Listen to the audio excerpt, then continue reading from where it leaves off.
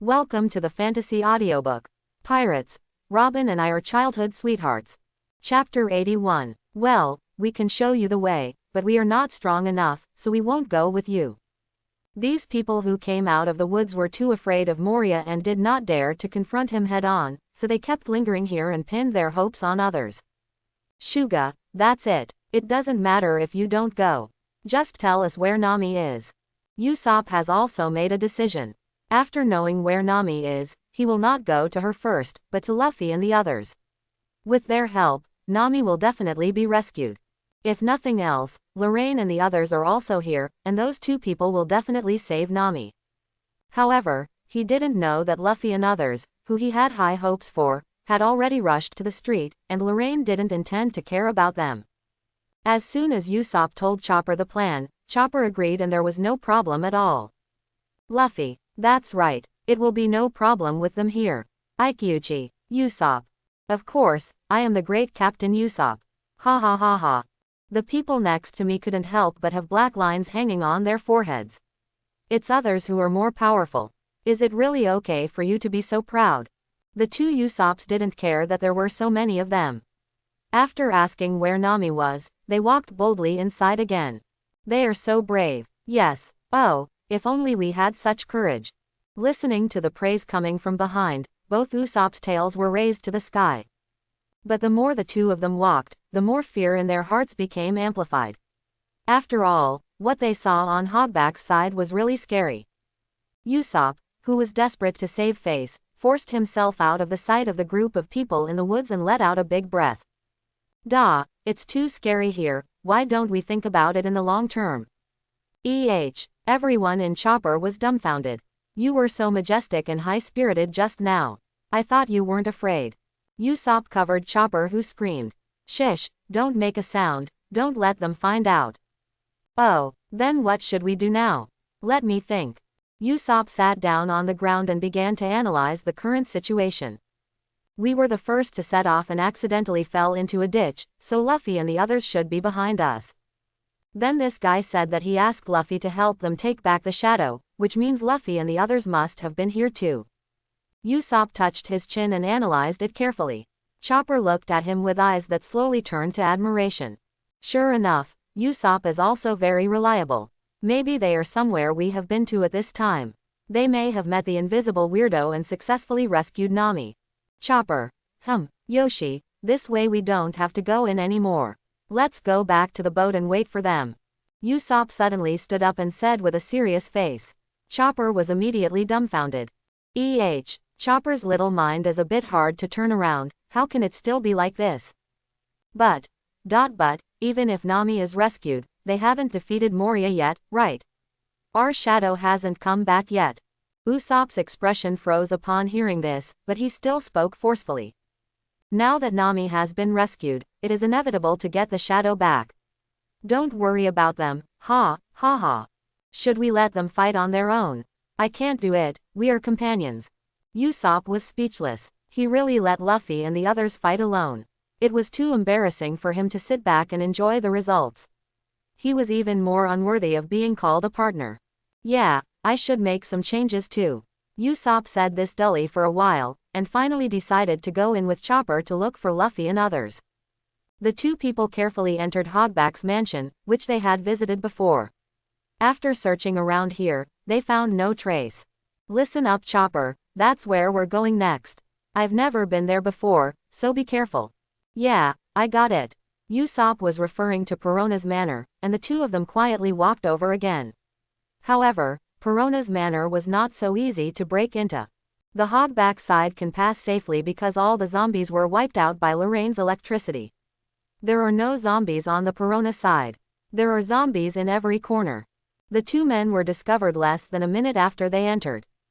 Help, idiot, I told you to be careful, but why did you still provoke so many zombies?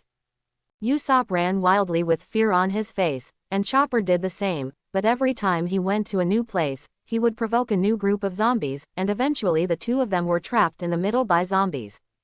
How can we repair it? We can't run away. Are you going to die? Zombies have climbed onto the bodies of the two people, and several of them have been chewing on them.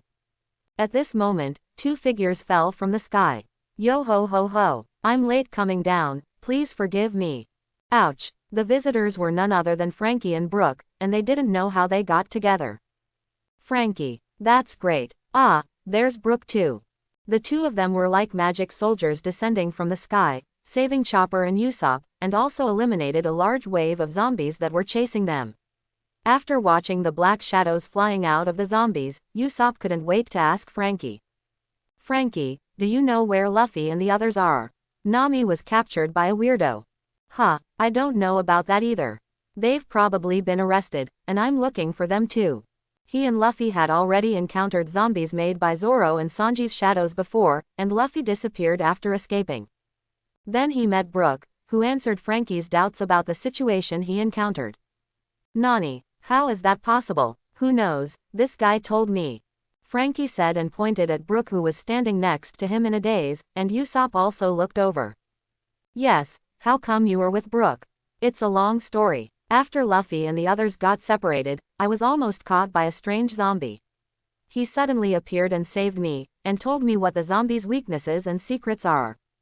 Usopp's eyes were bright, and they immediately asked Brooke what the zombie's weakness was. Knowing this would be very convenient no matter where he went. Brooke didn't hide his secrets. He recognized this group of people in his heart, and having more help at this time would be beneficial to everyone. After fully understanding everything about the matter, they decided to find Luffy and the others first, otherwise it would be really hard to do anything with them alone. Suddenly Usopp's eyes lit up. Someone must know, but he didn't dare to shout loudly, so he could only lower his voice. Lorraine, Lorraine, help, hey, he doesn't even know where he is, can't he hear him calling like this? Not long after Frankie got on the boat, he looked around when he heard Usopp shouting, but he didn't find Lorraine. Brooke nodded in agreement. No, he can hear it. Chopper added next to him, as if to verify his words. Lorraine appeared beside several people with a roar. What's the ghost's name? As soon as he returned to the boat and was about to sleep with his warm nephrite in his arms, he heard this guy calling him.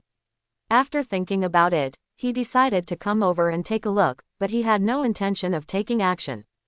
Brother Lorraine from Sri Lanka. What kind of ability is this? Frankie was stunned for a moment when he saw Lorraine suddenly appeared, and then praised him. Brooke also looked at Lorraine in surprise, even though he had no face. Nami was captured by that invisible weirdo, and he wants to force Nami to marry him. Luffy and the others were also captured, please save them. Oh, is she finally going to get married? Congratulations. 4 Usopps. That's not the point, especially, brother. What's that? The point is that she didn't do it voluntarily. Luffy and the others were also caught, otherwise they wouldn't have let you help. Oh, I may not be able to help with this. I still have a tough battle to fight over there, and that is the ultimate, big, boss. I won't get out until the opponent admits defeat. But, Usopp wanted to say, but haven't you come here and you are not injured, and there is no movement or trace of the battle. But before he could say anything, he was interrupted by Lorraine. It's nothing to worry about. Luffy and the others are over there. They just lost their shadows. Just wake them up. They can beat them. Just. Pointing in a direction and telling them where Luffy and others were, he disappeared with a sizzle and went back to fight his big boss. The 4 of Usopp were left looking at each other. Is there really a big boss? There should be, yes. Isn't that at least Marine General level? How scary. It seems Lorraine has a much harder time than we thought. The 4 of them nodded in unison. Yoshi, in this case, we can't be too weak. Now that we know where Luffy is, let's go find them. Get our own shadow back. Oh, ×3. The 4 people walked in the direction Lorraine pointed just now. After knowing the weaknesses of the zombies, Usopp's advantages as a genius sniper were revealed. There were almost no obstacles along the way. Usopp shot the salt into his mouth with a slingshot from a distance, and then lost his shadow. Arriving at the place pointed by Lorraine without any obstruction, they saw that Luffy and the 3 of them were almost ruined. Sitting on the chair in a strange posture, with his face forced into various strange looks, it was simply embarrassing. The 4 people quickly stepped forward and put them on the ground, preparing to wake them up. Unfortunately, no one present knew how to wake up a comatose person after losing his shadow. Frankie volunteered to let him come, pinched his fingers and made a clicking sound. Bang bang bang. After a series of noises, big bumps appeared on the heads of Luffy, Zoro and Sanji, but they did not wake up. Frankie gritted his teeth and prepared to use the artillery in his hand. At this time, Usopp's eyes lit up. He blocked Frankie's aiming left hand, and pulled him aside. Give way, now we have to. The beautiful swordsman is here with meat. Luffy and the other three who were lying on the ground trembled for a moment, then raised their heads. These three guys are hopeless. Chopper said with a horrified look, how obsessed are you with these three things? Beauty, meat, swordsman. Luffy and the other two who had just woken up still didn't understand the situation, they only remembered the scene before they fainted. You, how dare you give my shadow to? Before Luffy could turn his head, he jumped up and punched forward but was stopped by Frankie. Calm down, Moria is not here. Yes, but the shadow was snatched away. After Zoro woke up, he looked around to make sure that his shadow was really gone.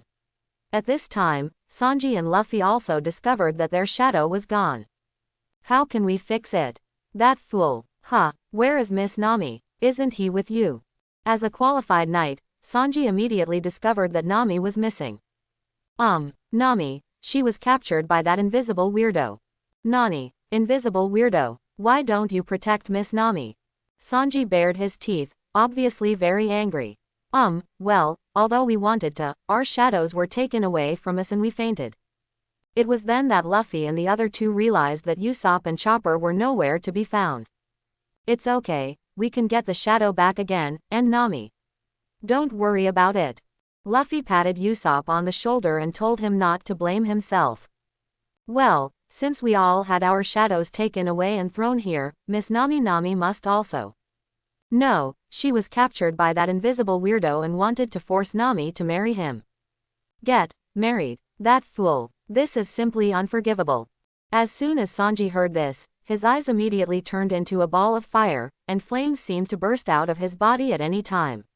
Chopper was stunned. You are so brave to marry Nami. Luffy didn't know how someone with such a fierce girl like Nami would want to marry him. Luffy and others sat with Brooke and analyzed the information they had now. Chopper and Usopp were so frightened by Moria Shichibukai's identity that they shed tears. Then he remembered that Luffy had defeated one before, and the fear in his heart was reduced a lot. After some discussion, everyone decided to split up and go get Nami and Shadow back. After making the decision, they set off. Moria is at the main mast in the center of the three sailboats. If you want to go there, you must pass through Perona's manor. This place gave them the biggest headache, but they had to go there. Everyone wanted to run there secretly, but it backfired. Just like Usopp and the others, the group was discovered shortly after arriving at Perona's manor. Ha ha ha ha ha ha, how dare you come here? Oops, I've been discovered, run. The moment Luffy and others heard Perona's voice, they started running wildly outside. At present, this girl cannot be dealt with by their methods, and Perona obviously will not give them this chance. Ha ha ha ha ha, negative ghost. 7 ghosts flew out of Perona's body and headed straight towards the fleeing people.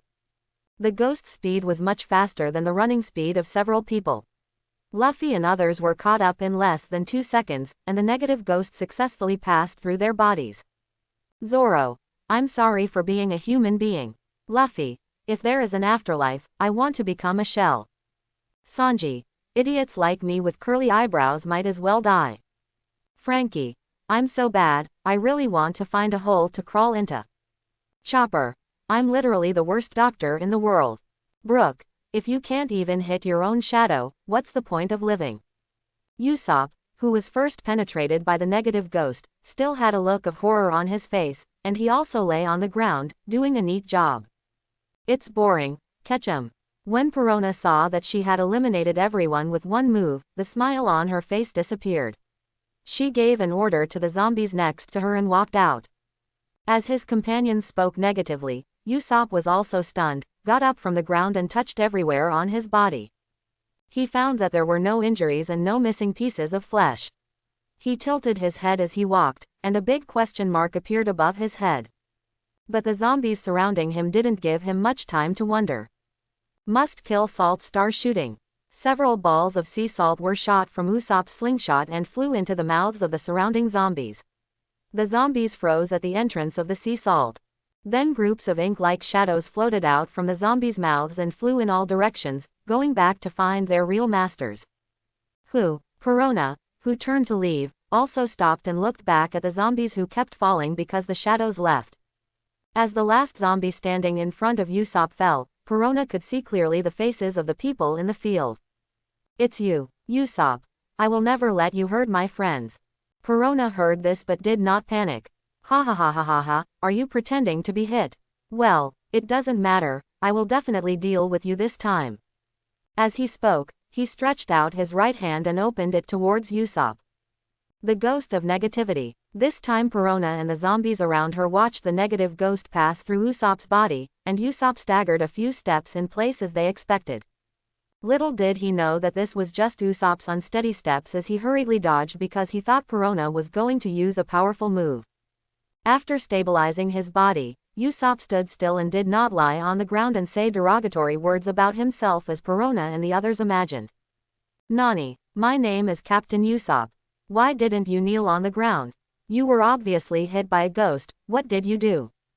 Usopp looked solemn, looked up at Perona and yelled. "I didn't do anything, because I'm very pessimistic." Perona never expected that it was because of this person himself. How could there be such a person in the world? Even the negative ghost couldn't bring him down. What an amazing man. What on earth has he gone through to be so pessimistic? This time it was Perona's turn to stumble up in disbelief and sit down on the ground. How can such a thing happen? Someone can resist the influence of negative ghosts. People should be positive in life, but this man, Thinking about it, Perona almost cried. "Come on." Perona wiped her tears and shouted at Usopp. As soon as she spoke, the zombies next to her also cheered for Usopp. "Come on, come on, come on. Usopp, don't encourage me blindly. What a shame." After he yelled like this, Perona and the others actually stopped. Naturally, Usopp would not know about Perona's psychological activities, but he knew that he could not delay it any longer. He turned around and looked at Luffy and others next to him. At this time, Luffy and others who were lying on the ground began to feel their original emotions suppress their depressed will and struggled to get up.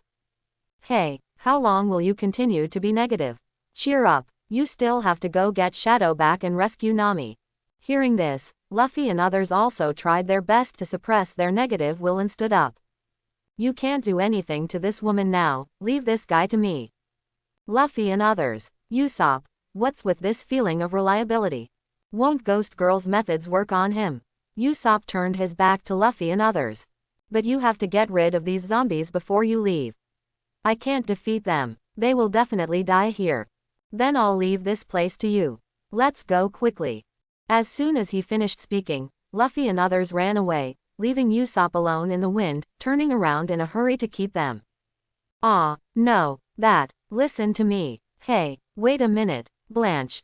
However, Luffy and others ignored what he said and ran away without looking back. Usopp looked at their retreating figures and seemed to hear Shinigami's call. Mechanically, he turned his head again, only to see Perona leading a group of zombies with a small pace, slowly approaching her with a malicious smile on her face. "I won't be merciful anymore, be prepared." Usopp's legs were spinning, and the hand holding the slingshot was trembling slightly. "How can it be repaired? Then this guy just ran away. He told me that I couldn't defeat the zombies.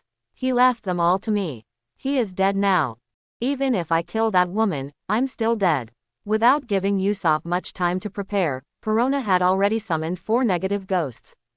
Something must have gone wrong just now. No one can resist the negative ghost.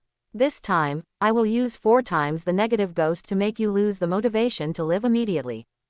Negative ghost group, go.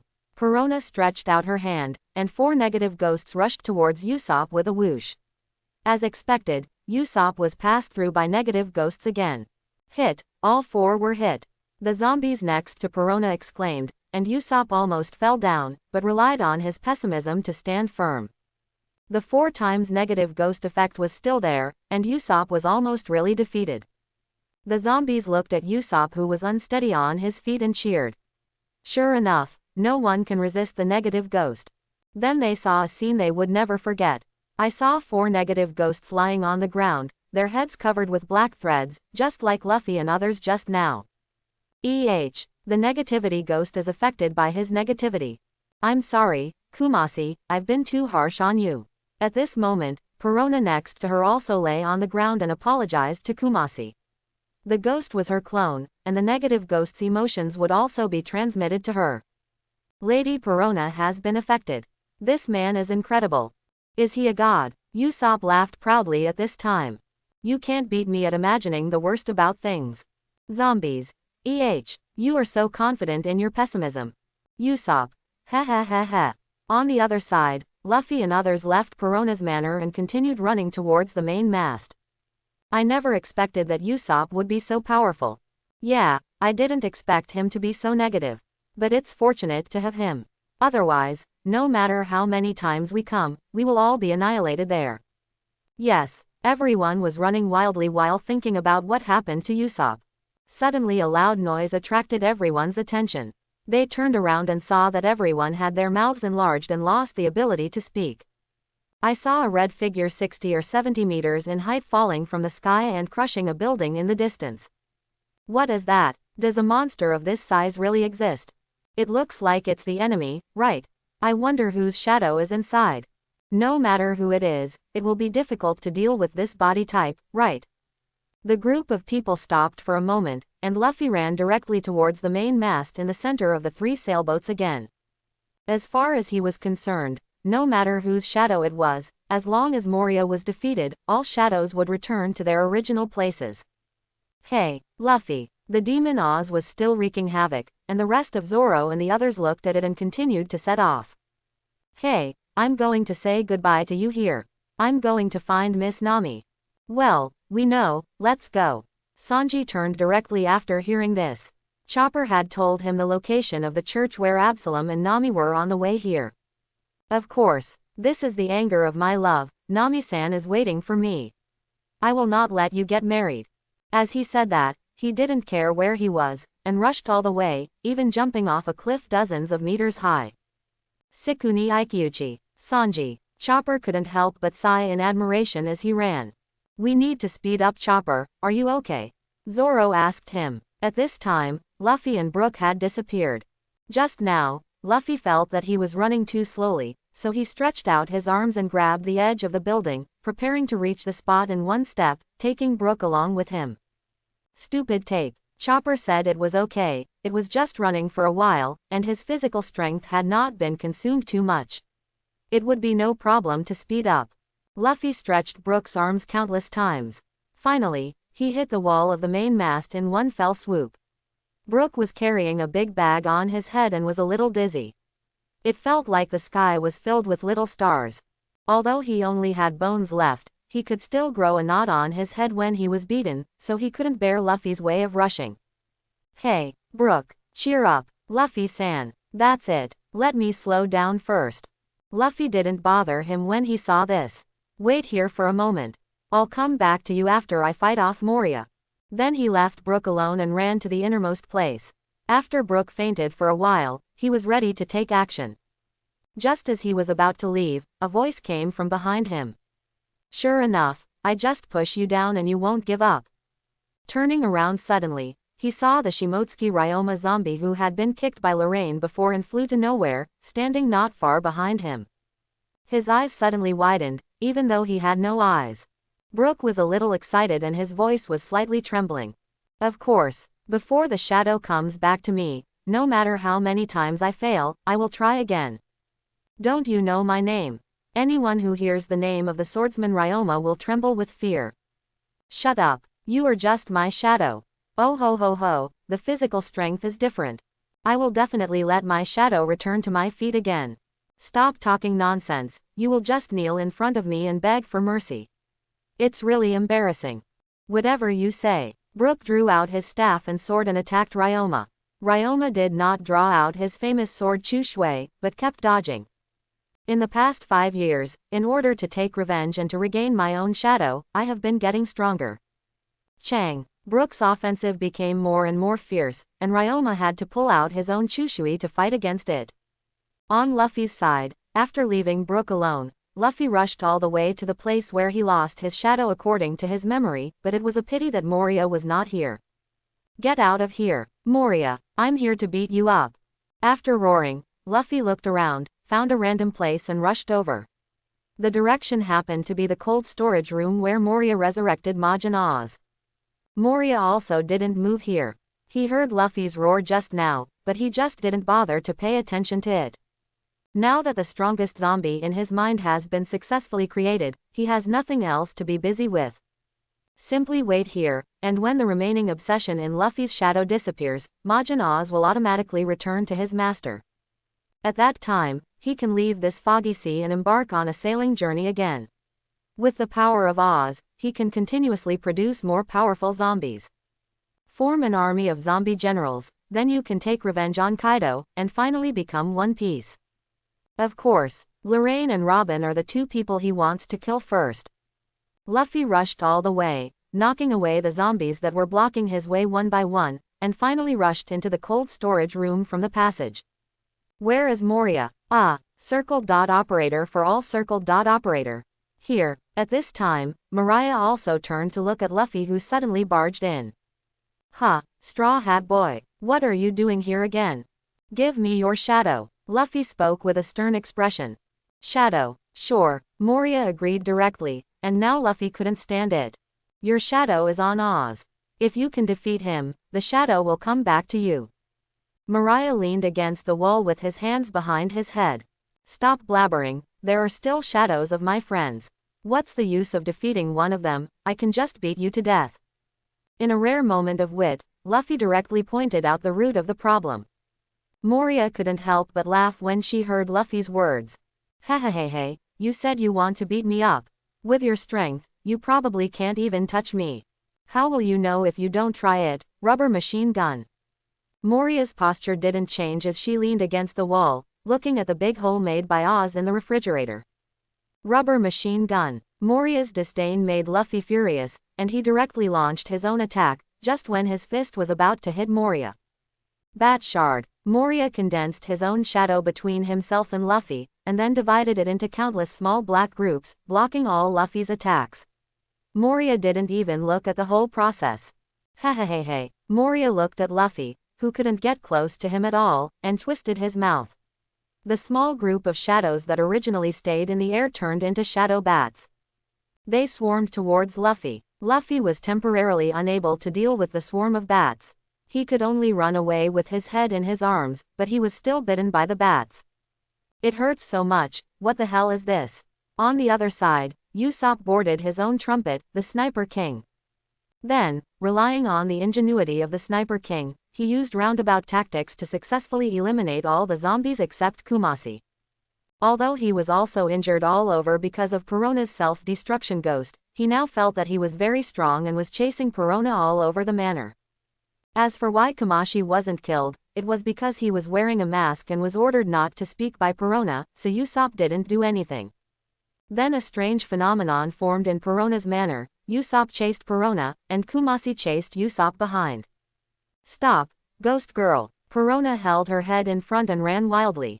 When she looked back, she saw that Usopp was a little closer to her. Yeah, don't come here, Kumasi, stop him. When Kumasi behind Usopp heard this, he kicked hard. The whole zombie rose into the air and shot towards Usopp. Usopp heard the sound of wind coming from behind, and lowered his body to avoid the incoming Kumasi. Kumasi missed a hit and hit a pillar in the manor, breaking it immediately and causing a huge cloud of smoke.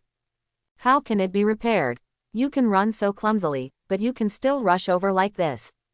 In fact, it is precisely because Kumasi is bulky that its strength is far superior to other zombies. It can explode at extremely fast speeds with a sudden jump. Perona's figure was getting further and further away. Usopp wanted to chase her, but Kumasi had already gotten up. As a zombie, it can't feel pain.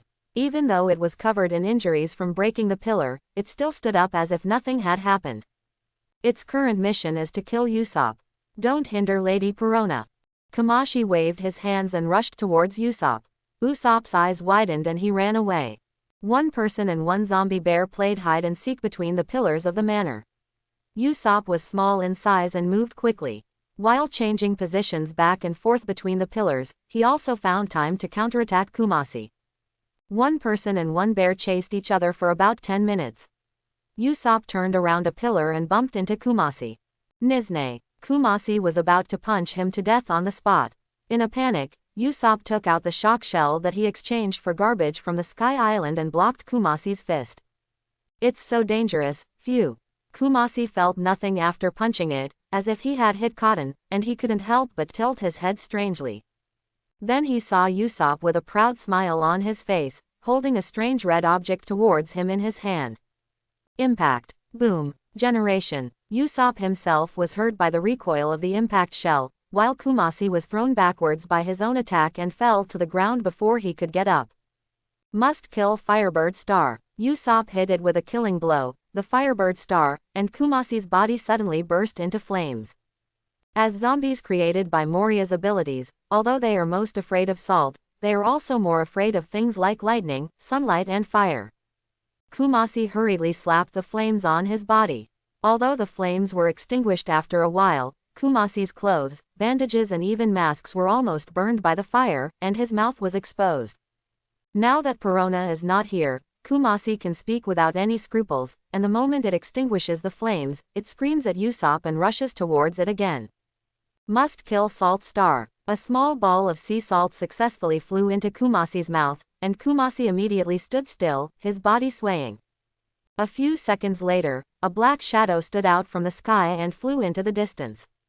Kumasi. Usopp was just feeling proud when he suddenly heard this heartbreaking cry and couldn't help but look in the direction of the sound. Ah! When he turned around, he found that half of Perona's head was exposed on the ground, looking at him with eyes full of anger. He was startled by the sudden appearance. As soon as Perona's spirit arrived, she saw a ball of salt shot into Kumasi's mouth, and then the zombie bear that had been with her for many years disappeared. This made her furious. Usopp saw that Perona was not going to let her go, so he turned around and chased Perona. Don't run, ghost girl. Ha ha ha ha ha ha, come on. Perona's spirit body floated up from the floor and floated into the distance, with Usopp chasing closely behind. Perona creates self-destructing little ghosts from time to time, adding new injuries to Usopp's original injuries. After the two chased for a while, Usopp discovered that Perona had been leading him in a circle, and now Perona seemed immune to physical damage, and not only did he fail to hurt her. On the contrary, it consumed a lot of my physical strength and caused many new injuries. You can't go on like this, you will be dragged to death. There must be something wrong. You could attack it before. Could it be that time? Usopp stopped and thought calmly. Perona should be in a ghost state now. The fruit of Paramesha cannot be elementalized. Could it be that the reason why Usopp keeps carrying him around in circles is because the spirit body cannot leave the body too far? The more I think about it, the more I think it's possible. The scheming frog keeps touching your belly. Perona's true form is nearby. So where exactly is it? Usopp lowered his head and glanced around quickly. Ha ha ha ha ha ha, what's wrong with the pessimistic long nose? Isn't this going to work? As he spoke, he created some self-destructing little ghosts around him. Oh, you in this state are not your true form, right? Nani, little girls don't hide their emotions, and Perona was surprised and showed it on her face. Seeing her reaction, Usopp knew that he had guessed correctly. Now he had roughly guessed where Perona's body was, so he continued to speak. You were indeed attackable at first, but since you disappeared from my sight for a while, you have become able to penetrate all objects and are immune to attacks. You must be in a ghost state like this. Since you have a soul state, your true body must be nearby. Perona was extremely shocked at this time. Unexpectedly, I originally thought you were just a pessimistic idiot with a long nose. After calming down and thinking about it carefully, it's really surprising. So what? You can't possibly. Perona was interrupted by Usopp before she could finish her words. The main body is hidden in a room here, right? And the most likely one is this room. Comet Atlas. Usopp pointed at the door of a room and shouted, then he raised his new slingshot, Kabuto, made of various shells and fired an explosive bullet that shattered the door of the entire room. After the dust and smoke dissipated, the scene in the room was revealed. This was Perona's own room. Usopp had been here before, so he could guess Perona's location. There was a big bed in the middle of the room, and Perona's body was sitting on the bed with her head lowered, looking like a vegetative state, and even her heartbeat had stopped. That is your true identity, I have discovered it. Ha ha ha ha. Perona's spirit smiled contemptuously. So what if I find it? I'm not a ghost that needs to be controlled by the main body.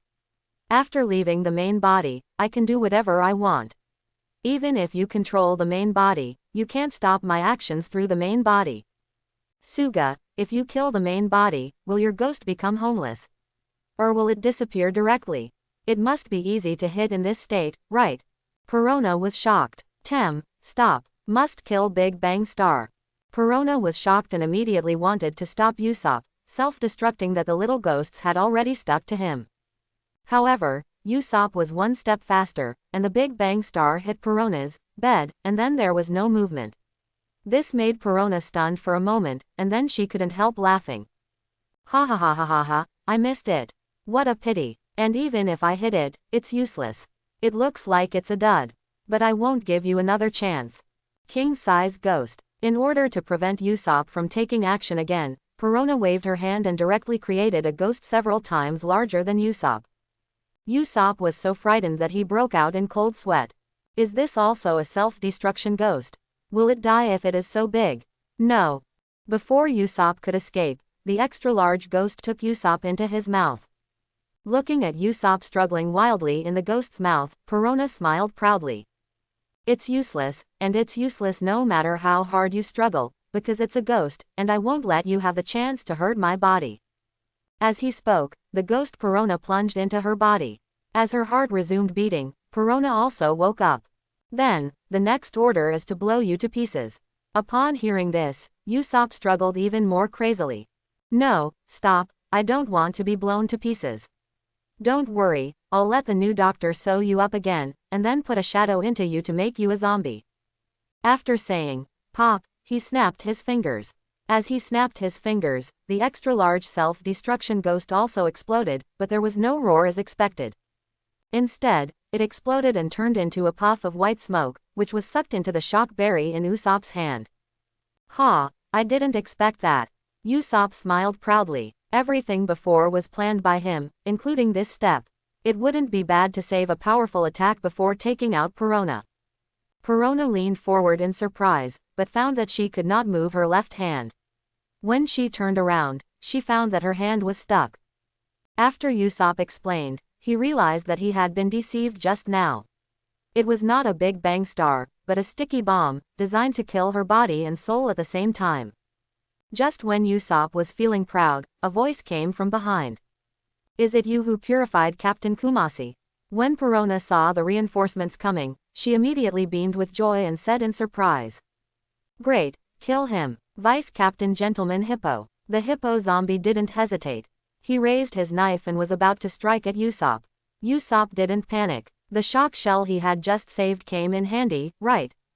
Before the knife was struck, the impact shell was aimed at the hippo zombie and directly released the impact. With a boom, the hippo zombie, which was 7 or 8 meters tall, was knocked backwards. Generation. The effects of force are mutual, and it was the same with Kumasi before. After using it twice in a row, Usopp's hand was in severe pain. Is this guy really strong too? Perona couldn't help but stare. After Usopp solved the hippo zombie, he didn't explain anything to her, but picked up his pocket and pointed it at Perona again. Must kill Black Light Star. A black ball the size of a bowling ball was launched and flew towards Perona. Perona's left hand was stuck and she couldn't move or dodge. She could only raise her right hand to resist. However, after blocking it, I discovered that the black ball did not cause any substantial damage but was quite flexible. Looking closely, the black ball landed on the bed and there seemed to be no danger. However, the next moment the black ball cracked, and 100 or so cockroaches crawled out from it. In Perona's horrified eyes, they quickly climbed up her body and wandered around, and some even got into her clothes. Ah, cockroach, help, woohoo. Perona's screams resounded throughout the manor, and she cried heartbreakingly. And Usopp already has an extra-large hammer with the word 10T printed on it. Although cockroaches are scary, the scariest thing is me. I am a famous strange man in the East China Sea. As he spoke, he pretended to be constipated, raised the hammer with difficulty, and moved toward Perona. Perona looked at Usopp, who was coming slowly, and burst into tears. Hey, 10 tons, how do you have so much strength? It's completely unnecessary. I can't even move. There's no need for this kind of thing. Usopp is getting closer and closer, and the fear in Perona's heart is getting deeper and deeper. I'm going to die. Someone come and save me. Drive away the cockroaches quickly. Don't use such a big hammer. Don't want either cockroaches or hammers. Usopp had already arrived at Perona's bed. USO. Pooh. Gold. Hammer. Stop it, I won't attack your friends again. Don't hit me with this big hammer, please. Woo woo woo. Usopp was unmoved at all and swung the sledgehammer and hit Perona on the head. Ah, snapped. With the sound of a balloon exploding, Perona fainted from fright. After Perona fainted, Usopp still kept his posture after swinging the hammer. Don't ask, he was just pretending to be cool. After a while, he stood up and deflated the remaining stick in his hand. She fainted now. Princess Mononoke in the haunted mansion is not that good either. She just used toy cockroaches and balloons to do it, ha ha ha ha. You dare to challenge my uncle's deception, you are simply overestimating your capabilities. Just sleep until tomorrow morning, ha ha ha ha. As he spoke, Usopp carried his new slingshot bag and walked out with a pace that he didn't recognize, and from time to time he would hear a proud boast. Yeah, I won. Someone who can't even defeat monsters like Luffy was defeated by me. I'm a genius. Halfway through, I heard a large group of zombies running towards me while shouting Perona's name. Fortunately, Usopp was smart and was not discovered by this group of zombies. At this time, more than half an hour had passed since Luffy and others encountered Perona and others, not just Usopp. The partners in other places also won. Zoro slashed Shimotsuki Ryoma with one move, one sword style and flying dragon. Ryoma's body was reduced to ashes in the blue flames. Before he died, he gave the famous sword Shisui to Zoro. As Shimotsuki Ryoma fell, the shadow of Brooke hidden in his body also returned to Brooke. This time, this old bone was so excited that he kept showing off his shadow in the moonlight, giving the impression to Fu next to him. Lan Chi was speechless. But how can there be moonlight in the foggy sea? This place is shrouded in fog all year round, and even the sun cannot shine in. When the moonlight appears, there is only one explanation, and that is that the thriller bark has left the foggy sea area. But no one noticed this change. Sanji on the other side was also holding Nami, who was wearing a white wedding dress, and ran all the way. He had successfully snatched Nami back. Absalom was also beaten unconscious by him, and now only Luffy was left. As long as Luffy defeats Moria, everything will be fine, but in fact it's not that easy. At this time, Luffy has already fallen into a hard battle. Not with the giant Oz, nor with Moria himself, just Moria's own shadow. After eating the shadow fruit, Moria can condense his shadow into an entity and fight. Luffy is currently fighting with Moria's shadow. It's just that this shadow seems to be more rubbery than him, and has greater elasticity than him. It has no effect at all. Instead, Moria's shadow can attack him without any scruples. Although the effect is minimal, it is not impossible. Hehehehe, is that it? You're talking about beating me up? Mariah put his hands on the back of his head and looked at Luffy with interest. Luffy was dodging in a hurry and was unforgiving at the same time. That's right, just wait for me, I'll come and beat you up right away, rubber rocket launcher. After dodging the shadow's attack again, he launched a counterattack. At this moment, the entire refrigerator suddenly shook violently. Moria's eyes were filled with joy. Come yet, ah, Nani. A surprise for you, this is a zombie created from your shadow. Moria laughed proudly. Luffy didn't understand why, but the next moment a huge head poked out from the gap in the refrigerator and then the whole body. Luffy's eyes widened when he saw it. So big. It's twice as big as the giants. Is this my zombie? Ignoring the surprised Luffy, Moria looked at Majin Oz with fondness on his face. Have the shadow and the body finally merged? I have been waiting for you for a long time. Do you know who your master is now? Oz zombie. It's Lord Moria. Hehehehe, Nani, are you really my shadow? Why are you so spineless? Do you hear what he said? Oz zombie. Who are you? This straw hat looks a bit familiar. Hehehehe, Oz, I'll give you a memorable mission for the first time. Did you see the wanted poster in your hand? The Straw Hat Boys are wreaking havoc everywhere on my ship. You go and capture them all.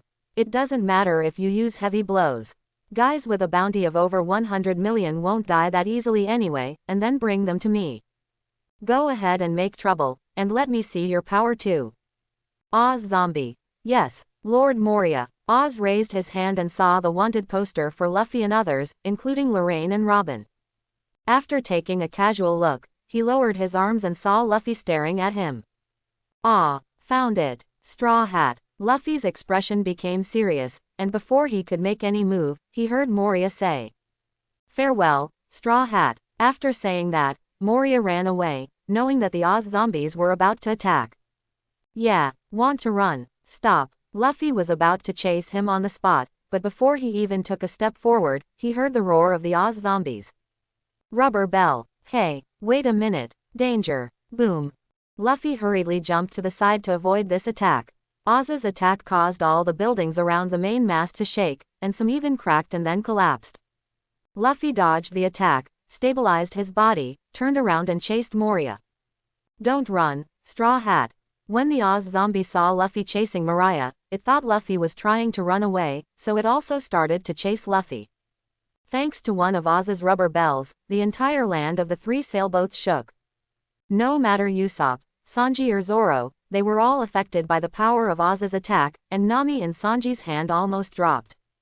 However, he was well versed in the ways of a knight and finally protected Nami, using his own body to resist the falling rocks. What's going on? This shock. Everyone consciously ran out of the building and successfully merged together. Before they could exchange information with each other, they heard Luffy yelling at Moria to stop running. But I only heard the sound but couldn't see the person, and I didn't know where he was. Hey, Luffy, haven't you solved it yet? This big guy is very dangerous. No matter how many there are, Zoro can communicate as long as he can hear sounds, and he can also shout at the top of his lungs. While he was chasing Moria around the room, he heard the shouts of his companions and Luffy stuck his head out from a window of the main mast. Hey, you are all here, that guy is a zombie made from my shadow, please help me stop him first.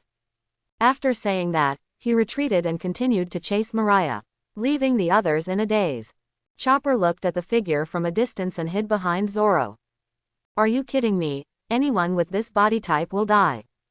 That's right, I just want to get my shadow back, I don't want to die. Usopp seconded. Luffy, with this size and Luffy's fighting prowess, this guy will really give us problems. But since it's the captain's order, there's nothing we can do.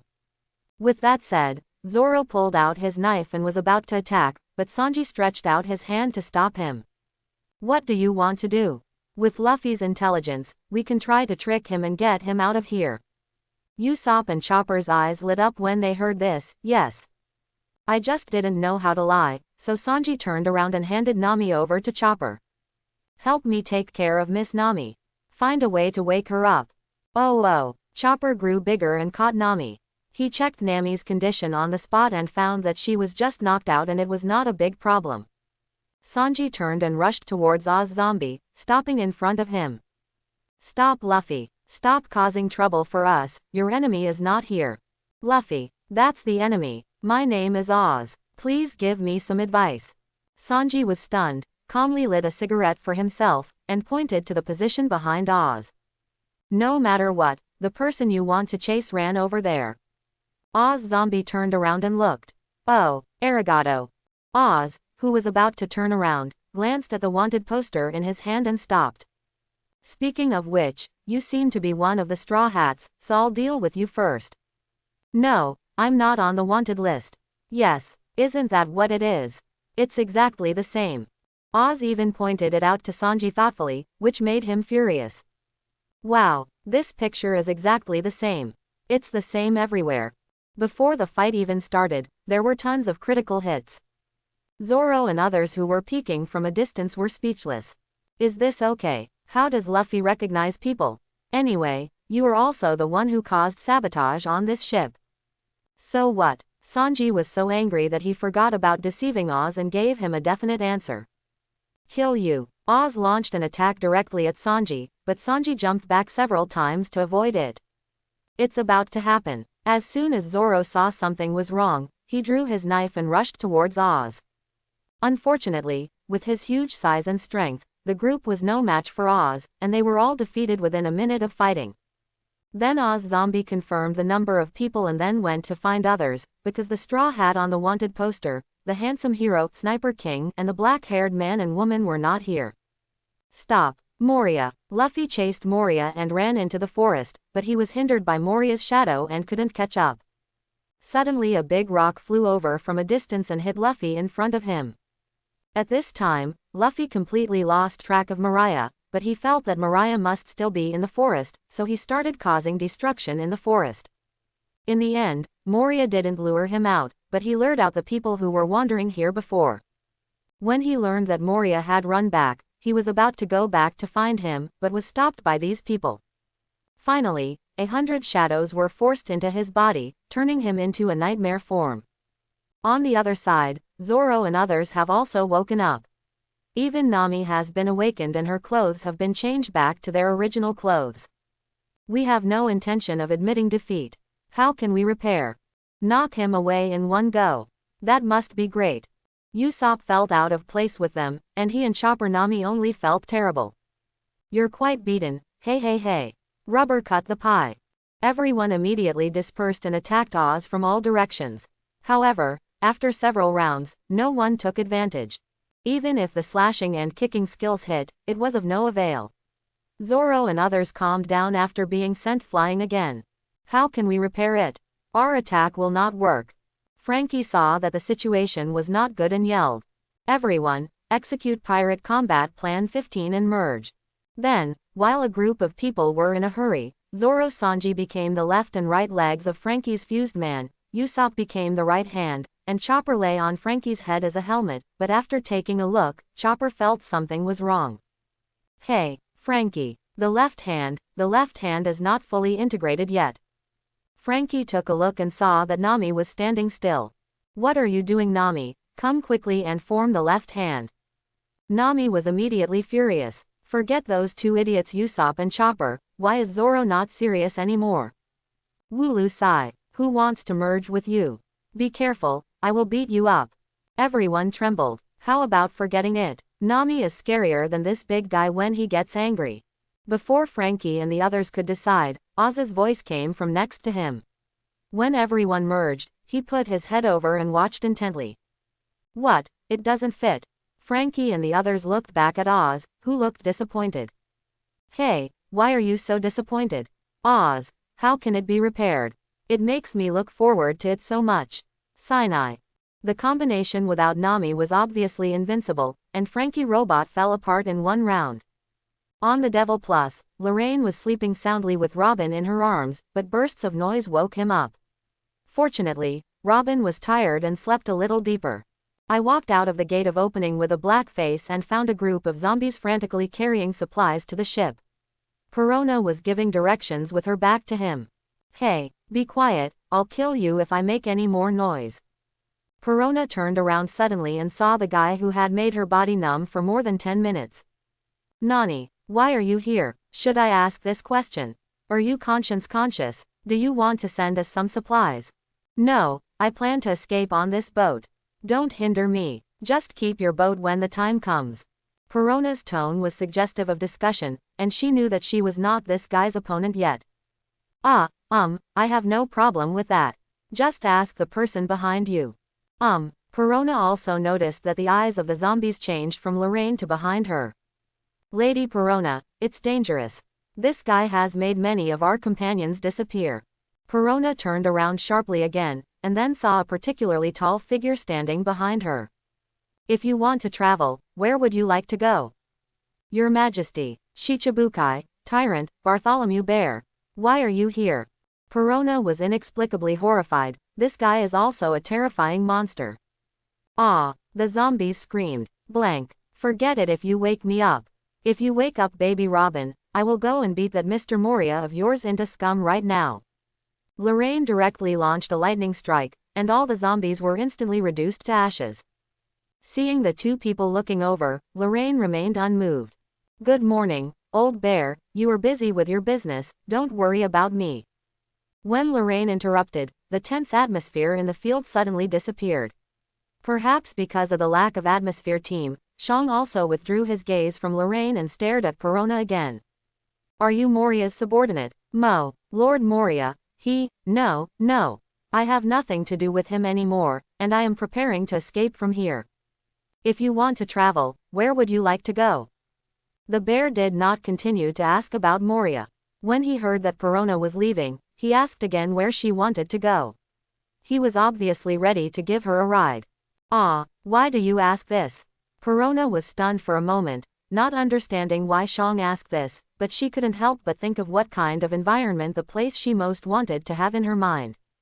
If possible, I would like to go to a castle that is dark, damp, and full of resentment. This little girl's hobbies are so unique that even the bear was stunned. Suga. The gentle voice of the bear came, and Perona woke up from her fantasy and immediately put on a defensive posture. How can I practice it? I was misled without knowing it. What a joke. Even if you are Shichibukai, I won't be afraid. No one can stop my abilities except that pessimistic long nose. What on earth do you want to do? The bear did not answer him, but turned over the Bible in his hand. Hey, are you listening? Perona was angry when she saw him ignoring her. It was so rude. Forget it, your shadow is also very powerful, then let me kill you as a farewell gift to Lord Moria. Negative ghost, plus extra large self-destruction ghost. Nishiuchi. Perona stretched out her hands and summoned many negative ghosts and an extra large ghost to rush towards the bear. This time the bear responded. He slowly took off the glove on his right hand. Bow. There was a sound of bubbles bursting, and Perona, together with the ghost she summoned, disappeared without a trace. You are such an anxious girl, you can't even ask where Moria is. After saying that, he put on his gloves and prepared to leave. Hey, old friends left without saying a word when we met. Lorraine's voice came, and he was already sitting on the side of the sunshine when he stopped. In fact, he was not very familiar with Shang, but had only met a few times. At that time, Shang was still in the Revolutionary Army and had not joined Shichibukai. I still have things to do, but I also have something to ask you. What's up, Luffy? Does he really have an older brother? 2. This time it was the bear's turn to be shocked. I only know one, but you actually know two. Don't get me wrong, Ryu is Luffy's son, the other two are his sworn brothers, Fire Fist Ace, and your second in command, Sabo, but he has amnesia now. I see, the information you know is still so shocking.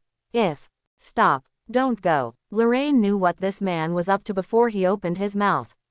He was as good as Garp and Whitebeard and they always wanted to get him to join their gang. Shang didn't say any more, but made a request to Lorraine. I hope you won't interfere with what I'm going to do next. I know, my son is too stupid, Lousy has to keep him in check, right? Your mind is amazing, thank you very much. After saying that, the bear disappeared immediately, and it was very fast. It probably bounced itself away. Running so fast, forget it. When he turned around, his attention was attracted by the battle between Oz and the others. He had cleared all levels yesterday, but Luffy and the others were still making trouble. For Zoro and others, the combination skills are useless, and everyone can only show their own abilities. Fortunately, Zoro and Sanji have become much stronger after Lorraine's special training recently. Oz aimed his fist at the nearest Zoro and punched him directly. Zoro pulled out his new sword Chushui and the Junhang given by Lorraine, jumped back a step, and used a move in the air. Sword style. Climb the stairs. The two swords were pointed upward. The difference from before was that this time, under Zoro's full strength, the move actually brought a trace of domineering, but it was just a trace, and it could not even be achieved by hardening the weapon. But it also succeeded in doubling the power of the slash, and with a snap, 4 of Oz's fingers were cut off by Zoro. Well done, Zoro. See gay. The others couldn't help but cheer when they saw this. This was the first time since the war that the group had taken advantage of Oz. That's it, give him a few more blows. He will be chopped down in no time. Zoro's face turned dark when he heard Usopp's words. You just keep cutting him if you ask him to. It's not that easy. Just as he was about to reply, he was shocked when he saw Oz slap him with a missing finger. He forgot that Oz had no sense of pain. Even if his fingers were cut off, he would not react in any other way and would only continue to attack. But at this moment, Zoro was in the air and had no way to avoid it, so he could only hold his two swords in front of him. Bang! Zoro flew out and landed in the ruins. It took him a long time to get up. Zoro. Green algae head. The others were shocked, but when Oz looked at the struggling Zoro, he was ready to go directly to deal with him. Tough little pirate. Oops. Attack quickly to attract his attention. Must kill. Super Firebird Star. Thunder and lightning weather. It's so hot, I can't move. The fire and thunder attacks successfully paralyzed Oz temporarily, but it did not last long. He shook his head to extinguish the flames, and Oz's attention was diverted away from Zoro. It's really annoying, so I'll deal with you first.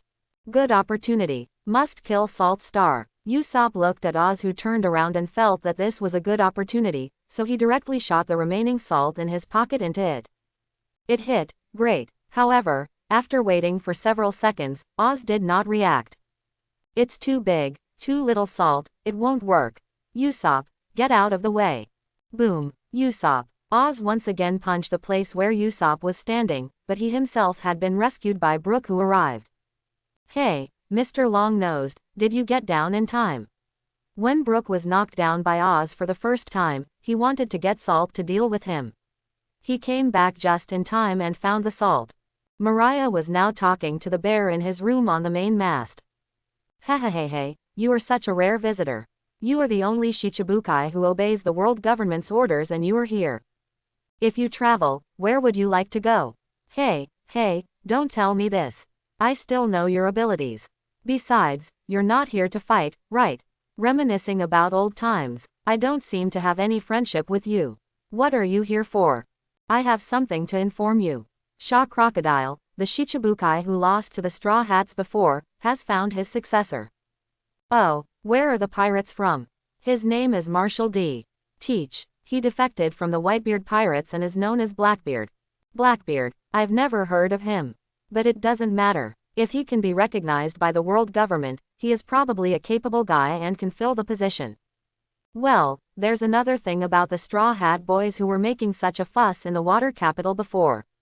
World conquest pays great attention to them, and if you want to go to Fishman Island, this is the only way to go. The world government does not want to lose another Shichibukai at this juncture. Moria was almost furious at the bear's words, and rushed forward to grab the bear's collar. Are you kidding me? Are you saying I will lose to the Straw Hats? I can help you if you need it. Who do you think lousy is, that I would lose to a nobody like that? What the hell? No one can say that they can defeat the opponent 100% in battle. Just watch me here and see how I defeated those newcomers, and then go back and tell those idiots in the greenhouse. After speaking, Moria used his shadow ability to teleport himself to Oz, and he wanted to personally direct Oz to fight. At this time, Zoro and others were still trying to put the big bag of salt brought by Brooke into Oz's mouth. Hehehehe, it's almost dawn. You don't have time to waste time. You'll all be dead when the sun comes out. Zoro and the others looked up instantly. Moria, why are you here? Where is Luffy? Usopp noticed him immediately, and Moria crossed his legs in a leisurely manner. Who knows, maybe they're still playing hide and seek in the forest. Oz was still looking for Moria's voice and eventually found him in his belly. Oz, let me direct you to fight next.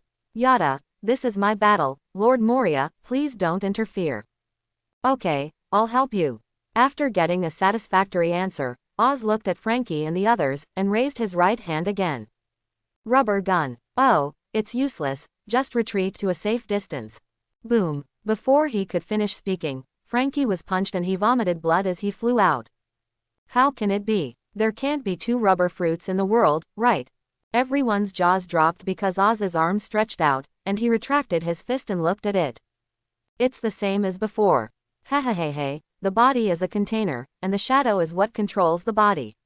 With the help of my ability, as long as I control the length of the shadow, I can make the body change together. Moria explained specifically. Usopp sat down on the ground in despair. No, this guy is already very difficult to deal with. Now with Luffy's ability, it's impossible to defeat him. We will definitely die here. Zoro walked up to him with a bandana on his head. Hey, put away your worthless look, even if you do this, he won't let you go. You are going to die anyway, so you have to die like a man. Nami's situation is not that timid. Among the three, only Chopper is slightly better. He is only afraid of things he doesn't know, not everything.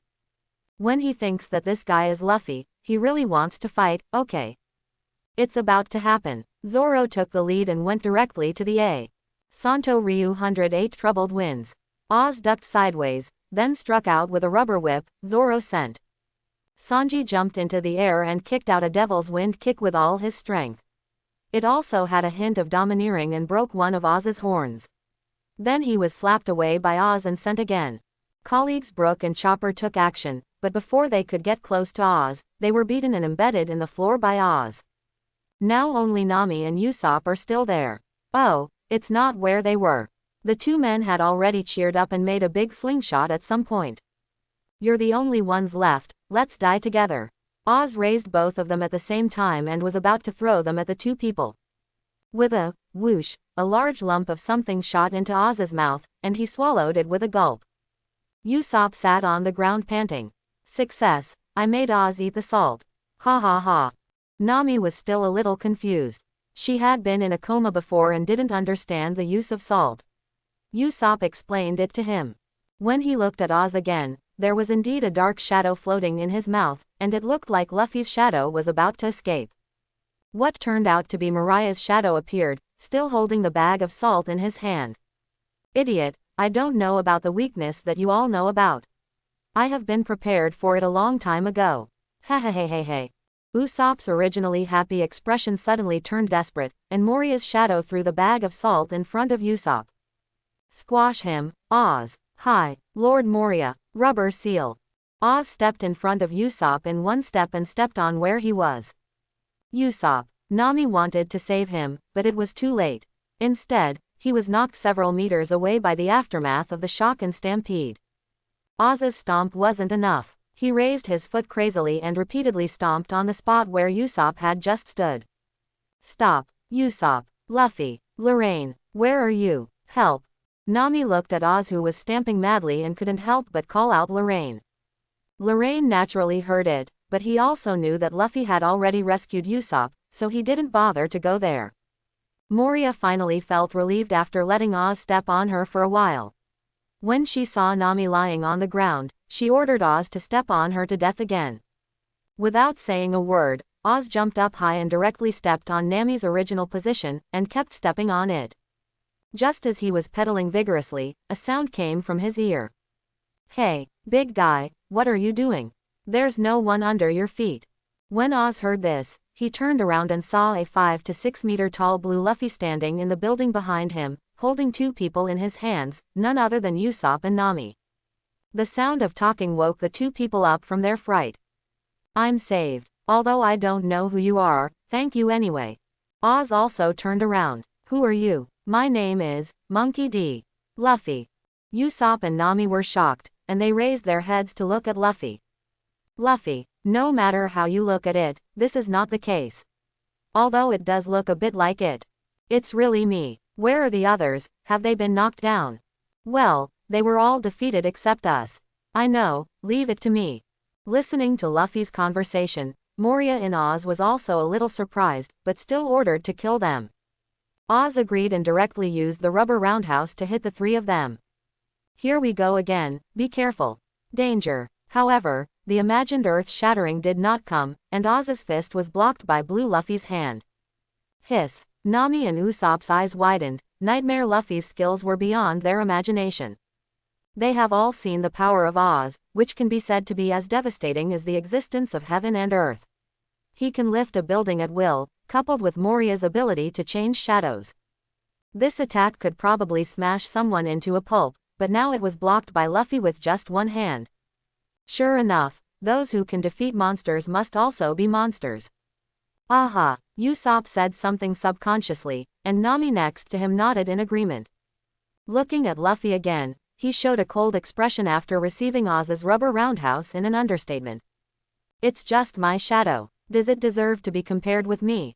Luffy, who had 100 shadows stuffed into his body, was completely different from his usual second-rate form, a cold and aloof one.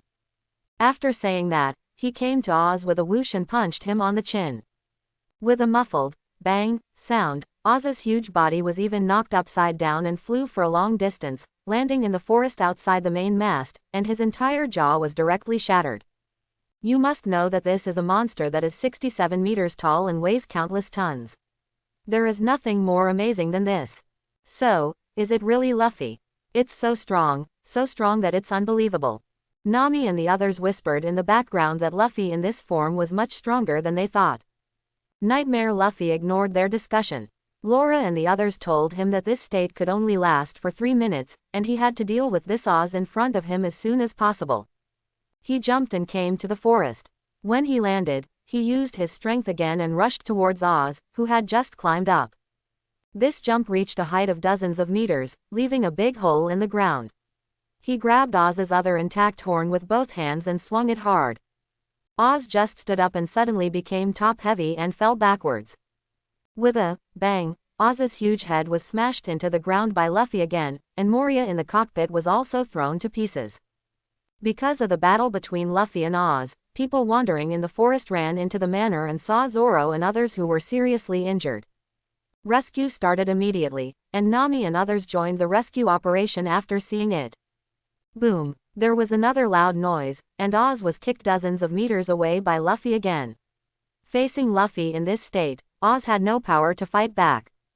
As soon as he fell to the ground, before he could move, Luffy grabbed his hair again, and then the whole zombie was thrown around by Luffy. Just like the Hulk threw Loki, he fell on the ground for a long time, but the person who was thrown was larger, and the Hulk also turned into a blue giant. After falling for a while, Luffy seemed to feel that it didn't cause much damage to Oz, so he simply threw Oz away.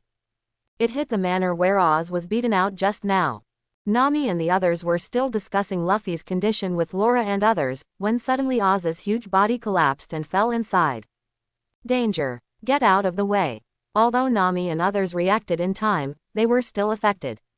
After throwing themselves out, they were hit by a chest break on the ground, which was painful to watch. Luffy did not continue to pursue at this time, which gave Oz a chance to breathe.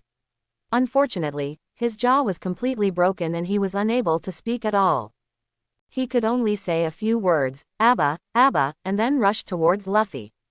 This time, Luffy did not accept the attack head-on.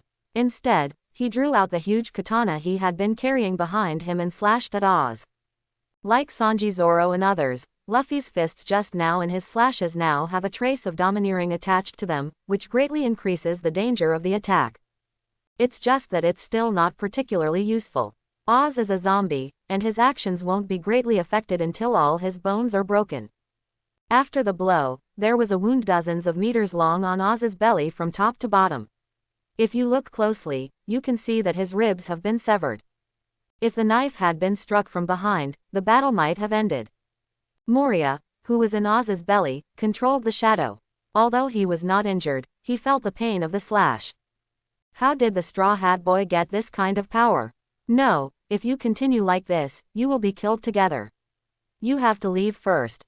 Moria immediately planned to run away, but before he could start, he heard the sound of a rubber machine gun. As soon as he turned around, he was punched in the face with a fist, his head was bleeding and he was dizzy. But Luffy didn't stop there, but drove Oz all the way into a building before stopping. At this time, his nightmare state had expired. After falling to the ground, many ink-like shadows flew out of his body. After losing the shadow, Luffy also turned into his normal form and fell to the ground. Luffy, Nami and others quickly stepped forward to check on Luffy's condition. Fortunately, it was diagnosed that he was just out of strength. Great, we've killed Oz. Now we just need to wake up Moria and ask him to give us his shadow. Laura and others also became happy, but they were not happy for a long time. Oz moved and got up again. How is it possible? You can still stand up. No matter how injured you are, it doesn't matter. Looking back, Zoro and others were gone. Even they ran away, so we can only continue to go back to the dark forest. How can we repair it? An atmosphere of decadence began to spread. With a pop, Luffy struggled to get up, and Laura and others realized that Luffy was still here. I used too much strength just now, and I haven't recovered yet. I just need to give him one more blow. I want to go up, someone can help me. Luffy looked at the top of the main mast and said. Brooke stood up. Yo ho ho ho, Luffy-san. Let me do it. It may be a little slow. It's good if you can go up, you hold him back. Don't worry, we are not going to admit defeat. The voices of friends came from somewhere, and Zoro and others were already ready. Nami used the weather stick to create localized rainfall, and Frankie received air conditioning from the refrigerator to freeze Oz in place. The secret of 3 sword styles, 3,000 worlds. Zoro split open Oz's belly with a knife, revealing the scene inside. Yoshi, Sanji, coming. Sanji kicked out the huge chain on the mast and hung it around Oz's neck. Then he turned on the switch, the gears rotated, and the tightened iron chain forcibly stretched Oz's upper body. Yoshi, Ozzy's spine is straight, just give him one blow and he will be unable to move again. Luffy, please. At this time, Brooke was still climbing the stairs crazily. In the original book, Robin used his ability to create a foothold on the wall, and Brooke jumped up in a few clicks. And now that Robin hasn't woken up yet, Brooke can only carry Luffy on his back and run from the inside. After a while, isn't it here yet? I can't hold it anymore. No, Luffy hasn't arrived yet. Oz's strength is so strong that an iron chain alone can only hold him for a moment and will soon break. Extra large, rubber bazooka. Coming. Everyone's face was filled with joy. But at this moment, click, sound, the chain broke, and Oz jumped forward under the influence of inertia. Luffy's rocket launcher hit Oz on the back. It did not succeed in breaking his spine, but also shattered the ice that trapped Oz. Suffer it. Ruined. No one expected this to happen. Ozzy found that he could move again, and he was a little excited. He turned around and launched another attack on several people. If we fail, let's run away quickly. Lorraine. By the way, where's Lorraine? He can definitely do it. He said yesterday that there was a tough battle to fight and left. Does he even think he is a difficult opponent? He is dead. Woohoo. Nami sat down on the ground, and the others were already preparing to retreat. How can we fix it? It's too late. A smaller version of Luffy lay on the ground sticking out his tongue, watching Zoro and others who were still fighting, breathing hard to speed up their recovery. Zoro, Sanji, sorry, I'm going to mess up next. Otherwise there's no way to defeat this guy. Zoro and the two jumped back after hearing this, leaving the range of Oz's attack. They saw Luffy doing a horse stance, with his fists on the ground, and the muscles in his legs pumped up and down a few times. Second gear, start. With a swish sound, he rushed towards Oz, dodged his attack and hit him in the chest with a rocket launcher. The hit made Oz take 2 steps back. It doesn't work. Then try this trick again. Luffy panted heavily, his eyes serious, and he took a deep breath and blew into his hands. Rubber bone balloon. Boom. This move also hit Oz in the chest, successfully sending him flying backwards and hitting the wall he had hit once before. Rubber giant cannonball. Luffy didn't stop, and he would do whatever he said. He took a deep breath, stretched himself out, and punched Oz twice more in the stomach. This time he really had no strength. The huge Luffy leaked air and lay on the ground unable to move anymore. Nami hurried forward to check. Tears kept flowing, but Luffy didn't care about his injuries but asked Nami. Oh, Ozzy, is it solved? Nami heard this and looked towards the ruins. In her desperate eyes, the figure in the ruins moved and stood up again. No, like this. Help me up. No. Don't, stop fighting. You'll die. Oz had also stood up from the ruins at this time and was walking towards this side. Zoro and others who stepped forward to stop him were still no match. The bear watching the battle from a distance was already thinking about how to kill Moria after taking action, and then threw the blame to Luffy and others. After Oz defeated Zoro and others again, he walked towards Nami and Luffy. Usopp, who was afraid of death, had bravely jumped into the street. Seeing Oz getting closer and closer, Nami was filled with anger and prepared to fight to the death. At this moment, a slash that penetrated the world flew from a distance and struck directly at Oz. It's Lorraine. This guy is back. Nami's face was filled with life again, and she burst out laughing. From the moment Luffy failed to hit Oz, he knew that his appearance caused a deviation in the plot, and that's when he wanted to take action. But I also want to see how far Luffy and the others can go. They definitely won't die here because the bear is still there. Seeing that they had reached their limit, Lorraine took action directly. The huge slash passed directly through Oz's chest and flew into the distance without losing force. Laura and others' eyes and chins fell to the ground. Who is this? Is there anyone stronger on this ship? At least he is a great swordsman. As an aunt's daughter, Laura is very knowledgeable. Oz just felt that his vision suddenly shifted, then suddenly rolled up, and finally stopped. His huge body had been cut into 2 pieces from the chest by Lorraine, and Lorraine also appeared next to Nami. Lorraine. Luffy was having trouble talking while lying on Nami's lap. Leave it to me next. Please. At this time, it only takes less than a minute for the sun's rays to reach here. Lorraine flashed directly to his neck and chopped off his head with a knife. Now his upper body could not move.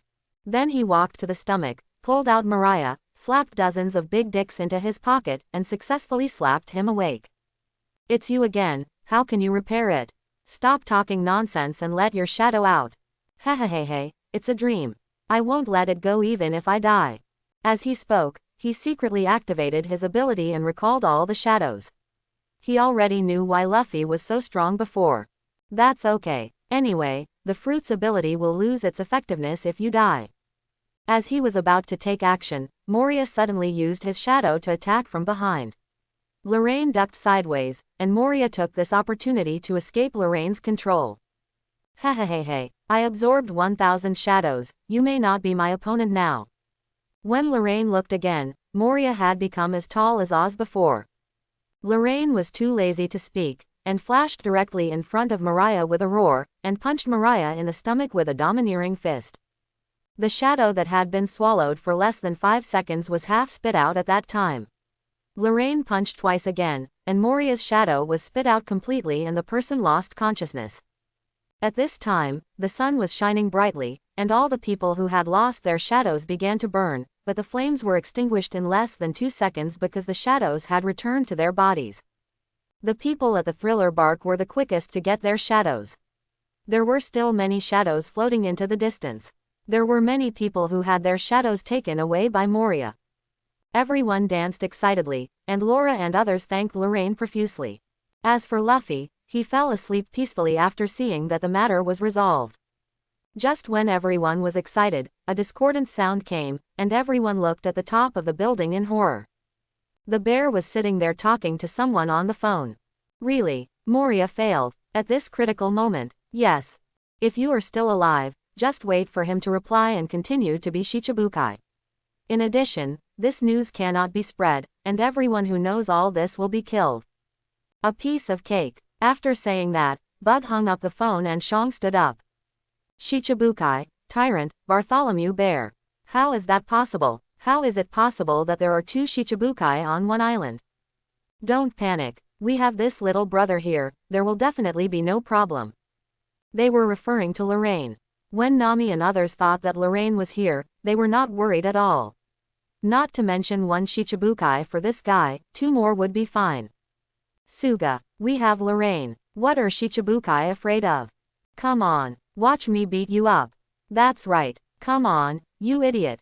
Usopp and Chopper directly started taunting mode. Lorraine also stood up at this moment, and Shang Gudong teleported to him. The 2 looked at each other, and the situation looked very tense. Shang nodded imperceptibly, and Lorraine, who had his back to everyone, raised his eyebrows. The look in his eyes confirmed that he is the one who wants to act. Are you sure you can kill me? After the 2 people exchanged glances, Lorraine slowly spoke. No, I, who is also a Shichibukai, should not be your opponent.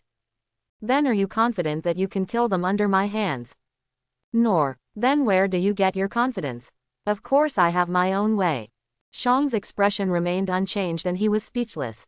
Everyone was very busy. Don't make your opening remarks too long. He slowly took off his gloves, and Nami and others stared at him because the bear's palms had fleshy pads like cat claws. That is, an animal type Esper, who knows? Lorraine picked her nostrils with a disdainful expression. It's just an animal type, I'm Logia's Esper. Bartholomew Bear. Die. That looks very much like Zhang Chulin who fought against Feng Baobao, but his movements are not so slow. Zoro and others were stunned. Is this guy really the Lorraine we usually know? I really want to beat him up. Shang also had a black look on his face, and stretched out his palm to press Lorraine's fist. With a gudong sound, Lorraine disappeared directly. Nani, is that a lie? What happened? Lorraine disappeared. Everyone took a sharp breath. Nami and others' eyes immediately lost focus, their mouths opened wide and they even forgot to breathe. They could not understand this phenomenon. At this time, Shang also spoke.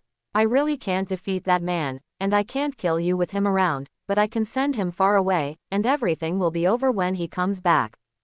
Others were relieved when they first heard that Lorraine had just been sent away. The second half of the sentence made everyone present feel hairy. The people who had just recaptured the shadow were excited. If they hadn't seen the battle between Shang and Lorraine, they might have rushed forward. But they have all seen how powerful Lorraine is. Moria, who was beaten with 3 punches and 2 kicks, could not find his way. If he was beaten by a bear like this, what could they do?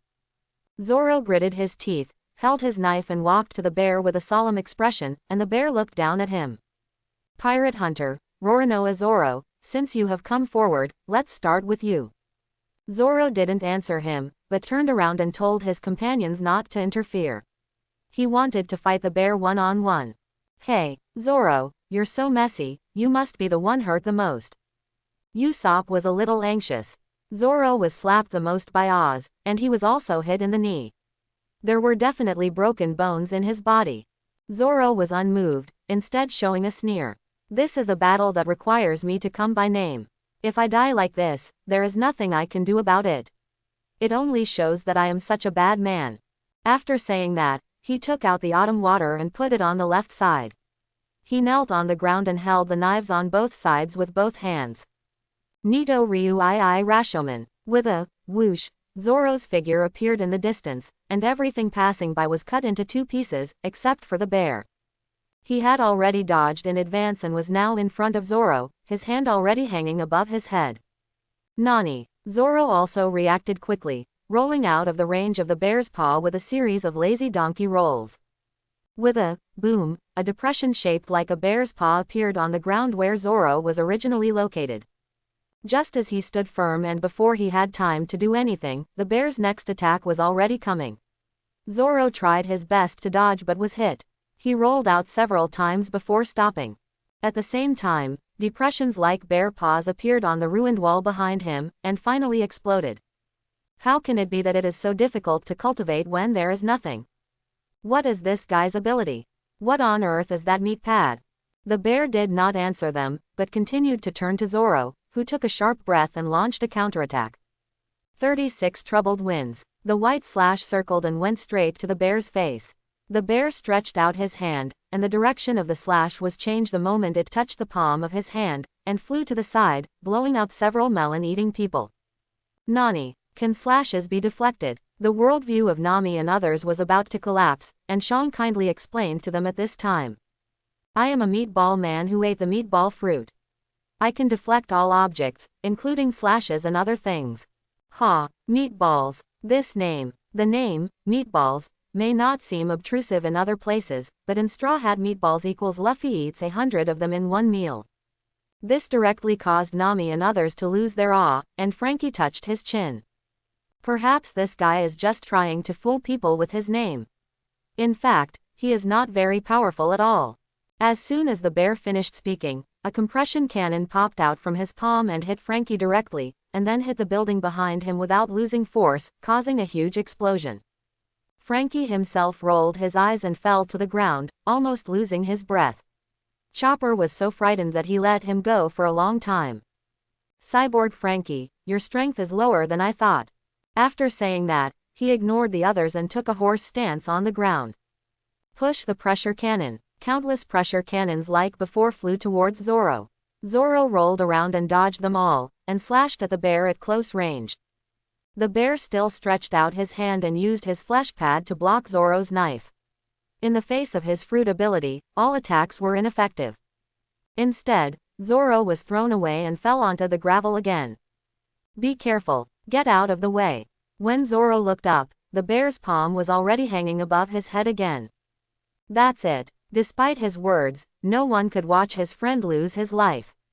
Sanji rushed over and kicked the bear on the chin. Tem, who wants you to mind your own business? Before Zoro finished speaking, he found that Sanji had fallen from the sky holding his legs, his expression looking very painful.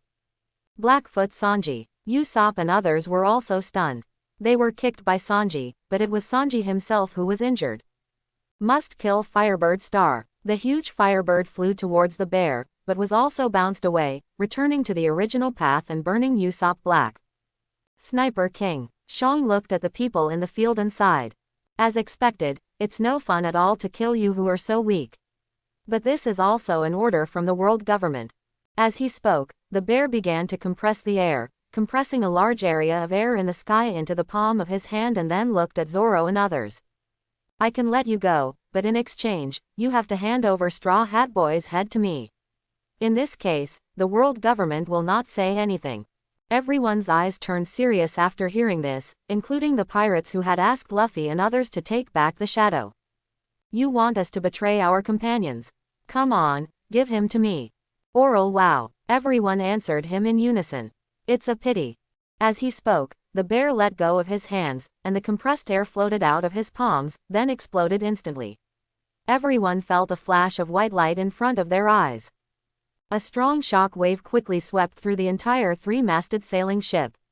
The originally intact buildings were torn apart, the trees in the forest were broken by the strong wind, and the seawater was blown away. Both the Sunshine and the Devil parked in the port were affected and were shaking. Lorraine was here, and the bear slapped the ship. Such a dangerous force. The old bear won't get away with it, right? Lorraine was lying on the beach chair when she was suddenly shaken twice and almost fell to the deck. She felt it carefully. Well, they are all still alive, so it's not a big problem. He just said that someone as gentle as a bear shouldn't attack lightly. The door opened with a click, and Robin yawned and walked out of the cabin. What happened? Baby Robin, you're awake. Nothing's wrong. It's just that Luffy's father's men are here and they are educating Luffy and the others. You slept late yesterday, so go and sleep a little longer. After a huge compression cannon from Shang's side went down, everyone fainted. They were all stunned. He walked slowly to Luffy, and just as he reached out to lift him up, a figure rushed from a distance and slashed him with a whoosh. Lion Sing. The bear staggered and turned around.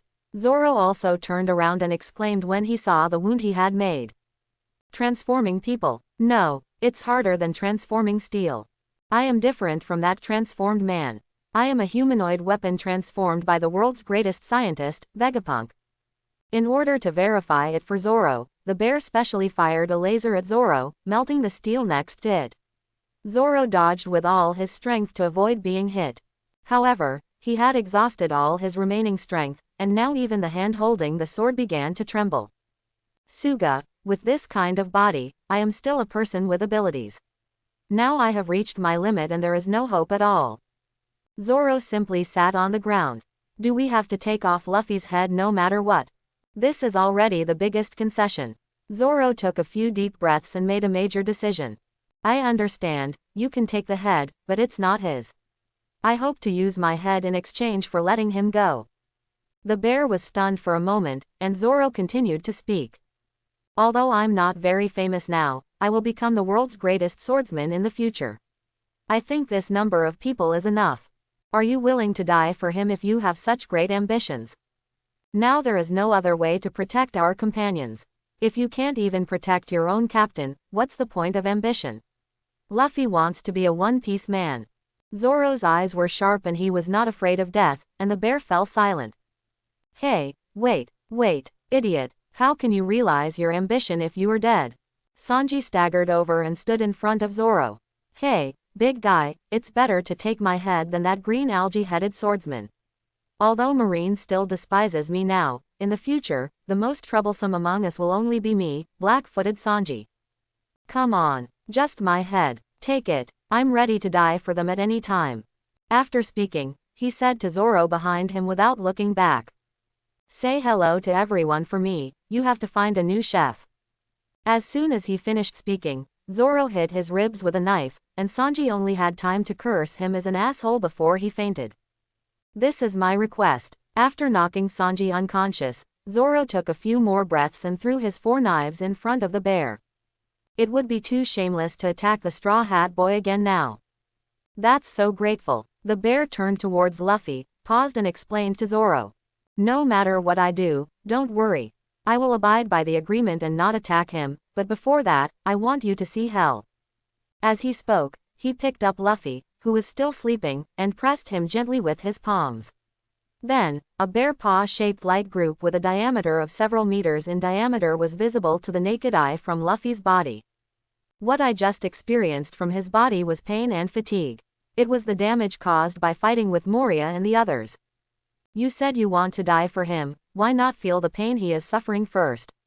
I believe that you, who are already seriously injured, will definitely die after enduring this. Let me let you feel it first. As he spoke, the bear gently pulled his palm, and a palm-sized one separated from the large light group and floated towards Zoro. Zoro didn't dodge, just watched the ball of light float into his body. Zoro's whole body trembled, and it was very violent, as if he was being shot with a machine gun. Huge pain overwhelmed him, as if he was being thrown into a meat grinder and crushed alive. After a while, he stopped and lay on the ground with a thud, gasping for air. He spoke with a trembling voice. Let me change a place. After a while, Zoro looked at the red ball of light in front of him with a dead look in his eyes, took a deep breath and stretched his hands in. His companions are all reliable, and he is worthy of being your son, dragon. Shang stood on the side of the sunshine and thought to himself, and Lorraine's voice came from next to him. Ready to leave. Well, the matter is over, there is no point in staying any longer. This is for you. Lorraine threw over a small bottle of potion. What's this? Life-saving stuff. Thank you. After saying that, he directly ejected himself away. This ability is also very convenient, and there is no need for a boat at all. The other side. It hurts, it hurts. Is everyone okay? That's great.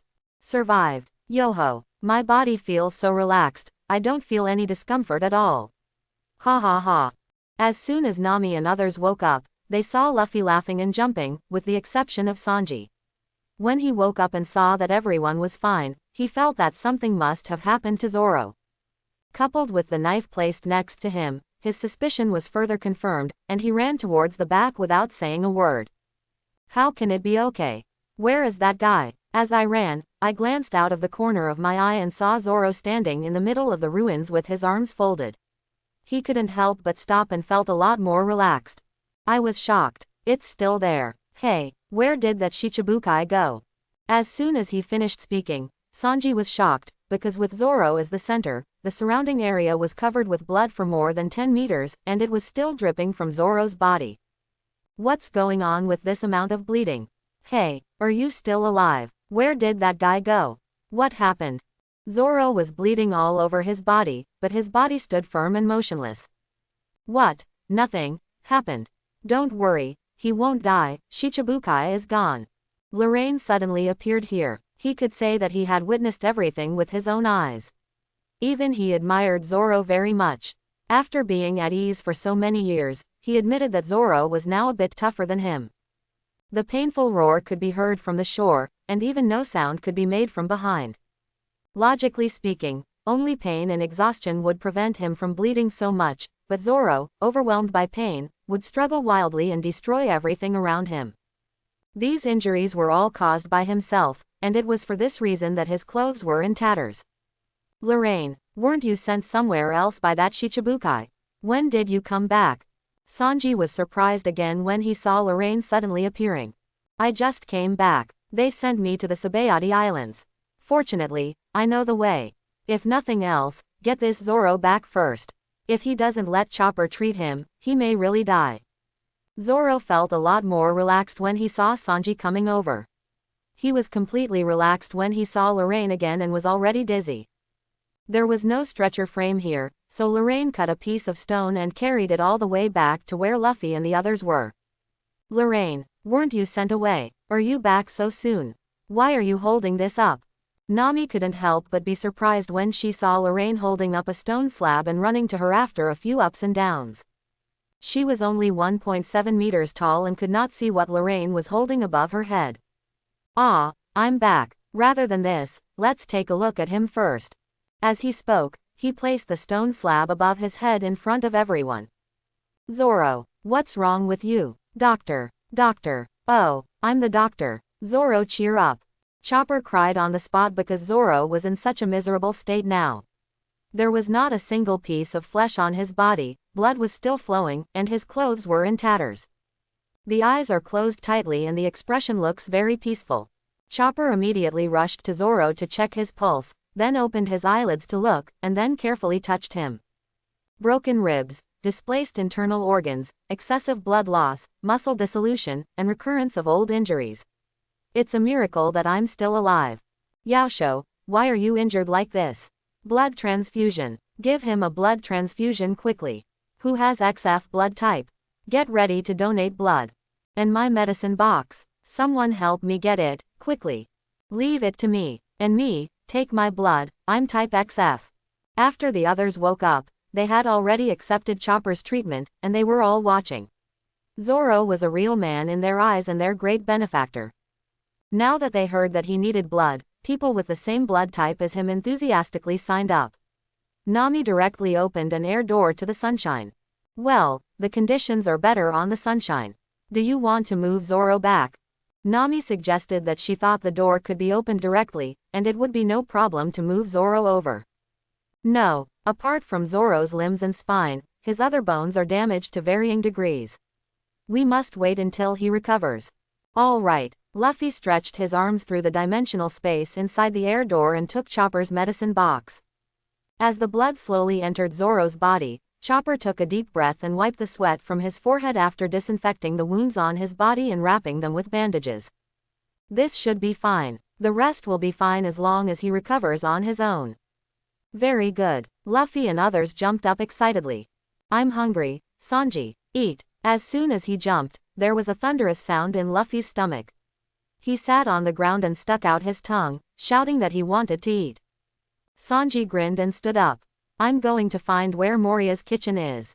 I hope I can find some ingredients to eat. After all, we just experienced a war here.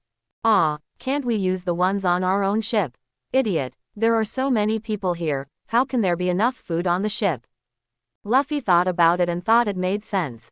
Anyway, he had nothing to do now and there was nothing wrong with him. Yoshi, I'll go with you. Bring back all Moria's food. Half an hour later, they had searched all the places on the three-man sailboat where food might be hidden, and not a single grain of rice was found. How can it be repaired? Such a big ship doesn't have any food. Do they eat zombies? Sanji struck him on the head with a knife. There's no way you can eat zombies, idiot. There's no other way, let's go to the boat first. Nami and others were surprised when they saw them come back empty-handed. After some explanation, the two of them realized that they had not found any food and were going to go back to the ship to get it. Nami immediately said she was going too. Several people were shocked as soon as they walked onto the boat, because the boat was filled with all kinds of gold and silver treasures. Sanji's eyes narrowed and he rushed into the room. Who is it? It's a pity that after searching every corner of the room, I didn't see anyone else, and there was even a lot more food. I don't know who brought it. When he came out again, Nami was already lying on the pile of treasures with a happy smile. Wow, the arm guards made of glass are so handsome. I want this. Usopp was startled and leaned close to Luffy and whispered. Hey, if you take the treasure away suddenly, Nami will beat you up. Nami raised his head when he heard this. Okay, that's not a gem. Is that so? Then I want it too. At this time, the Demon Plus next to it also opened, and Robin walked out of it. Good morning. Did you go rob Moria in the middle of the night? Wow, Miss Robin, when did you come back? I haven't seen you all night. I came back very early. Lorraine and I will be back after 12 o'clock. You mean, you and him slept here all night? Nami was stunned for a moment. If not, Nami was so angry that Robin thought something had happened to her. Luffy and Sanji are relatively calm. At this time, Lorraine also appeared next to Robin with a helpless face. He laughed for a while and was stabbed in the back by his wife. But he didn't panic. Nami was the only one who was angry. Sure enough, Nami walked up to him aggressively and asked, "Didn't you say that there was a tough battle to be fought? Are you lying?" "Aang, that's right. It's hard. Nami's fist is hard." He gritted his teeth and spoke again. "Since you've been here all along, why didn't you show up earlier? Then everyone wouldn't have to be so seriously injured. To be honest, if only one of you was in danger, rather than the whole army being annihilated, I wouldn't even take action, you know." Nami was stunned and looked at Lorraine in disbelief. Why? Why? Everyone knows that I am very strong, and I can even help you solve most of the dangers you encounter when sailing. But ask Luffy and the others, are they willing to do this? Well, Nami didn't have time to digest Lorraine's words. She looked up blankly at Luffy and saw Luffy nodding seriously. If Lorraine is allowed to take action as soon as there is danger, I will not do one piece. It is a meaningless adventure, it is better not to go. Sanji lit a cigarette. Luffy is right, Miss Nami. Nami looked around and sighed. Okay, I'm sorry, brother Lorraine. Lorraine smiled and touched her head. It's okay, I won't blame you. If you are in danger, I will still save you. Aha, really, certainly, that's pretty much it. Nami went back to count the treasures with satisfaction. Lorraine turned to look at Luffy and the two. But you're not very good at it. You can't even handle Moria. The training will be doubled after that. I won't take action next time. Hearing this, Luffy and Sanji were shocked. They looked at each other and saw fear in each other's eyes. The real danger seemed to be here. When Luffy and others returned to the ruins of the battle, they found that a temporary shed had been erected here. How about it? This is my masterpiece. In this country, Usopp. What are they doing? Luffy pointed at the 2 rows of sleeping people lying next to him, looking like they were drying salted fish. Don't worry, they said they haven't seen the sun for a long time and they have to sleep in the sun before talking. Is that so? I'll come too. Luffy looked excited and wanted to join in immediately, as if it was a fun thing. Hey Luffy, don't you want to eat? It's okay. No delay. Sanji. Luffy and his friends rested at the Thriller Bark for 2 days before setting off again. At the banquet that day, Brooke revealed his past, and Luffy once again invited him on board the ship to be his partner. Even in order to fulfill the agreement with Laboon, Brooke must continue to complete the voyage. Laboon is still waiting for him, so Brooke naturally became a new member of the Straw Hat Gang. Zoro has been sleeping for the past few days, he can be called the Sandman. If it weren't for his steady breathing, Chopper would have thought he was dead. Then when he woke up, he saw a skull staring at him directly in front of him. At that moment, he thought he was dead. This was the Shinigami who came to pick him up. He immediately punched Brooke in the head. The Heavenly Spirit cover was lifted for him on the spot. After 2 more days at sea, Lorraine was lying on the beach chair thinking about when to restart training for them. Everyone's injuries should be almost healed. After all, according to the plot in his memory, they will soon go to the Sabaody Islands, and then there will be a war. Luffy and others will be separated for 2 years to practice separately. After 2 years, when everyone in the group has learned domineering, there will be no particularly valid reason to beat them up. Just as I was thinking about it, I suddenly felt a particularly familiar aura, and my whole person disappeared in an instant. Just today, Luffy and others didn't know what happened, but suddenly decided to rescue a fishman named Hachi from an island. Lorraine was not interested in running around, so he didn't go, although he also knew the octopus named Shalba. But just now he felt the presence of Conqueror's domineering force, so he was ready to take a look. Luffy was currently confronting a tall, lanky man riding a bull. That's it. Has Conqueror's Haki initially awakened? Luffy couldn't help but be stunned for a moment when he saw Lorraine suddenly appearing next to him.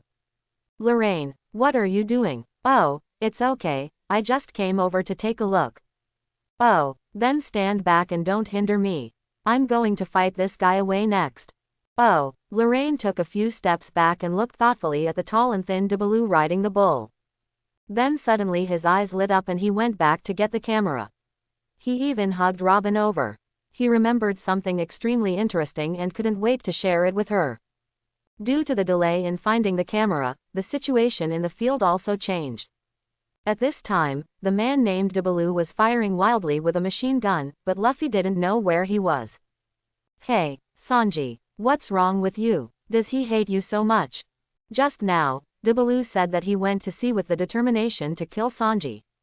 I don't know, although I have been fascinated by many women in the past, but it shouldn't include her wife or sister, right? At this time, Luffy and Zoro were hiding in a corner, talking quietly. I saw the masked man's face. It's because we feel sorry for him. Ah, why do you say that? Don't be scared, you know that face too. Luffy did not explain, but put on his hat and prepared to let Zoro see for himself. Luffy saw the opportunity, rushed out and kicked Debaru's mask away with a flying kick. Debaloo blocked it with his hand at first, but finally he thought of something and slowly let go of his hand. Okay, let me show you my scarred face. The next moment everyone's eyes widened. Chopper. Usopp Nami. How is that possible? Zoro Sanji gritted his teeth and was so shocked that Frankie burst into tears. Allah. PFF ha ha ha ha. Robin's eyes also lit up, his face was full of surprise, and Lorraine laughed directly. My stomach hurt from laughing, so I held Robin's shoulders and leaned against her. Then I suddenly remembered that I hadn't taken any pictures yet, so I quickly wiped my tears and took 10 consecutive pictures of Debaloo. The Straw Hats were so surprised because this guy looked exactly the same as Sanji's drawing on the wanted poster. It is conceivable that he suffered many unfair injustices because of this face. This is something that no one can explain. Sanji's pupils shrank for a while, then he rushed forward and punched and kicked Debaloo. Plastic surgery. One generation. I have to say that common sense is completely unnecessary here, because after Sanji punched and kicked him, Debaloo turned into a handsome man. After doing all this, Sanji ignored Debaloo, who fell to the ground and jumped back into the boat. Let's go. No problem. Sanji lit a cigarette and took a long drag. It'll be okay. After saying that, he walked into the cabin. Seeing this, the others also started the boat and slowly left here. Anyway, the fishman Shalba has been rescued. Shalba was very nervous when he saw Lorraine at first. After all, he had witnessed the battle between Lorraine and Eren more than 10 years ago. This also made Luffy and others a little strange, and Lorraine even explained it specially. After Hachi learned that Luffy and others were going to Fishman Island, together with Kemi and Starfish Papago, he explained to everyone the precautions on the only way to the Sabaody Islands. In the expectant eyes of Luffy and others, the Sunshine slowly sailed into the Sabaody Islands. The group successfully passed the entrance of number 44 and entered the Sabaody Islands. Luffy and others landed on the Sabaody Islands for the first time. They looked at everything around them with surprise. They only thought that the Sabaody Islands were incredibly beautiful. So many bubbles. So amazing. It's so beautiful. What on earth are these bubbles? Octopus Shalba looked at the two Lorraine who were still lying on the beach chairs. Mr. Lorraine, didn't they say anything? Well, no. And how did you know each other before? You seem to be afraid of him. Shalba recalled the scene in his memory and couldn't help but shudder. Even after more than 10 years, the power of that sword was still fresh in his memory. In all these years, he had never seen anyone with stronger swordsmanship than Luo Lin. No. Nothing. Mr. Lorraine is a very nice person and has helped us before. Shuga, if you don't talk about him, tell us about this place. Seeing that Xiao Hachi was unwilling to talk more, Luffy and the others didn't ask any more questions. He continued to ask Xiao Hachi to act as their tour guide with an excited look on his face. On the Devil number plus. We've arrived at the Sabaody Islands again. Robin was holding a cup of coffee, with his other hand on the side of the boat and his chin, looking at Lorraine. Yes, you haven't been here for 2.5 years, right? It's 1.5 years. Really? Then I remembered it wrong. Are we going to the second half of the Grand Line this time? If nothing else, that's the case. Lorraine didn't dare to talk about the war, mainly because she was afraid of damaging her ears. Well, I haven't been here for more than 1 year. Are you going to have a big dinner later? Also drop by to visit Rayleigh and the others. Of course I want to go, I'm going to change clothes. I have been to the Sabaody Islands 6 or 7 times over the past few years.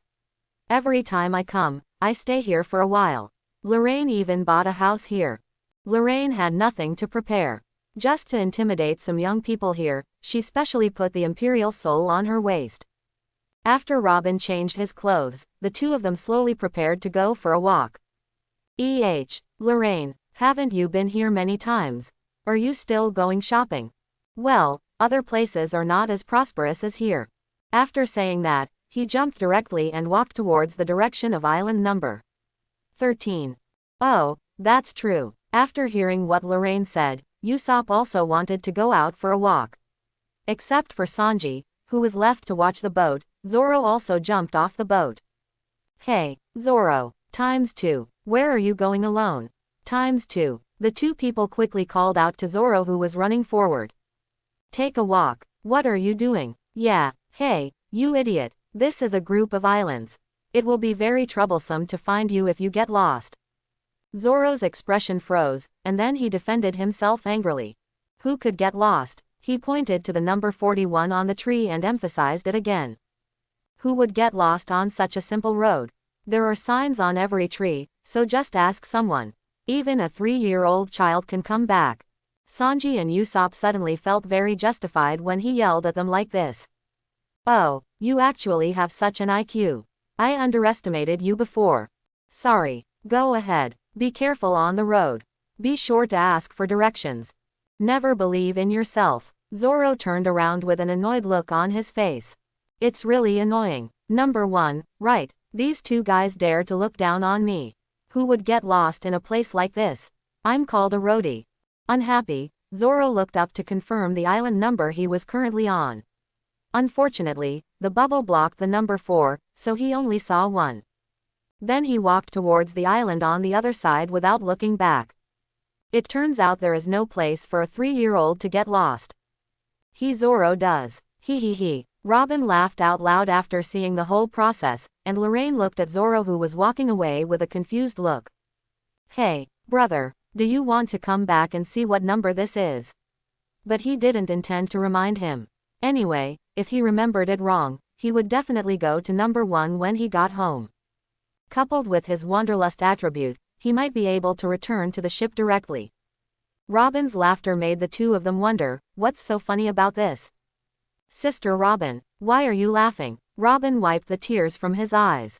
He just remembered number 1, but this is no 41, a place where even a 3-year-old child can't get lost, he can. Ha ha ha ha. Lorraine's ruthless finishing blow made Sanji and Usopp freeze on the spot as if they were struck by lightning, and then reacted suddenly. Ya bye. Get him back quickly. Sanji and the two jumped off the boat with a whoosh and chased in the direction Zoro left. About 5 minutes later, the two men came back, but there was no Zoro next to them. Zoro had already disappeared when the two men chased them out. How can it be repaired? This guy runs so fast. I hope he can really come back. Lorraine and the two had already left when they chased them out. They originally planned to go shopping and eat, but they had no time to waste here. Islands number 30 to 39 on the Sabaody Islands are Sabaody Park, which mainly has some entertainment projects. In the past, every time I came here, Lorraine would definitely take Robin to experience the various entertainment projects. This time it seemed that Robin was not very interested, maybe because he had been there too many times, so the two of them passed directly through the scope of Sabaody Park and came to the lawless zone number 1 to 29. Although it is chaotic here, various industries are also the most developed, and food is one of them. The two of them found a restaurant and prepared to eat. It can only be said that it is a lawless zone. As soon as I entered, I saw 2 waves of people confronting each other. Ah, it seems like I came at the wrong time. Yes, do you want to change one? No, I won't change, I'm too lazy to leave. Lorraine ignored the 2 waves of people confronting each other and directly found a seat to sit down. Robin followed suit and sat down next to him as if no one else was around. Boss, give me 50 barbecues, 50 pizzas, and 50 sandwiches. Another cup of coffee. The 2 groups of people confronting each other immediately settled their differences and spoke in unison. What, boy, Lorraine looked back at the 2 waves of people looking at him with angry expressions. Go on, don't worry about us, we're just here to have a meal. How can we fix it? Are you still in the mood to eat? Do you know that you have pissed me off? The leading man took 2 steps forward, looked at Lorraine with an angry face, and at the same time raised the knife in his hand. Lorraine pretended not to see it at all. Seeing Lorraine ignoring him, the leading man became even more angry, and the shop owner couldn't help but remind him in a low voice. "Guest, why don't you apologize to him?" Lorraine remained unmoved and just looked at the boss with a smile. "Please hurry up, my wife is hungry." Robin rolled his eyes. "It's obviously you who wants to eat it." "Asshole, how dare you ignore me and ask me to teach you a lesson for this ignorant brat? I am a big pirate with a bounty of 20 million Baileys." The leading man only felt that he had never been so humiliated in his life. This shame could only be washed away with the blood of Lorraine. He walked behind Lorraine, raised his knife and slashed at Lorraine's head. In Lorraine's perception, the movement was as slow as an ant crawling, but he didn't hide. This guy who didn't even know how to be domineering was exhausted. He couldn't cut himself either. The leading man was even more proud to see Lorraine not hiding. "Are you scared to death? That's fine. The ants shouldn't struggle, Nizne." With a snap, the knife passed through Lorraine's body, but the man didn't feel like he had hit anything, and he couldn't help but be surprised. "What's going on? Did you hide?" The man did not doubt that he was there, but thought he had missed the cut. The knife in his hand changed its position and stabbed towards Lorraine, easily passing through his body and stabbing into the bar. Now that he felt something, the man sneered. "You should die now. This is what you will get if you offend me. Your woman is very beautiful. Don't worry, I will take good care of her after you die." "What did you say, Nani?" The man was startled by Lorraine's calm voice. He wanted to pull out the knife but found that his knife seemed to be embedded in Lorraine's body and he could not pull it out at all. "How can I repair it? What did you do? Give me the knife back." The man pulled back hard with both hands, but he couldn't pull it out at all, and there was a strong sense of numbness on the knife, which made him involuntarily let go of his hand. Lorraine slowly stood up and took out the knife from his body. Robin pulled his clothes. "Don't use a knife, it will smell." Lorraine's originally stern face melted instantly, revealing a warm smile. "Good." When he turned to the others again, his expression had turned grim again. If others didn't tell him, the guy in charge would die. In their horrified eyes, Lorraine crumpled the knife tuanba into a piece of scrap metal and threw it on the ground. They wanted to run, but their legs were like lead and they couldn't run at all. Lorraine slowly walked up to the leader and curled his index finger. Boom, sound hit him and his head collapsed. Just like that, the leading man flew backwards out of the restaurant. The melon eaters outside quickly moved aside for fear of being affected. When he fell to the ground, there were no other wounds on his forehead except a slight redness, but the person was bleeding to death from all his orifices and could no longer die. Armed with lustful yang, his brains were all smoothed out by him. Another group of people saw that the situation was not going well and began to retreat secretly towards the door. "Captain, how can you repair it, you guy? Let's all come together, there are so many of us and we don't have to be afraid of him." Lorraine's eyes flashed. Conqueror's dominance was released, and everyone in the restaurant fell to the ground like dominoes. "The Sabaody Islands are still in such a mess, boss. Is the food ready?" Before the melon-eating crowd outside had recovered, Lorraine had already sat back and urged the boss to serve the food. So delicious. There is a similar weird woman next door. I really wonder how their body structure can hold so much food. When Lorraine and his wife finished eating and walked out of the restaurant again, there were already crowds of people outside. Some were watching Lorraine eat, and some were curious about how he killed those dozens of people. As soon as the 2 people came out to eat melon, the crowd immediately left and went far away, while Lorraine picked his teeth indifferently. "Let's go find Shaki and catch up on old times." The crowd dispersed in which direction the 2 of them were facing, while the others wanted to go in and see what was going on with the people inside, when Lorraine suddenly turned back. "By the way, don't go in, it's very dangerous." His words stopped other people who wanted to enter, and then white lights flashed in the restaurant, and everyone received a 1,000,000-volt electrotherapy service. The reason why Marine doesn't kill them is because most of them are good people. Pirates are different. Most of them are not good people. If they are offended, they will be given electrotherapy, and then life or death will depend on them. On the other side, Chow Elibani also walked out of another restaurant and saw Lorraine and the two at a glance. She had just heard that there was someone who could eat as well as her. It turned out to be him. I didn't expect him to be here too. A boy next to him came forward and asked, "Captain, do you know him?" "We know him. Don't worry about him, let's go." As Shang's daughter, she would naturally know a few people Shang knew, including Lorraine, but the two of them had little intersection. It just so happens that there are 13 people on the Sabaody Islands, including the two Lorraine people, with bounties exceeding 100 million, and most of them are on Island No. 24. Before the two of them took a few steps, Lorraine was blocked by someone. Portgas D. Lorraine, the bounty is 1 billion. It is rumored that you are now cooperating with the Straw Hat Kid. I don't know if you are really worthy of this bounty. I want to challenge you. The person in front of him was really tall and looked very strong. Lorraine had to raise his head if he wanted to see clearly. Who are you? Whether I am worthy of these bounties or not is none of your business. Good dogs don't get in the way. Get out of here. Lorraine was not interested in raising his head to see his appearance clearly. Anyway, the person who came was not good. The big man who was choked by Lorraine was a little stunned. He was none other than the weird monk Ulki. Originally, although he was warlike by nature, he would not take the initiative to provoke others, but his fruit ability can transform the damage received into his own size and strength. If you challenge Lorraine, if you succeed, you can prove that the guy with a billion bounty is nothing more than that. It doesn't matter if you fail, at least you can become a lot stronger. After being scolded by Lorraine, Ulki did not leave, but just stood in front of Lorraine. Everyone wanted to save face.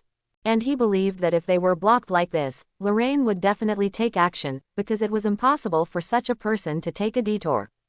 Sure enough, after more than 10 seconds, Lorraine turned around and said to Robin, "Baby Robin, wait for me for a moment."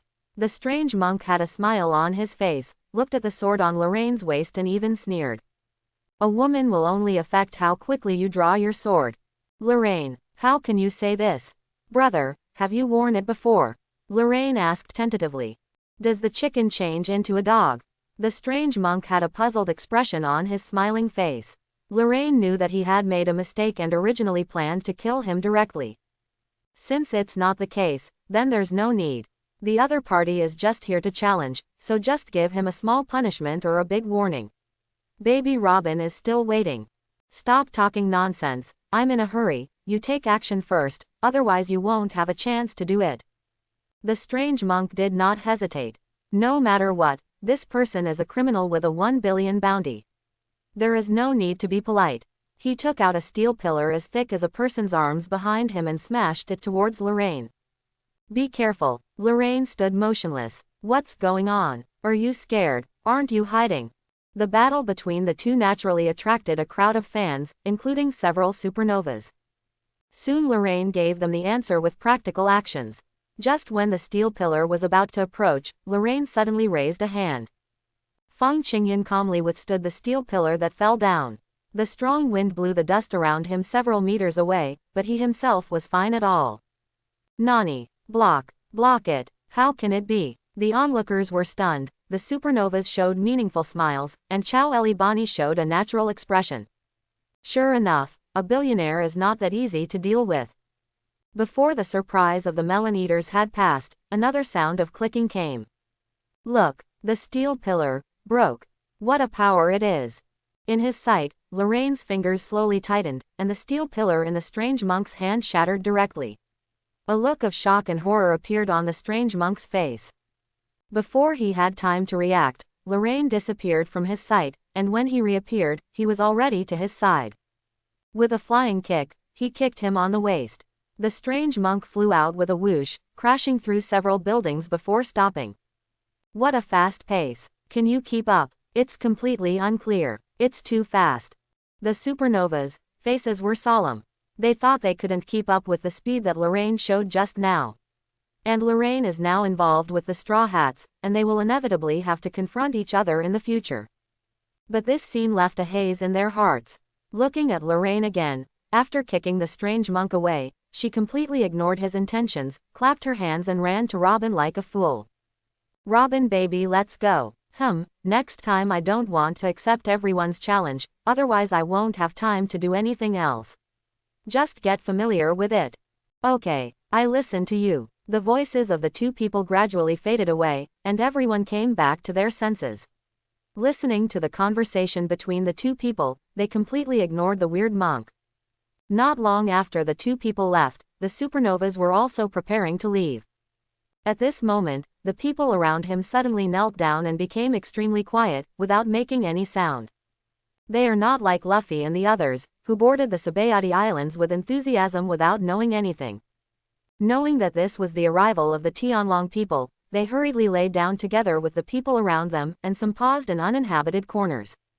Sure enough, after a minute or so, the most conspicuous idiot among the celestial dragons, St. Charles, wearing a bubble mask on his head, rode a thin slave and walked slowly in the middle of the street. In addition to St. Charles, he was also accompanied by a man who looked like a housekeeper, 3 dragon guards, and a woman who was his wife in name but actually a slave.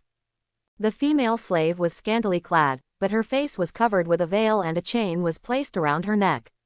As she walked, Charles would lick the ice cream in her hand from time to time. Shalulia Palace and my father both left me and left, I don't know where they went. Hearing this, the butler next to him immediately replied, I control their ultimate goal, please don't worry. St. Charles was noncommittal when he heard the words. He glanced at the slave at his feet and suddenly lost his temper. He stretched out his foot and kicked his head hard. It's all your fault. You crawl as slow as a tortoise, and you're shaking so much. It's really terrible to ride on you. You're such a loser, you're so annoying. St. Charles kicked him more than a dozen times before stopping. It wasn't that he didn't want to kick him anymore, but he was out of breath. He could only be said to be the #1 loser among the celestial dragons. St. Charles, who had just taken a few breaths and was about to continue kicking the slave, caught a glimpse of 2 figures passing by quickly. Hey, you guys stop here, you're just a human, how dare you move in front of me? As he spoke, he jumped off the sedan carried by the slave and walked towards the few people who were held in his mouth. The people who were stopped were 2 doctors and a nurse, who were carrying a stretcher and preparing to send a person to the emergency room. They were extremely frightened when they were stopped by the Tianlong people. Yes, I'm sorry, but also, please let us go. There is a patient with severe bleeding who needs to be sent to the hospital for rescue immediately. St. Charles walked slowly to the stretcher and looked at it. Really? This can't be done, we have to hurry up. The doctor carrying the stretcher breathed a sigh of relief, thinking that the Tianlong people he met today were easier to talk to. Before he could be happy, he saw St. Charles raising his right foot and kicking the stretcher. We have to help him out quickly. The nurse on the other side screamed in pain when she was hit by the stretcher, and then fell to the ground. After St. Charles kicked the stretcher, he squinted and asked CP0 behind him. Isn't my courtesy more important than the life of an untouchable? Of course, your etiquette is more important. There are celestial beings and untouchables. The housekeeper behind him answered without thinking. After receiving a satisfactory answer, St. Charles sucked in the snot that was about to run down, looked at the nurse beside him, and then his eyes widened a little. Walking forward and taking a closer look, the nurse was so frightened that she was covered in cold sweat and didn't dare to move, but she still couldn't escape the clutches of the devil. You are so beautiful, please be my wife. Then, I will immediately go through the procedures for the 13th madam to move into the Holy Land. The butler behind him immediately spoke up, and St. Charles nodded with satisfaction. I'm tired of playing with wives number 1 to 5. Let them be pariahs again. Clear, I didn't ask the nurse for her opinion during the whole process. This is how the celestial dragons do whatever they want in this world. Wait for me. Wait a minute, that's my fiancé. Boom, the nurse's fiancé was not far away.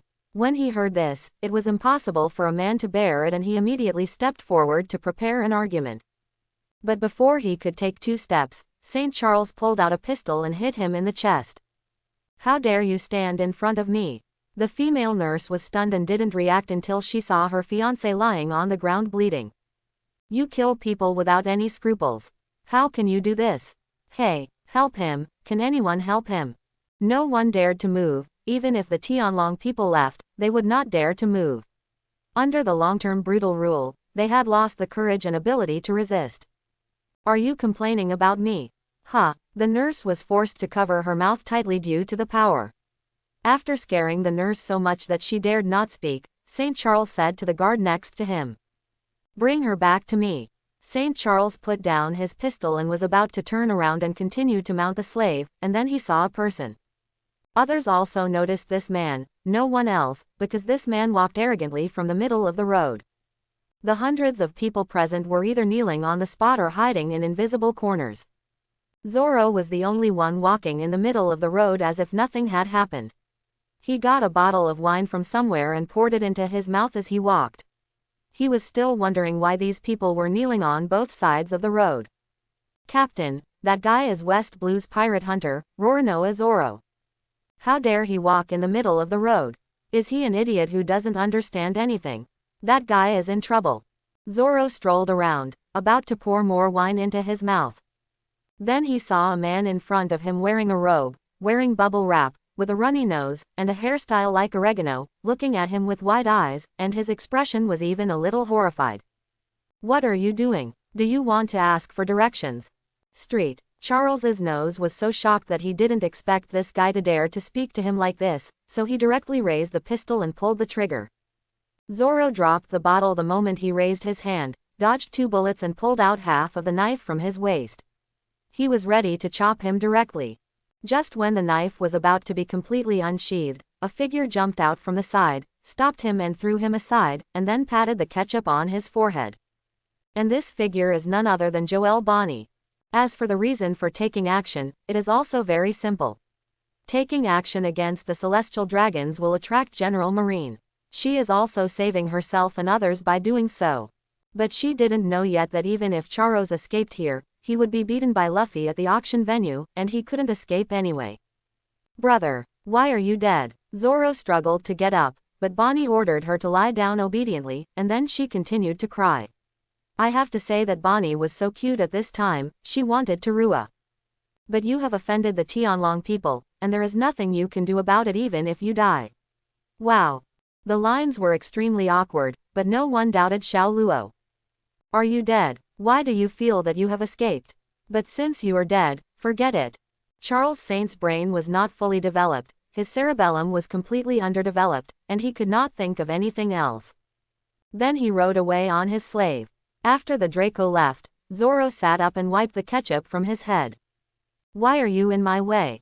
"Huh, what do you mean, hindering you? Idiot, what do you want to do? Bring the general here." Joelle Bonnie crossed her waist and leaned forward, questioning Zoro angrily, but Zoro didn't pay attention to what she was saying, and even licked the ketchup on his hand. Ketchup. Sweet. A little bit. There are rules to be followed between pirates, right? Don't cause trouble for us. Huh, trouble. Aren't you a little girl? Zoro looked like an idiot. Bonnie's chest hurt and he went a little crazy. Are you even listening to what people are saying? You idiot. On the other side, Lorraine and Robin successfully arrived at Shaki's rip-off bar. The two of them were old acquaintances, so they opened the door and walked in. "Hey, Sister Shaki, we're here again." Lorraine started saying hello as soon as she saw Shaki, and Robin said hello as well. At this time, Shaki had already seen off Luffy and the others for a while, and was cleaning the store, not by herself of course. After Luffy and the others left, another group of pirates came, just for cleaning.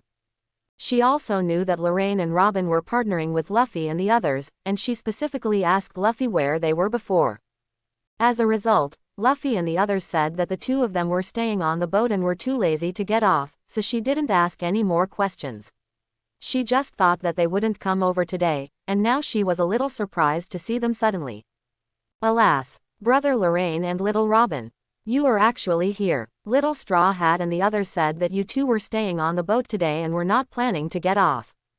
Ha ha ha, if you're hungry, you have to come down and eat something. The food in the Sabaody Islands is quite good. Indeed, it's a pity that the food here has been eaten by Little Straw Hat and the others. Shaki said and looked towards the pirates who were still cleaning. Hey, you guys, go buy some food and come back. Let's forget about it for today. No, we've already eaten. Oh, is that so? That's okay. He said that he told the pirates not to clean up, and told them to get out quickly. Before going out, he added, remember to bring enough money next time you drink. The pirates were crying without tears. How can it be repaired? We obviously brought money, but who knew you would sell a glass of wine for 1 million belly? Never come again. Bah! How could the two Lorraine not know what was going on? After the pirates walked out of the door, they couldn't help but joked. Sister Shaki, you are still the same as before. You will take a hit from anyone who comes. Rayleigh and I have to live together too. Oh, by the way, speaking of Mr. Rayleigh, he is at the auction house right now, right? As he spoke, he released his experience and felt it. Well, it's true. This old man sold himself out again. Shaki was stunned. How did you know you were here? It seems that little brother Doran has gained extraordinary abilities this year. Ha ha ha, I just ate one of Logia's thunderfruits, and then I saw that my domineering power improved a lot. However, his words stunned Shaki. She knew that Lorraine was very strong. Even Rayleigh couldn't beat him, so why did he still eat the devil fruit? Why? With your strength, you shouldn't need that. Doesn't this add a weakness to yourself out of thin air? It's okay. This fruit is very special. In short, the benefits of eating it far outweigh the disadvantages. Lorraine is not going to explain too much, because there are many things that people in this world cannot understand. Is that so? You just need to know it yourself. Shaki didn't ask too many questions. She knew that with Lorraine's strength and vision, she could clearly understand what was important and what was important. She didn't need to worry about what was good and what was not. Then he looked at the two people. If I remember correctly, Lorraine is 30 years old and Robin is 28 years old. They actually have children. How can this be possible? If they were on Daughter's Island, they would go out to catch men and give birth to babies when they were teenagers. This made her aunt very anxious. Shaki also had an open personality, so she asked right away.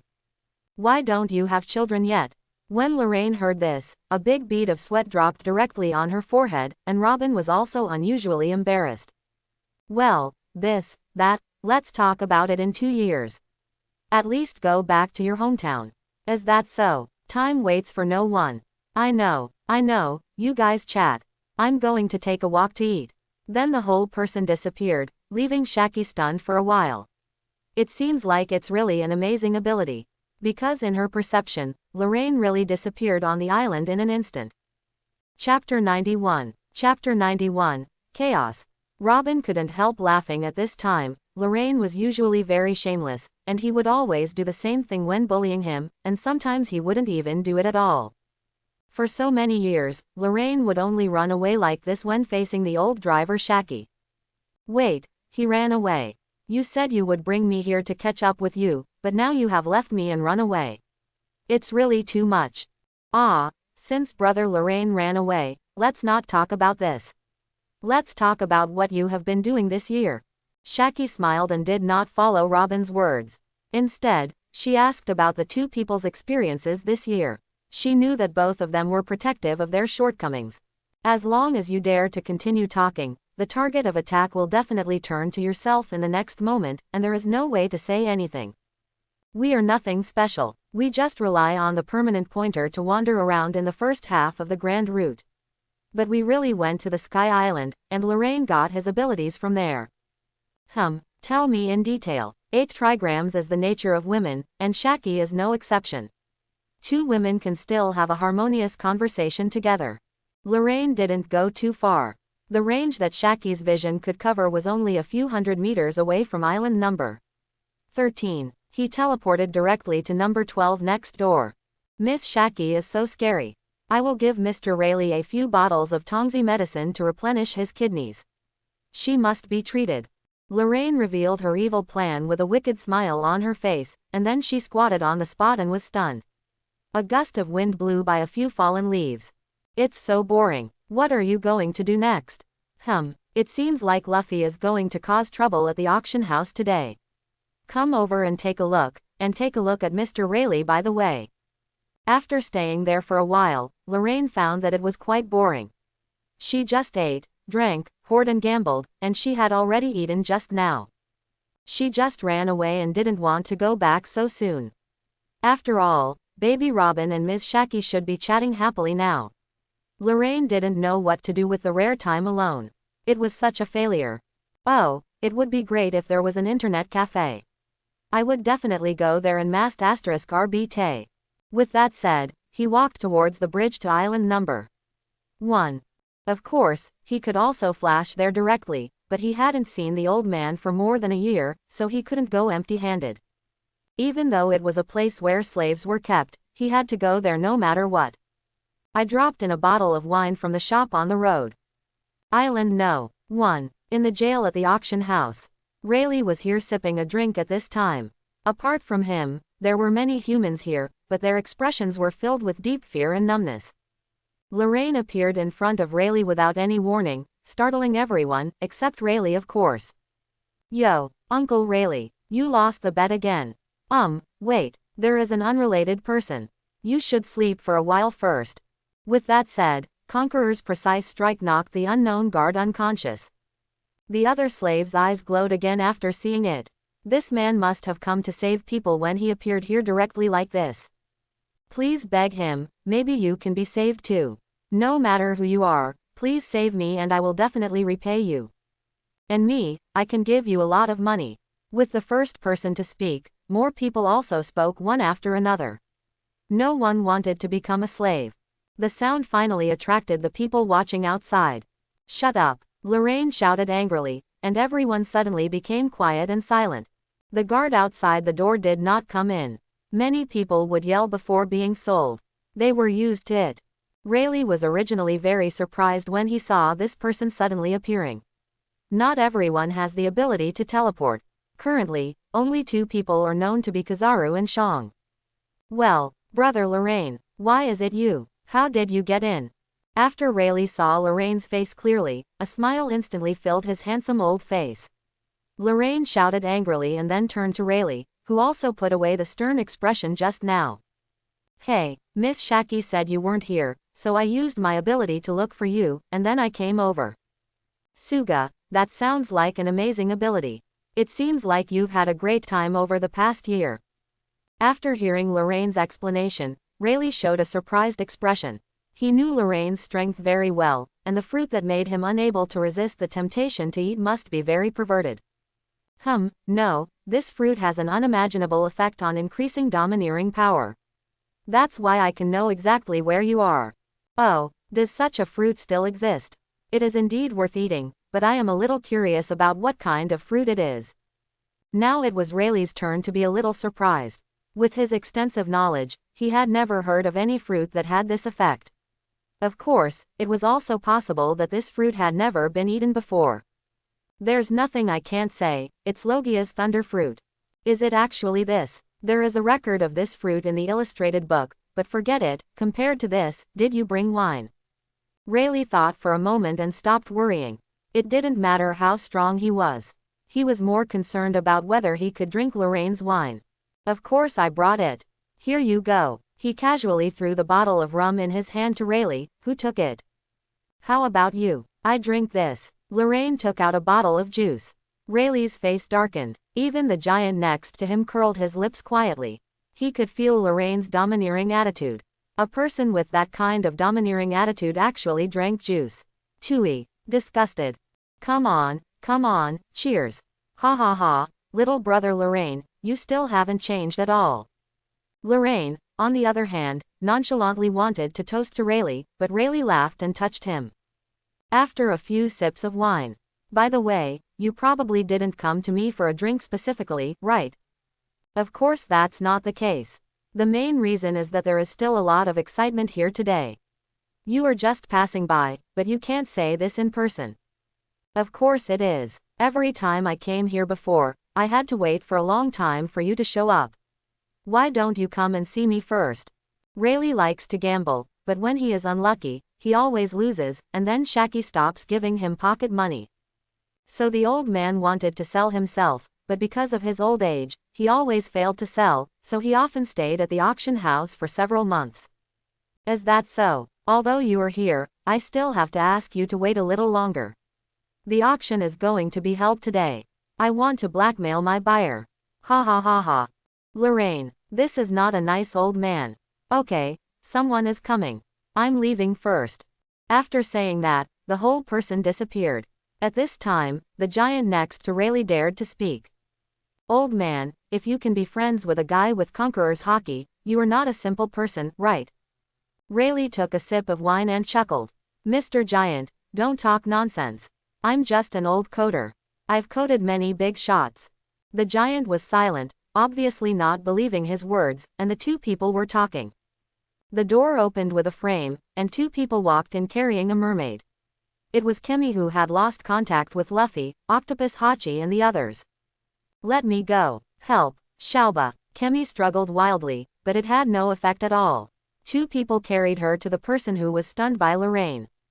Hey, get up. Don't sleep. A heavyweight is coming. Hurry up and put a collar on her.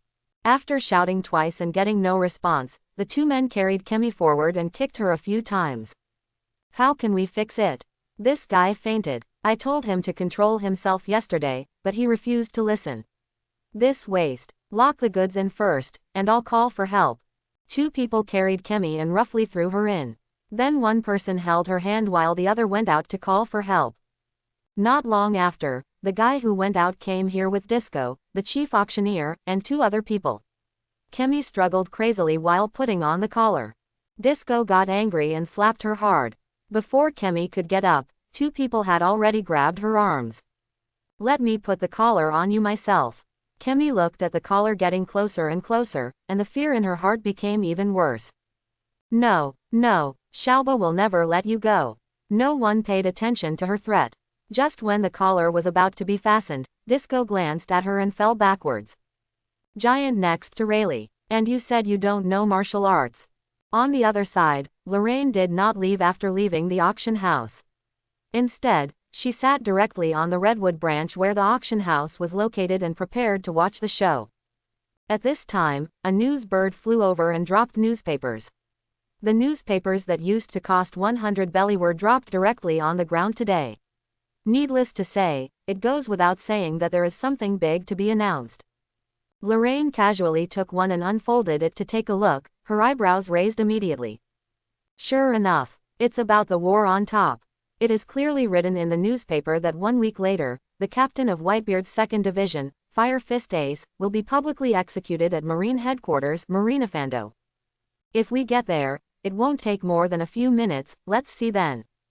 After reading the most important things, Lorraine folded the newspaper into a paper airplane, put it in his mouth and threw it away, then lay on the branch and waited to watch the excitement. Although he had beaten and killed the celestial dragons without anyone knowing, he still wanted to see Luffy's punch.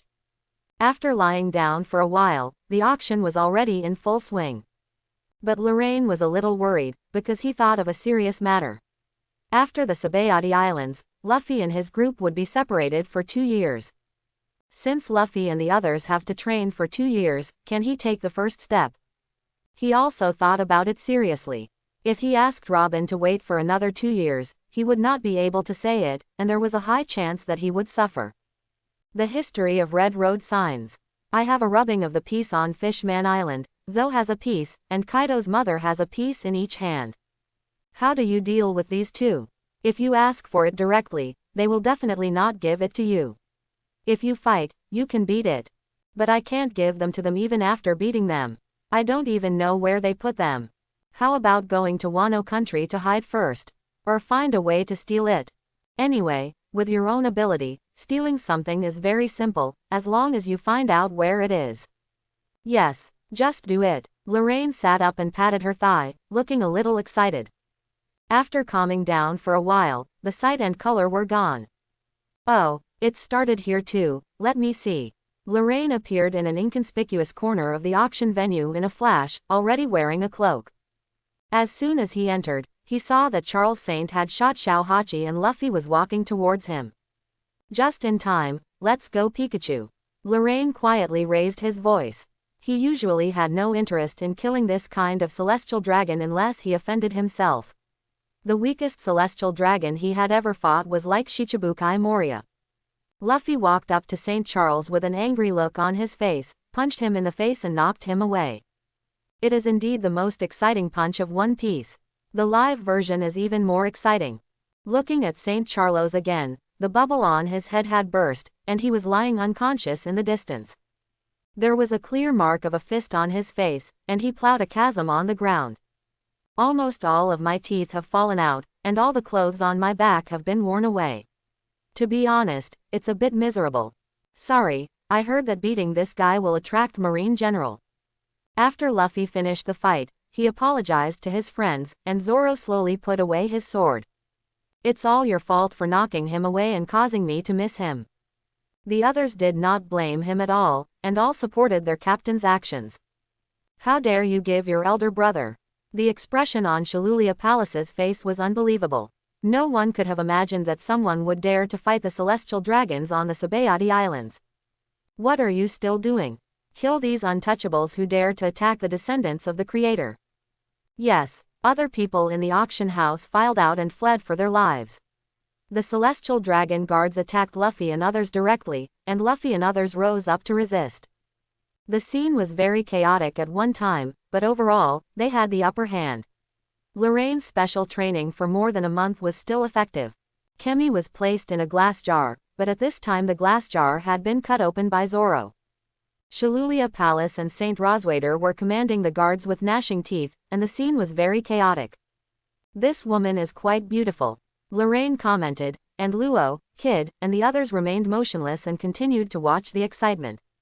To be honest, Shallula Palace is among the best in the world in terms of figure and appearance, but he had no other ideas, he just came in to watch the fun. After Usopp fell from the sky and knocked St. Roswader unconscious, Shallula Palace couldn't bear it anymore and angrily walked towards Kemi on the auction stage.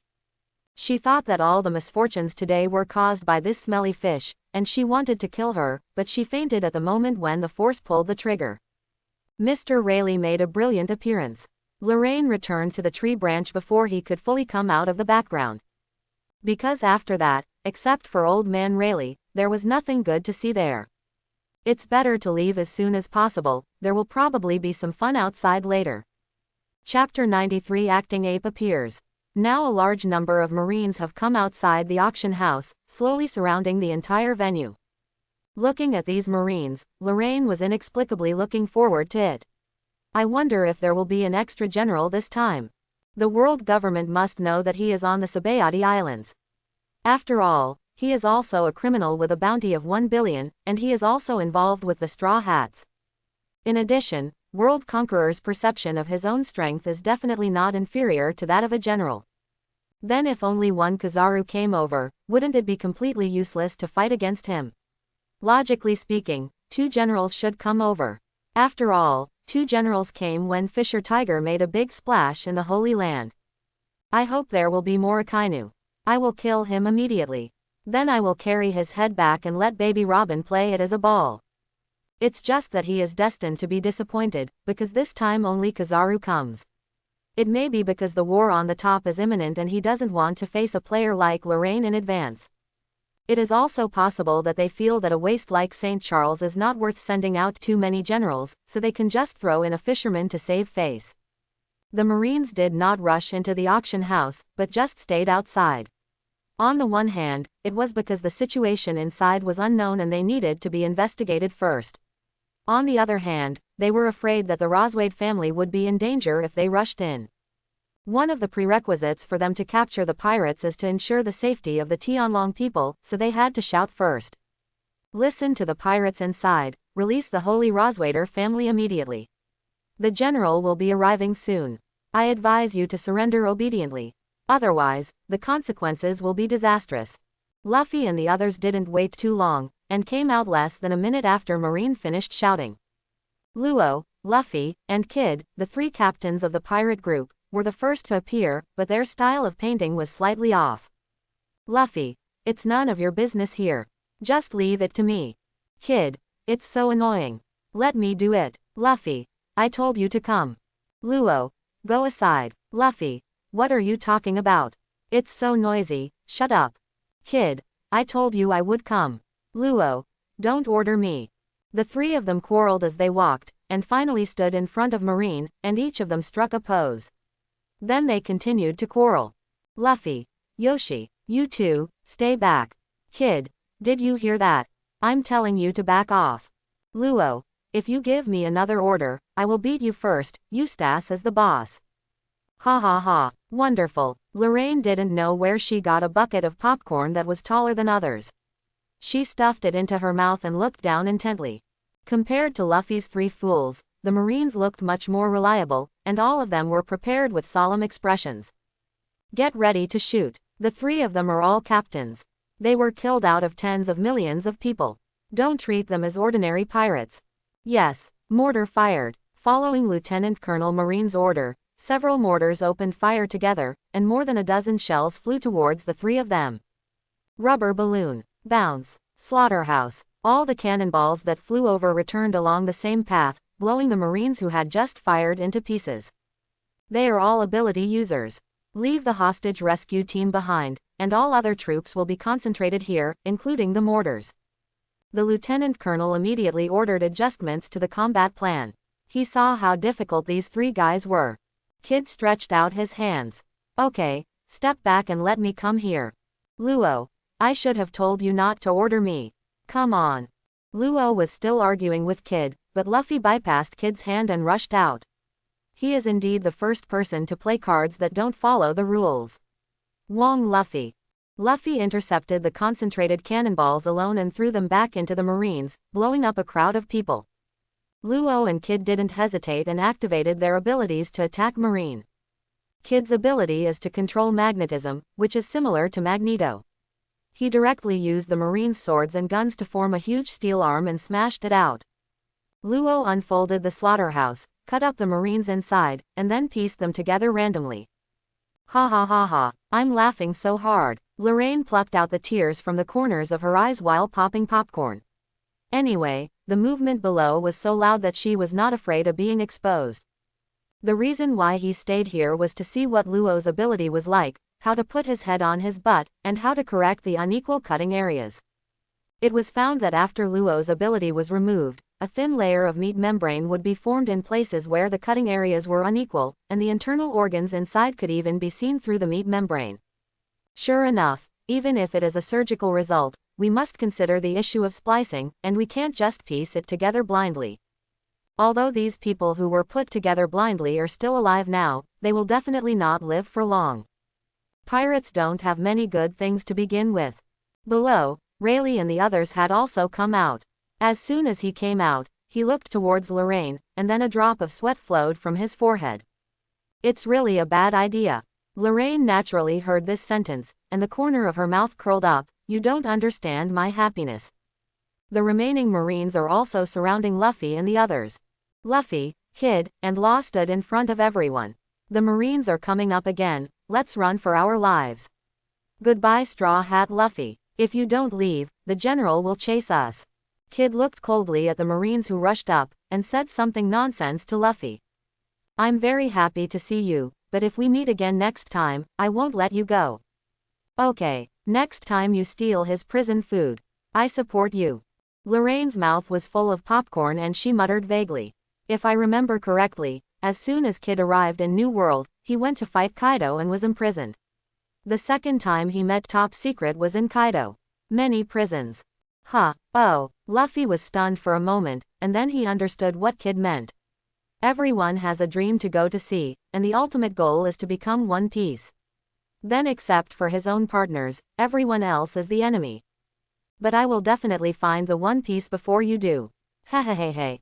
Luffy's words caused Kid and Law's expressions to change, and then they smiled slightly.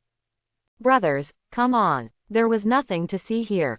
Lorraine clapped her hands, stood up and disappeared, leaving half a bucket of popcorn in place. Island No. 13. Shaki's Rip-Off Bar. Robin and Shaki were chatting happily. Shaki was very talkative. She knew that Robin was only interested in history, so they talked about historical topics. Lorraine appeared here with a whoosh, and the two people stopped talking and looked at Lorraine. Allah, brother Lorraine is back. Shaki stood up, closed his eyes and took 2 deep breaths. Well, there's no smell of other women in the air. It doesn't look like she's carrying little Robin out to have fun. Lorraine, hee. Robin knew Shaki was teasing him again and couldn't help laughing. Ah, well, I just went out for a walk and visited Uncle Rayleigh. Then I came back after watching the excitement for a while. Huh, what's the fun? Is it serious? Lorraine has liked to join in all kinds of fun since she was a child. Robin and Shaki know this. If it were someone else, they wouldn't bother to ask. But from Roger's execution to Fisher Tiger's burning of the Holy Land Mary Joa, to the Water City's blocking of Buster Call some time ago, every time this guy joins in the fun, nothing is trivial. Even the smallest one can cause a sensation in a country. Event. One of the Tianlong people was beaten. It shouldn't be serious. He won't die anyway. Robin, Shaki too. Who asked you whether your injury is serious? We are asking whether this matter is serious. Who did it? Someone actually dared to attack the Tianlong people in the Sabaody Islands. You also know this person, why don't you take a guess?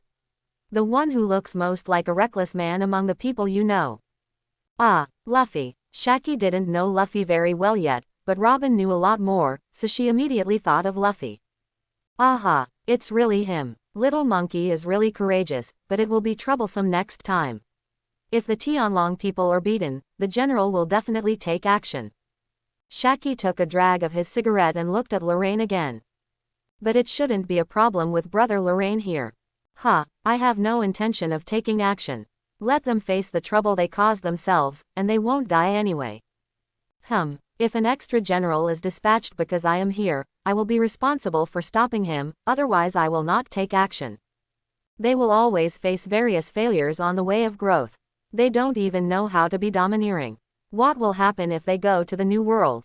Sister Shaki, you should also know that falling down here is not a bad thing. Quote. Lorraine said a lot in one breath, and Shaki was silent for a moment. It is true that it is difficult for a guy who is not even domineering to survive in the New World. So what's going on outside now? Well, it's a bit chaotic. The pirates are running away, the Marines are chasing, the civilians are looking for a place to take shelter, and the general hasn't arrived yet. Who do you think is coming? It's possible for anyone. All the generals should be at the Marine headquarters during this time. It only takes about 20 minutes for the warship to come from there. How do you know? You were able to eavesdrop on Marine headquarters from here. Robin asked such a question, which made Lorraine's face darken. What is this and what is eavesdropping? I am just sitting at home and listening openly, okay. Well, no, but Marine headquarters Marine Fando will publicly execute Fire Fist Ace, the captain of Whitebeard's 2nd Division, in a week. Marine will definitely go to war with the Whitebeard pirates. All the generals should be there at this critical moment. Quote. But Yan Yuan will definitely come. Lorraine added silently in her heart. But these words surprised Robin and Shaki again. Where did you get this news? Newsbirds just sprinkled newspapers all over the streets, and this was the headline. This world is going to change. After being stunned for a while, Shaki said thoughtfully, indeed, whether Whitebeard's side wins or Marine's side wins, the impact on the world will be huge. No matter what, there are not many Marines or pirates who can affect us. With my strength, it is enough to protect me and baby Robin. Indeed it is. The three of them hadn't been chatting for long when Rayleigh's shout came from outside. Hey, Shaki, we're back. Shaki got up and went to the gate of opening. Allah, Lao Lei, welcome home. Little Monkey and the others have really found you, come in quickly. Brother Lorraine happens to be here too. Well, Shalba is injured and needs a bed. I'll get ready right away. Luffy and others suspected that they had heard wrongly. What the hell, Lorraine and the others were also there. Only after entering the house did they realize that they were really there. And Rayleigh seems to be very familiar with them. Luffy couldn't help but ask. Lorraine, Robin, why are you here? Didn't you say you are too lazy to get off the boat? How do you know Rayleigh and the others? We met more than 10 years ago. What's wrong with coming here to meet old friends this time? Suga, it's okay. With that he turned to Rayleigh. Uncle, didn't you just say you had something to tell me? What was it? Well, you came here to find the One Piece and become One Piece, right? I happen to have been on his ship before, and I want to talk to you about One Piece. Have you been on the ship of One Piece? Well, I used to be the deputy captain, Silba's Rayleigh. Please give me your advice. Rayleigh slowly poured herself a glass of wine and introduced herself. Vice Captain, Times N. Usopp sprayed a mouthful of juice directly on Chopper. Luffy and others were shocked. This name is too familiar to me. It's in the book I read. Indeed, everyone has heard of this name. Then Rayleigh told Luffy and others how he met Octopus Hachi, and Sanji raised questions. He felt that everyone related to Roger at that time should be executed. He wasn't caught. Roger, he turned himself in. Surrender. Rayleigh narrated the story of how Roger, despite being terminally ill, completed a voyage around the world, then surrendered to the Marine Corps, and started the Age of Discovery. I felt my eyes were shining brightly and my whole body got goosebumps. However, Lorraine and I didn't react at all. Aren't you all excited? Well, what's so exciting? We already knew it. Luffy and others. Lorraine also heard the story of One Piece when she chatted with Rayleigh before. I went to see Roger's execution. I'm telling you, the man who asked Roger where the treasure was right next to me. If I had gone up and knocked him out, I would be unstoppable in the Age of Discovery. Do you believe it or not? Luffy and the others had black lines on their faces. Well said. Don't say it again next time. How is that possible? How old were you when Roger executed you? 8 years old. Who can be knocked unconscious by 8 years old? Usopp didn't believe it. He thought Lorraine was lying. I know 3 kinds of domineering skills at the age of 10. Everyone. Robin. Ha ha ha. After chatting for a while, Rayleigh could only express satisfaction with Luffy. From him, Rayleigh really saw the shadow of Roger. After chatting about One Piece, Rayleigh said that he was going to get coding, but coding would take 3 days, but he couldn't live on the boat during the coding. Shaki doesn't have any spare rooms here. Luffy and the others have to hide on the island for 3 days, but this heartless guy doesn't have any sense of crisis.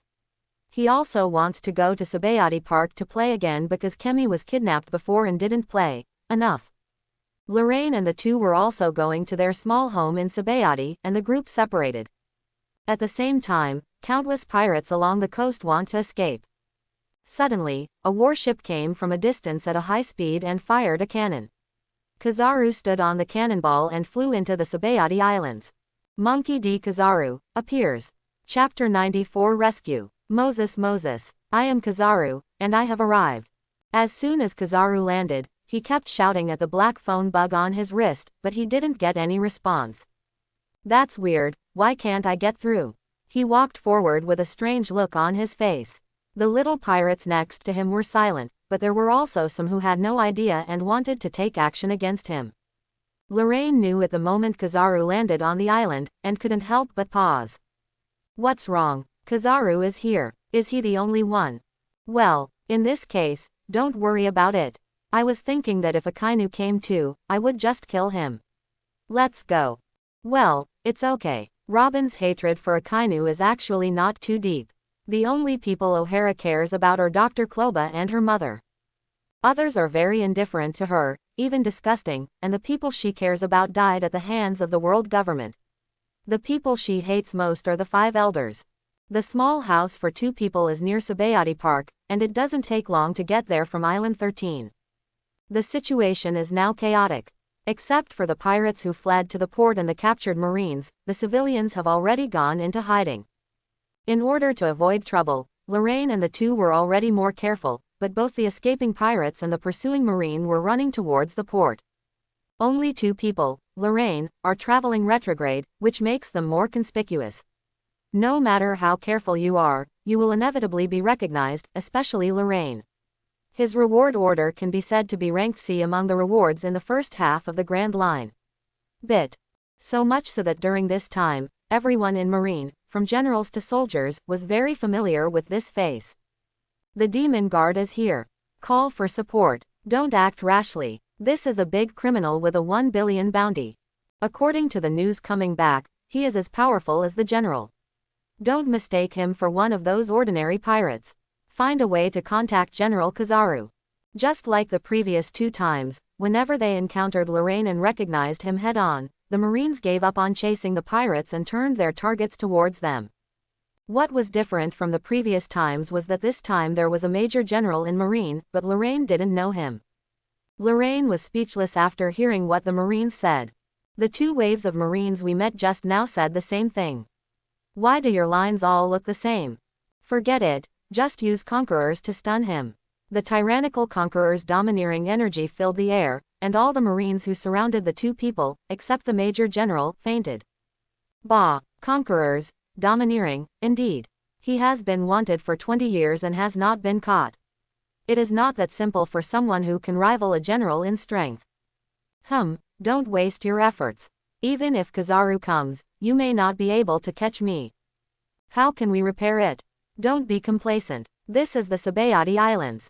Major General Marine barely stood up with his knife on his shoulder, his face was covered in sweat and his body was shaking. Lorraine didn't even bother to care. Anyway, now he has the ability to catch up. Robin baby, let's go. As he said that, he put his arms around Robin's waist and passed directly over the Major General. However, before the two of them had walked far, there was a voice that sounded awkward behind them. It's just a shame. You actually killed all my colleagues. Lorraine, what the hell are you? Acting as an ape. Aren't you supposed to be beating up Hawkins and the others at this time? Why are you here all of a sudden? Turning around helplessly. Porosalino, why did you come to me? Is it strange that I come to find you? You are a pirate, and first I'm a Marine. Catching you is my job, right? Lorraine. Joe, what you said makes sense. Although Aokiji said you are very powerful, catching one of the guys with a bounty of 1 billion is enough. Someone else is already there with the Straw Hat Boys. Lorraine also understood what Kizaru meant. This guy might have come here to find a reason to fish.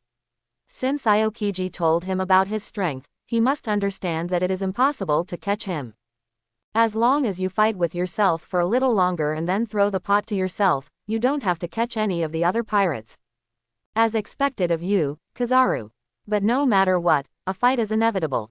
Robin, please go back first. I'll be back in a moment. Well, be careful. Robin didn't hesitate. Anyway, the generals were here, and the others couldn't stop him at all. Let's go first. Kizaru didn't intend to stop him, because he didn't expect to catch the two people in the first place, but when he thought there were other people beside him, he raised his finger symbolically and prepared to fire a laser beam. After aiming at Robin, the light spot on his finger flashed for 3 seconds, and then launched with a whoosh. Lorraine. Wonderful. Boom. This laser beam was blocked by Lorraine with an electromagnetic gun, which consumed Bailey times 50. Within the mouth. It can actually intercept my laser beam. As he spoke, he fired more than a dozen rays of light one after another, and Lorraine also used his own thunder net to surround Kizaru. Not surprisingly, it did not cause any damage to both parties at all. If it were not for the restraint between abilities, the battle between the two Logias would not be able to determine the winner even if they did not use domineering force. As the thunder fruit, it's the same as the one in the information. Tian Kong Yun sword. Since ability alone was useless, Kizaru prepared to use swordsmanship, and Lorraine also pulled out the soul control from his waist. Black sword, it seems you are still a great swordsman. How scary. He said it was scary, but his movements were not false at all, and he rushed straight towards Lorraine. Chang, Yuhun and Tiankongyan's swords were connected together, then separated and slashed together again. The speed was so fast that sometimes more than a dozen sounds of gold and iron could be heard in 1 second. In fact, the two people's moves were very open and close. You slashed and I blocked, you blocked and I slashed. All kinds of sword moves were useless, so they just used a little domineering. To outsiders, it seems that the two were inseparable from each other, and even dangerous. But if Aokiji Garp and the others came to see it, it would be like two old men in the park doing Tai Chi exercises. There is no danger at all. After fighting for a few minutes, both of them felt that it was boring, so they took advantage of the gap in blocking to jump away. Looks like we need to be a little more serious, there's no way we can do business like this. Kizaru put away his Tiankongyan sword, and Luo Lin also put away his soul. Have you ever been lifted by the speed of light? Have you ever been struck by lightning? The expression on Kizaru's face froze, he was so stupid. He usually asked others, but he never thought that one day he would be asked in the same tone. With a dark face, an 8-foot mirror flashed behind Lorraine and kicked him. Lorraine didn't even feel the fluctuation of domineering power with this kick. Ha, you acting ape. After complaining in your heart, you turned around and kicked him in the same direction. Boom. The moment the two legs intersected, there was a roar like an explosion. Centered on the two of them, the land cracked out dozens of meters in a fan shape. It's useless, Porosalino, the speed of lightning and light is the same. Indeed, pirates are becoming more and more terrifying nowadays. The two separated again, and Lorraine released his feelings and felt it. Robin had arrived safely at his small home, and there was no need for him to waste time with Kizaru. Although he will definitely win in the end, how tiring is that? It's not worth it. He looked at Kizaru, who was about to start the 8-foot Magatama, and stretched out his hand. Sack. Huh, do you want to be arrested without mercy? Of course not. Are you kidding me? Kizaru was slightly angry. Weren't you very cooperative just now? This thing can't hit you. What are you doing? Ouch. I just think there will be no results if we continue to fight. You might as well take this time to catch more pirates. Goodbye. After saying that, Lorraine disappeared on the spot with a sizzle, and Kizaru was stunned for a moment. Huh, you just ran away. I'll play Tai Chi with you for a while, and then I can pick up a few garbage pirates and go on a mission. Aren't you deceiving me? I felt a little unhappy in my heart, but it didn't show on my face. I dusted myself off. Take care of your injured colleagues, I'll go somewhere else. After saying that, he also used the 8-foot mirror to teleport away and beat Hawkins and the others. They deserved a beating. Luffy and others encountered the pacifist PX-4, who was created as a copy of a bear. After a great battle, they finally defeated him.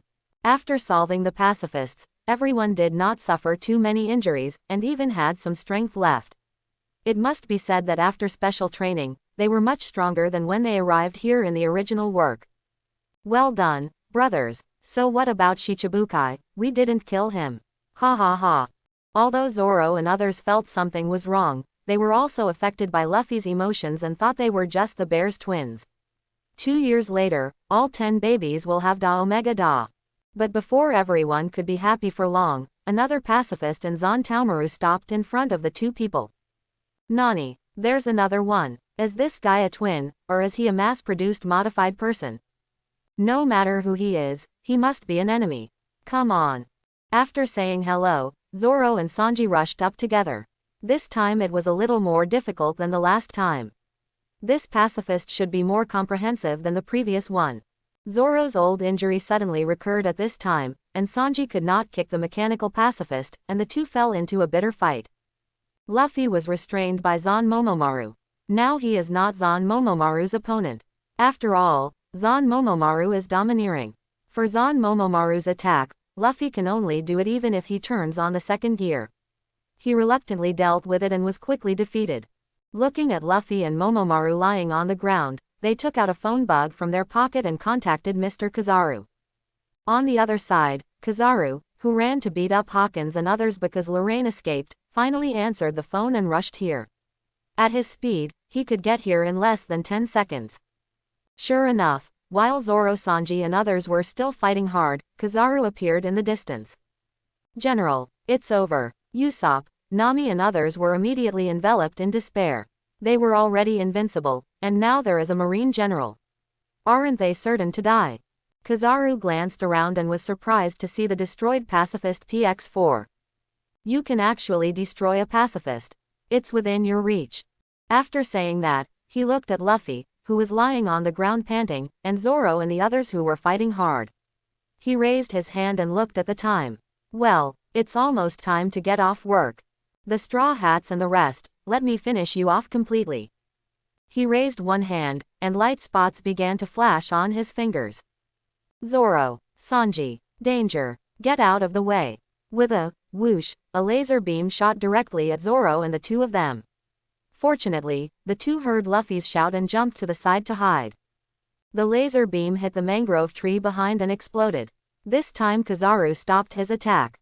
He had already broken one by kicking it. If it broke again, his salary would be deducted. Zoro, Sanji. Zoro was blown to the ground and spit out a mouthful of blood, while Sanji was blown into a nearby building. The pacifist stopped attacking when he saw Zoro lying on the ground unable to move, but Kizaru teleported to Zoro's side, raised his feet and started to flash.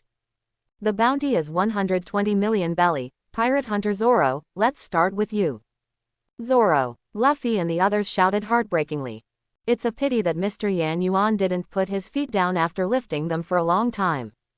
He thought that since Lorraine was involved with the Straw Hats, if Luffy and others were in danger, Lorraine would definitely appear again, and then he would just have to fight for a while. Arrest people. He is too lazy to arrest them. Nami secretly opened the door and pulled Zoro to her side while Kizaru was attracted by Brooke. "Huh, little thief cat. As expected of you, even a person can steal." He teleported to Nami's side, frightening Nami to death. She hugged her head and huddled on the ground. No, however, Kizaru just stepped on Zoro's back and continued to flash. "I'm going to kick it out. I really want to kick it out. You haven't shown up yet. I didn't wait for Lorraine, but I did wait for another person, Rayleigh. Don't pick off the buds, their era has just begun." With that said, Rayleigh and Kizaru fought together, but the style of the painting was almost the same as before. Taking advantage of this gap, Luffy jumped away from Zon Momomaru. "Hey, everyone, let's run away first. We are not their opponents yet. No matter what, let's escape first." Run away separately. The group of people who received the captain's order were not ready to fight. Usopp and Brooke ran to Nami, picked up Zoro and ran away. It's just that before Kizaru came, they were no match for the Pacifists and Zon Momomaru. Now that Zoro is injured and unable to move, he is no longer a match. Even if they ran, they didn't get far, and then they were stopped by the Pacifists, just when the Pacifists were about to kill them. Wait a minute, PX1. The bear suddenly appeared behind them and stopped the pacifist, who had come to the rescue. Shang Xian asked the nearest Zoro, "If you want to travel, where do you want to go?" Then without waiting for Zoro to answer, he took the photo directly. "Zoro, what did you fool do to him? He was in front of me just now." Usopp shouted at the bear, and everyone noticed the situation here, including Kizaru and others. "I just said pirates can't be trusted. It is said that those who are ejected by him will fly in the sky for 3 days and 3 nights. Only I know where they go." Faced with the questioning of the Straw Hats, Shang did not speak, but slapped everyone away one after another, including Luffy in the end. Chapter 95 Return to the Holy Land. So, have you figured out how to explain it? This is a serious problem. Kizaru saw the bear's behavior very clearly, although he didn't know why the bear wanted to save them. But if he does this, the world government will definitely hold him accountable, and the consequences will be serious. This is very unspiritual. You have to pay attention to methods when trying to catch fish and release water. How are you like yourself? Even the Warring States period couldn't tell when you were trying to catch a fish. I think. That's my business, you don't need to worry about it. Shang is not stupid. He can hear the hidden meaning in Kizaru's words. After everything is done, he has no way out. Forget it, it's over anyway, let's go. Kizaru stared at the bear for a while, then changed his tone, returned to his lazy state, and asked Zon Momomaru to leave. "But, Mr. Kizaru, won't Pluton be arrested? I'm going to arrest you." "Ah, Mr. Shang, let's go back together, there must be an explanation for what happened today." Kizaru walked towards the other side without looking back. Zon Momomaru hesitated for a moment and then asked Shang to go with them. If they just went back like this, it would be difficult for him and Kizaru to explain. "Just kidding, Mr. Kizaru is in a hurry to get off work. Although Rayleigh is old and cannot keep up with his physical strength, he still has strength. If he really wants to catch him, he will have to destroy half of the Sabaody Islands. Would he, Kizaru, do such a thankless job?" Rayleigh stood there with a frown on his face, for no other reason than the bear leaned over and said something in his ear before patting Flo. Shang said that he was a cadre of the Revolutionary Army and wanted to let Luffy and others go for special reasons. Rayleigh was thinking about the authenticity of this sentence, and it wasn't until Kizaru and others were completely gone that Rayleigh came back to his senses. "Well, forget it, everything has already happened, there is no point in thinking about it anymore. I hope what he said is true. There was really a big battle today. You should have a good drink when you go back." Then Rayleigh took out the tin wine bottle that he brought with him, took a sip and turned to leave. "Shaki's rip-off bar." Those were the last words he said. Rayleigh told Shaki and others what happened, and then poured himself a glass of wine. "Oh, there is such a thing. Where are Little Monkey and the others now?" "I don't know either. Shaki was wiping his wine glass and listening carefully to Rayleigh's story, when the bear suddenly appeared outside the window. It was really abrupt just now. I'm very sorry. I have a few words to say to you. I don't have time anymore. At this time, Shang also came out from the world government. If nothing else, he had signed the Treaty of Losing Self-Awareness. No, you do. Everyone suddenly looked up, and then Lorraine appeared on stage with a roar. Lauren-san. Brother Lorraine. Hey, it's me. The lack of time you mentioned, old bear, should be the agreement you signed with the world government to completely lose your sense of self, right?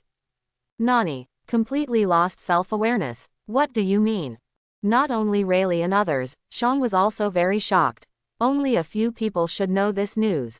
And it was less than half an hour after the treaty was signed. Could Lorraine actually eavesdrop on the conversation among the 5 elders? This is too scary. Lorraine gave them a little explanation, and Rayleigh and others were even more shocked. Is the cost of saving the Straw Hats so high? So he is really a cadre of the Revolutionary Army.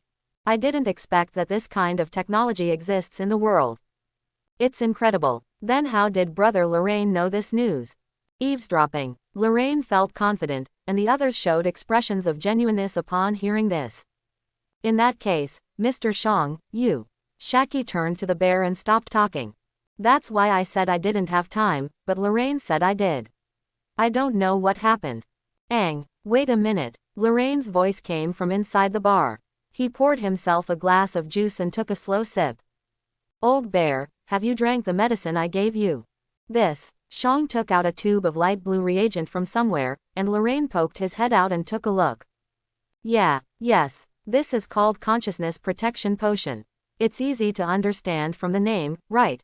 Just drink it before Vegapunk cuts you. It will protect you while Vegapunk takes away your sense of self. But, don't worry, it won't be discovered.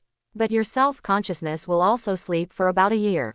1 year. This is still acceptable. Thank you very much. Even if you don't join the Revolutionary Army, you will always be our friend. It's easy to talk. Lorraine waved her hand and took out another sandwich from Shaki's refrigerator. Well, the main reason I came here this time is to tell you the whereabouts of the Straw Hat Boys. They are. Shang left after telling Rayleigh the whereabouts of the Straw Hats. As he said, he didn't have much time and he was about to undergo transformation. Rayleigh and the others saw the bear disappear and entered the bar. Brother Lorraine, where did that medicine come from?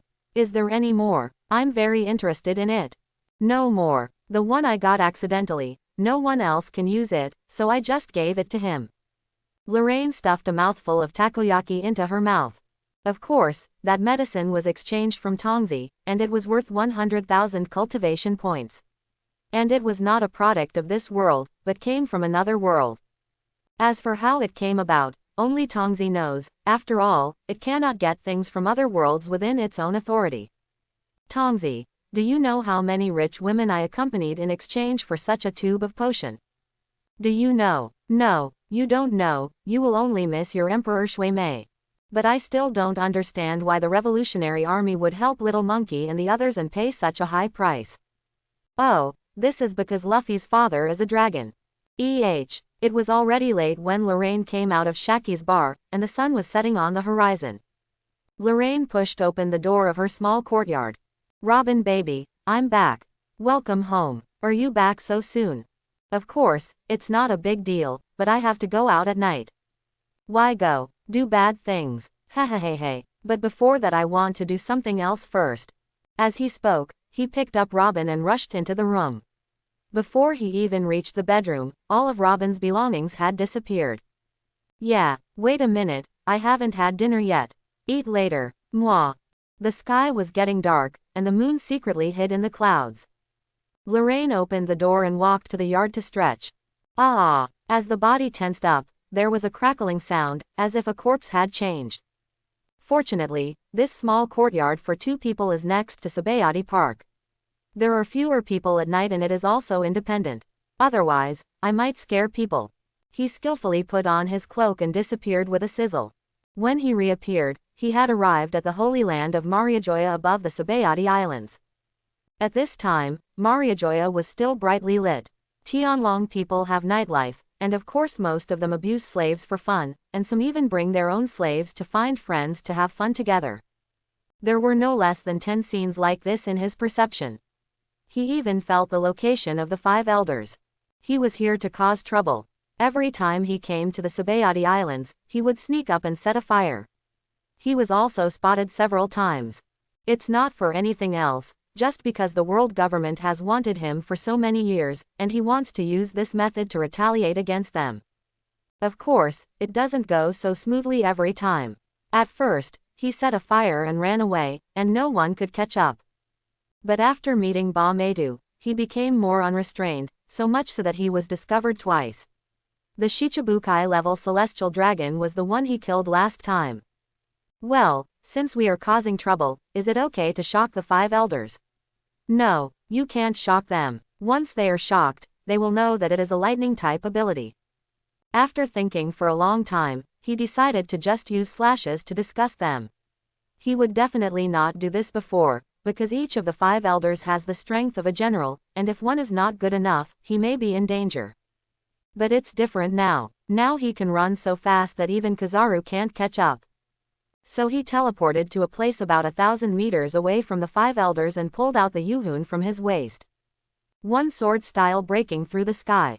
A huge flying slash swept towards the tallest building where the 5 elders were located at high speed, and Lorraine, who was struck by the sword, flashed away and ran away. The 5 elders were in the room discussing what happened during the day, when the sword flashed. All 5 people noticed it. Who? The 5 people looked in the direction of Lorraine, but found nothing. Flying slash. At least he is a swordsman. The bald man in Taoist robes roared angrily. He pulled out the first-generation ghost in his arms and rushed towards Lorraine's sword with a flying slash.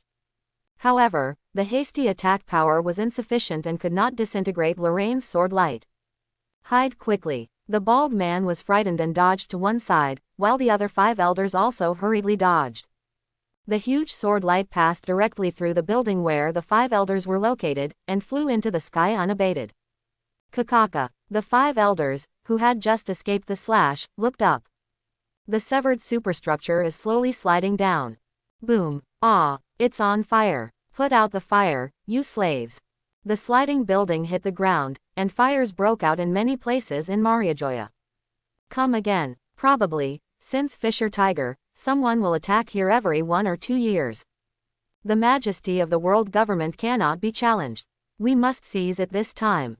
Let all CPs be dispatched. As he spoke, the figures of the 5 people also disappeared. Originally, as the 5 elders, the highest authorities in the world government, they maintained their status and would not be easily dispatched. But this time it was different. The sword light was already coming towards them. They couldn't swallow this breath.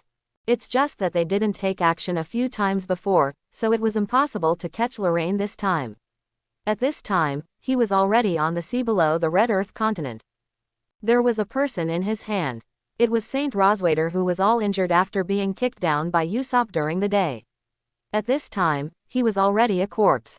Lorraine found him at the outermost edge of the Tianlong residential area and brought him out conveniently. Sure enough, this family is at the bottom even among the celestial dragons. What a waste. However, no matter how useless you are still a celestial dragon, so you can still be of some use. Originally, Lorraine did not intend to take action against other Tianlong people, but later this guy used the unconscious bear as a slave mount, and abused him even though he was unconscious. This is very irritating, so I killed him directly. Not only did I want to kill him, I also wanted to make him die without peace. Lorraine can now teleport with larger objects. S body is naturally not a problem, but it will take some time to research and develop living objects. We teleported directly to the civilian entrance of island number 44. At this time, because of the flames on the Holy Land, the civilians here did not dare to come out and walk around, so there was no one here. It just makes things easier for Lorraine. With 3 strokes, he stripped off Saint Roswald's naked body, leaving only his iconic bubble mask and his oregano-like hairstyle. I found a random rope and hung it in the most conspicuous place. In the end, I felt that something was missing. He took out a small knife and made several cuts on his body. Then he looked at Saint Roswaiter's naked body. There was blood and stabs between his legs. The ham, sausage and small meatballs were cut off and stuffed into his mouth. Several large characters appear on the chest and back. Beast. Extinct. Phew. Perfect. No matter how satisfied Lorraine is with his masterpiece, once this thing is announced tomorrow, it will definitely rub the face of the Tianlong people to the ground, and it will also satisfy most people in the Sabaody Islands. Lorraine, who was in a happy mood, hummed a tune and disappeared, going back to find Robin. Early the next morning, Lorraine was woken up by Robin holding her ear in pain. Lorraine still woke up in a daze and looked at Robin, who was lying next to him with one hand supporting his head and the other holding his ear. What's going on? Get up quickly and cook for me. I'm so hungry that I have no energy left. Oh, forget about this. Yesterday, baby Robin seemed to have said he didn't eat, and then fell asleep. It's wrong, I know it's wrong. I'll go right away. With a whoosh, he jumped out of bed and rushed into the kitchen of the small courtyard, and then there was a clanking sound. 10 minutes later Lorraine walked in with a plate of sandwiches and a glass of milk. Lorraine didn't go out after dinner, so he started tinkering in the yard. Now he always wants to plant something. The Sabaody Park next door was very quiet today, with half the number of people playing than usual, and people were relaxed. Did you hear that a celestial dragon body was discovered at Port 44 today? Shish, keep your voice down. You're going to die. The world government has banned the discussion. Just now, someone next door just mentioned it and his whole family was taken away. Yes, the Marines are searching the entire island, and all the suspects have been taken away. Now we can only enter but not leave. Oh, that's it. Thanks for reminding me. Lorraine smiled when he heard this. It seemed that many people already knew about this. Although it would definitely be blocked in the future, it was enough. Chapter 96 Shirahoshi can move freely. Lorraine is quite satisfied with this result, but the Sabaody Islands may face a purge next. Even if it's just a show, it won't be too peaceful here. After all, it was the celestial dragons who died, and in such a humiliating way, it was clear that the world government's face was used as a food cloth. In the center of Holy Land Marijoa, the 5 elders and others are indeed furious, but the final solution has not yet been discussed. The majesty of the world government cannot be challenged. He must be found and sentenced to death. The bald man slammed his sword down on the ground and spoke with anger. There are not many people who can do this kind of thing, but it's this guy Roswald, who may be related to the Straw Hat Boys. Then arrest and execute everyone related to the Straw Hat Boys. Are you talking about Pluton Rayleigh? Or those 2 people? But if we want to catch these 3 people, it is impossible at this critical moment, and the execution in 6 days is more important. Well, I think it makes sense. After all, the captain of Whitebeard's 2nd Division is that person's bloodline. If he offends them and causes them to interfere with the execution, it will be very difficult. Are we just going to let them continue to be arrogant? They are just an old man and a young boy. 5 elders top man Wo Chu Li Shang, who had a horned beard, slapped his hand on the table and roared. He has a hot temper and hates pirates jumping around in front of him. Rayleigh is an old man, but as Roger's vice captain, his strength is still terrifying. Besides, that young boy is even stronger than some old guys. The left and right are just a family of trash. It's better to arrest and execute all the pirates who have reached the swordsman level in the Sabaody Islands, and then declare these people to the outside world as the culprits. Anyway, as long as the face of the world government is saved. As soon as these words came out, several other 5 elders thought for a while and said that this was okay. Top man Wauqiu Li was a little angry but still agreed. On the other side, Lorraine wanted to go out to avoid the limelight after planting her own flowers. Although there was a high probability that no one would recognize him yesterday, but now there are only a handful of people here who have the ability to make a big fuss and escape unharmed. If they investigate carefully, it is very likely that they will be traced to themselves. It's okay to leave or do something else with your own strength, but it's very inconvenient if Robin is around. If the 5 elders take action personally or 2 or 3 generals come over, you may not be able to take care of it. But before that, we have to ask Rayleigh what he plans to do next. After all, he also took action yesterday and may also be targeted by the world government. Baby Robin, I'm going out for a while. I'll be back soon. If you need anything, just call me. I can hear you. Yeah, got it, let's go. It's very good to say whether Robin should say it or not. Lorraine only needs to say where she wants to go. Robin will never make trouble unreasonably. After receiving Robin's response, Lorraine disappeared directly and appeared at the door of Shaki's rip-off bar a second later. Uncle Rayleigh, gate of opening. Squeak. Allah, little brother Lorraine. The person at the gate of opening is Shaki, and Rayleigh is sitting at the bar drinking. Brother Lorraine, aren't you going to find Luffy and the others? Of course not. This is part of their adventure. It's better not to interfere too much. That's true, but why do you have time to come here? What happened yesterday must have been serious. That's why I'm here. I want to ask Uncle Rayleigh what you think. I'm a coder now, what can I do? Of course it's business as usual. But Luffy and the others just fought against that celestial dragon family yesterday, and he died at night. You also saved Luffy and the others, aren't you afraid of being implicated? That's true, but it's not that easy to catch me. Now they probably won't send too many troops to deal with a bad old man like me, ha ha ha ha. Rayleigh's words were full of confidence in his own strength. Indeed, if he wanted to catch him, he would have to dispatch at least one general. However, Ace's execution is imminent, and the Whitebeard pirates are watching with eager eyes. The world government does not dare to take it lightly when facing the Whitebeard pirates. It seemed that he was thinking too much, but for the sake of safety, he still had to send Robin to a safe place. Because he must go to the top of the war, once he shows up at the Marine headquarters, the 5 elders will know that he is not with Robin. Maybe something will be done. Originally, Rayleigh could be here. After all, besides Rayleigh, Shaki is also very strong, including Robin himself, who is at least a lieutenant general in combat power.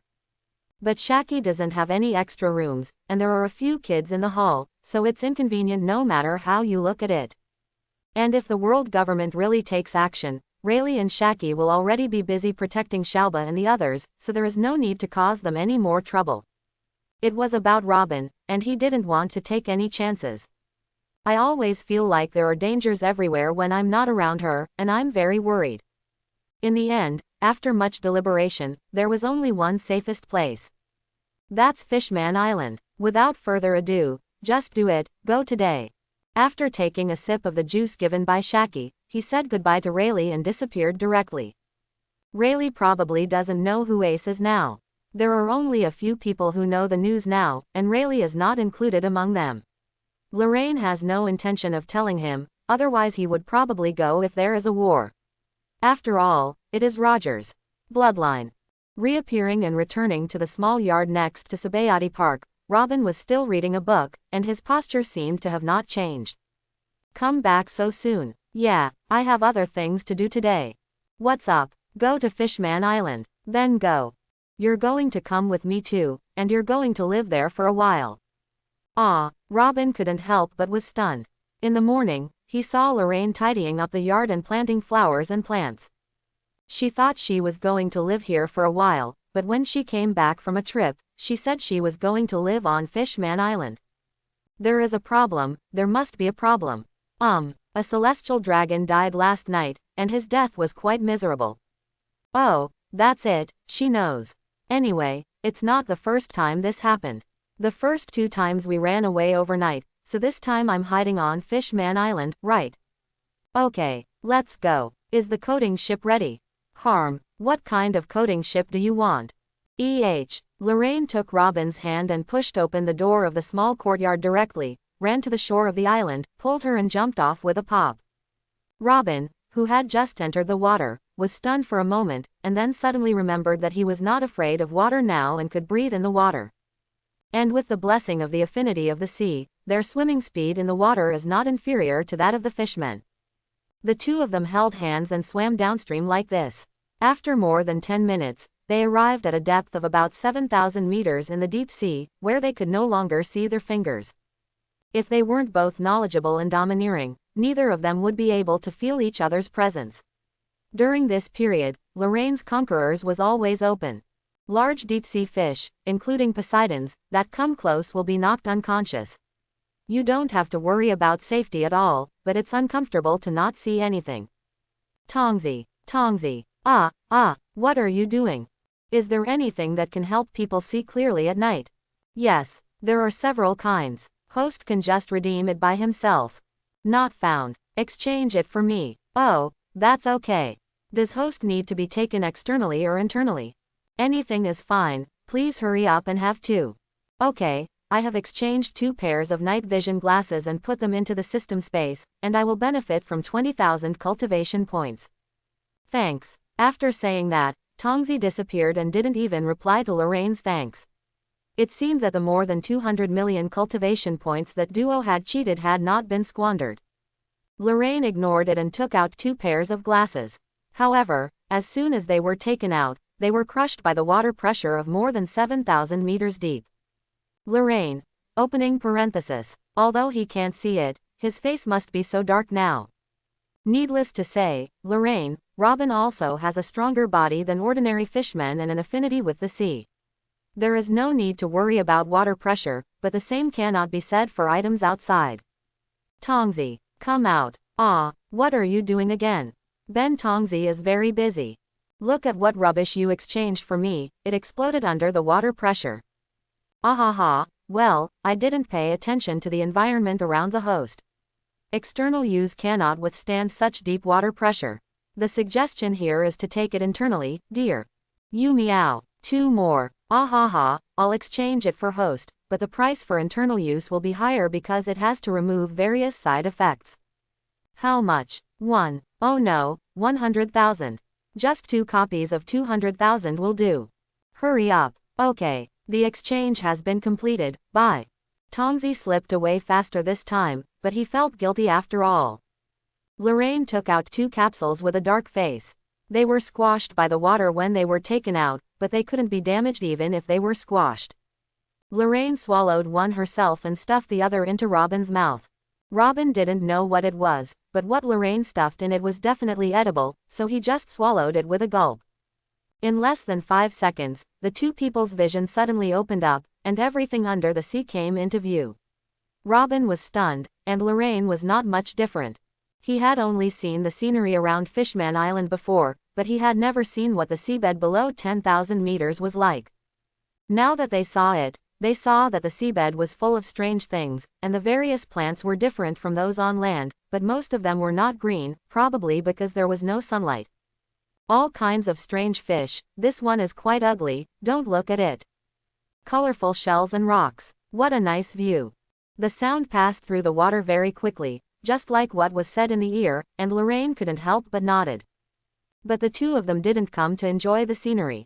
After watching it for a while, they headed towards Fishman Island at full speed. Fishman Island is also easy to find, it is the only place with light on the seabed. When we came to the entrance of Fishman Island, because we had been here several times, even the mermaid soldiers guarding here knew 2 people, so it was easy to enter the Fishman Island. At the Fishman Bay, Lorraine took out a conch. Woo! This shell was given by Neptune. The one given by Fisher Tiger could no longer blow and was placed at the bottom of the cabinet by Lorraine. At the same time, Neptune, who was chatting with Shirahoshi in Ryugu Castle, was stunned and took out a vibrating conch from his beard. This is Brother Lorraine. He's here. Opposite him, Shirahoshi's eyes suddenly lit up. Lord Lorraine, doesn't that mean Lord Robin is here too? Probably. I'll go meet them. With that said, Shirahoshi rushed out with a crash, mounted Mekuro and rushed towards the Fishman Bay. This kid. Neptune shook his head. Shirahoshi can now move around freely on Fishman Island, but what about Vanderdecken? Lorraine had already killed her, but Shirahoshi still hid in the hard shell tower for nearly 2 years, and he didn't know when Princess Otahime was killed, so he couldn't save her. On the Fishman Bay side, after Lorraine finished blowing, Marine took Robin and swam to the shore and started hanging out. Of course, he was just wandering around. He didn't dare to squint his eyes when facing those Murloc ladies in bikinis. I've only been shopping for less than 2 minutes. Lord Lorraine, Lord Robin. Shirahoshi rode Mekuro and rushed down towards the 2 people, and the other fishmen also noticed. Princess Shirahoshi. It's Princess Shirahoshi. I meet Princess Shirahoshi. Lorraine and Lorraine were not surprised by the fanaticism of the fishmen or mermaids next to them. The Neptune family was so popular here. Alas, little Shirahoshi is here. Before Lorraine could say anything, Robin smiled and waved to Shirahoshi. Lorraine looked at the huge Shirahoshi. Small. Where is it small? Of course, he also knew that Robin was talking about age. Shirahoshi was only 14 years old at the moment, which was indeed quite young. You finally came to Fishman Island again. I haven't seen you for a long time. Shirahoshi said a little aggrieved. Time always passes very slowly for children. Ha ha ha, aren't we here to see you? I told you that you don't need to call me adults, just call me brother or sister. Well, brother Lorraine, sister Robin. Let's go to Dragon Palace City quickly. Father is already waiting for us. Shirahoshi looked happy. Okay, I have something to do with your father this time. Good. Listening to Shirahoshi calling her brother Lorraine so softly, her whole body floated. She is indeed much cuter than that wild girl Nami. Fortunately, the megalo is big enough to accommodate a Shirahoshi and two Lorraine. Shirahoshi seemed very happy along the way and kept asking about things on the sea. Lorraine also doted on her and told her everything. After a while, they successfully entered the Dragon Palace City. Because Shirahoshi went out to greet them, Neptune immediately started preparing for the banquet. Of course, with so many people coming and going, he is the only one who has this kind of treatment. He has helped Neptune many times over the years and has successfully become a guest. Chapter 97 The War on the Top begins. After 3 drinks and 5 dishes, Neptune also put down his wine glass. He didn't believe that Lorraine had nothing to do with taking Robin on a trip. Brother Lorraine, you must be here for something, right? Your Majesty, you said that. Why don't you come and see your old friends if you have nothing to do? Besides, I miss the cute little Shirahoshi very much after not seeing her for more than a year. Lorraine denied it, but Shirahoshi was very happy when he said this, and both Neptune and Robin looked at him with kind eyes. Robin sad face. Neptune sad face _ He could ignore Neptune's eyes, but the death stare from his wife, Lorraine. He swallowed a mouthful of saliva and changed the subject without leaving a trace. Ahem. Actually, there is something going on. In a few days, Marine will publicly execute the captain of the 2nd Division of the Whitebeard Pirates. Whitebeard will inevitably go to war with Marine. I wanted to join in the fun, but last night I went shopping in Moria again, and I was afraid it would be unsafe if I left baby Robin alone in the Sabaody Islands. Quote. The matter was explained clearly in a few words, and Neptune couldn't help but shed a drop of sweat on his forehead. You are really awesome, brother. You come and burn the Holy Land Moria that everyone avoids. Can you still have a little respect for the highest power center in the world? So you want to keep Miss Robin in Dragon Palace City for a while? What, aren't you welcome? No, how could it be possible? Shirahoshi just happens to be a companion. Shirahoshi has had too few friends since she was a child. Great, I can play with Sister Robin for a long time. Shirahoshi also let out a cheer and put his head between the two Lorraine. She also knew about Holy Land Moria and the Celestial Dragons, but she didn't care about that now. All she could think about now was that she could stay with Robin for the next few days. This way it won't be boring. Lorraine was almost pushed into the water by Shirahoshi's soft and foo-foo face. After stabilizing her body, she couldn't help feeling a little helpless. This girl had similar attributes to Luffy. They are all quite dull, with a very soft personality, and have no sense of being a princess at all. Even after Luffy broke into the hard-shell tower and bullied her, she didn't call the guards, but wrapped herself in a quilt. Shirahoshi, remember not to come over suddenly next time, you almost squeezed me out. Sorry, I was too excited just now. Shirahoshi stuck out his tongue in embarrassment and apologized, then gently retracted his head. Neptune smiled. He doted on his daughter very much. Lorraine didn't leave immediately after Robin settled in. Anyway, there were still 5 days left before the war. Luffy is probably still flying in the sky today, but even if he lands, Lorraine won't bother to care about him. Nothing will happen to him on Daughter's Island. This is a blind date specially arranged for him by Shang. There is no need to rush for anything else, it is better to spend a few more days on Fishman Island. But on the 3rd day, he felt bored, because Shirahoshi was stuck with Robin here every day, even at night. Lorraine couldn't do anything and felt that her life had lost its direction, but she couldn't explain what bad intentions a 14-year-old girl could have. Finally, the day of execution arrived, and he went to say goodbye to Neptune at around 9 o'clock in the morning. Is it time for war? Well, it's only morning now, and the execution time is 3 p.m., so you have to leave some time to travel and prepare. I see, then go ahead. Miss Robin will be safe here. Are you going to help Father Whitebeard and the others this time? Of course, baby Robin and I have been wanted by Marine for 20 years. No matter who wants to start a war with Marine, I will go and help. Neptune was amused by Lorraine's words. Although as a member of the world government, I shouldn't say this, but I still hope that Father Whitebeard and the others can win. After all, there is no Marine guarding here. A large part of the current peace is due to Father's intimidation, ha ha ha. Don't worry, even without Whitebeard, it will be safe here. Shirahoshi's mood wasn't very high either. She had been super happy these past few days, but now that Lorraine was leaving suddenly she was a little reluctant. Brother Lorraine is leaving. When will he be back? In a few days. Your sister Robin is still here, you just play with her. Okay. Neptune and others took Lorraine to the exit of Fishman Island, and then they suddenly realized that Lorraine and the others did not have a boat. Lorraine didn't care so much and jumped directly into the deep sea. Neptune, Shirahoshi and the three princes were shocked. You must know that this is a deep sea of 10,000 meters. Although Lorraine's physique should be fine, he is a human being. Don't worry, we can breathe in the sea now, and we can swim very fast. Robin duly explained. How is it possible? How can humans breathe in water? Facing the doubts of several people, Robin did not speak, but motioned for them to see for themselves. Everyone turned to Lorraine outside, and saw him floating in the sea outside Fishman Island, smiling and waving to everyone. After Lorraine said hello, he swam upwards fiercely, his speed not much inferior to that of the fishmen. Brother Lorraine, see Gui. Shirahoshi doesn't care about that much, she just thinks it's ridiculous that humans can breathe in water and swim so fast. In less than 5 seconds, Lorraine's figure completely disappeared from everyone's eyes. In fact, he didn't need to be so troublesome.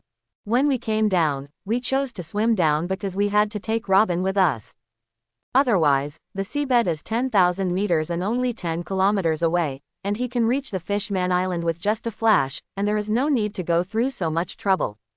It was the same just now. If he hadn't heard Robin explain to him, he would have flashed out and swam away. As soon as he got out of the sight of Neptune and others, Lorraine went straight to the small yard of the Sabaody Islands with a bang. Lorraine landed and looked around. It was okay. There was no one around. They all probably gathered in the square to watch the live broadcast. Although there were people there, they were not afraid. Thunder and lightning enveloped the whole body, and a large amount of steam was emitted from the body.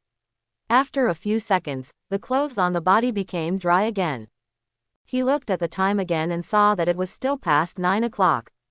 In fact, it was not too early.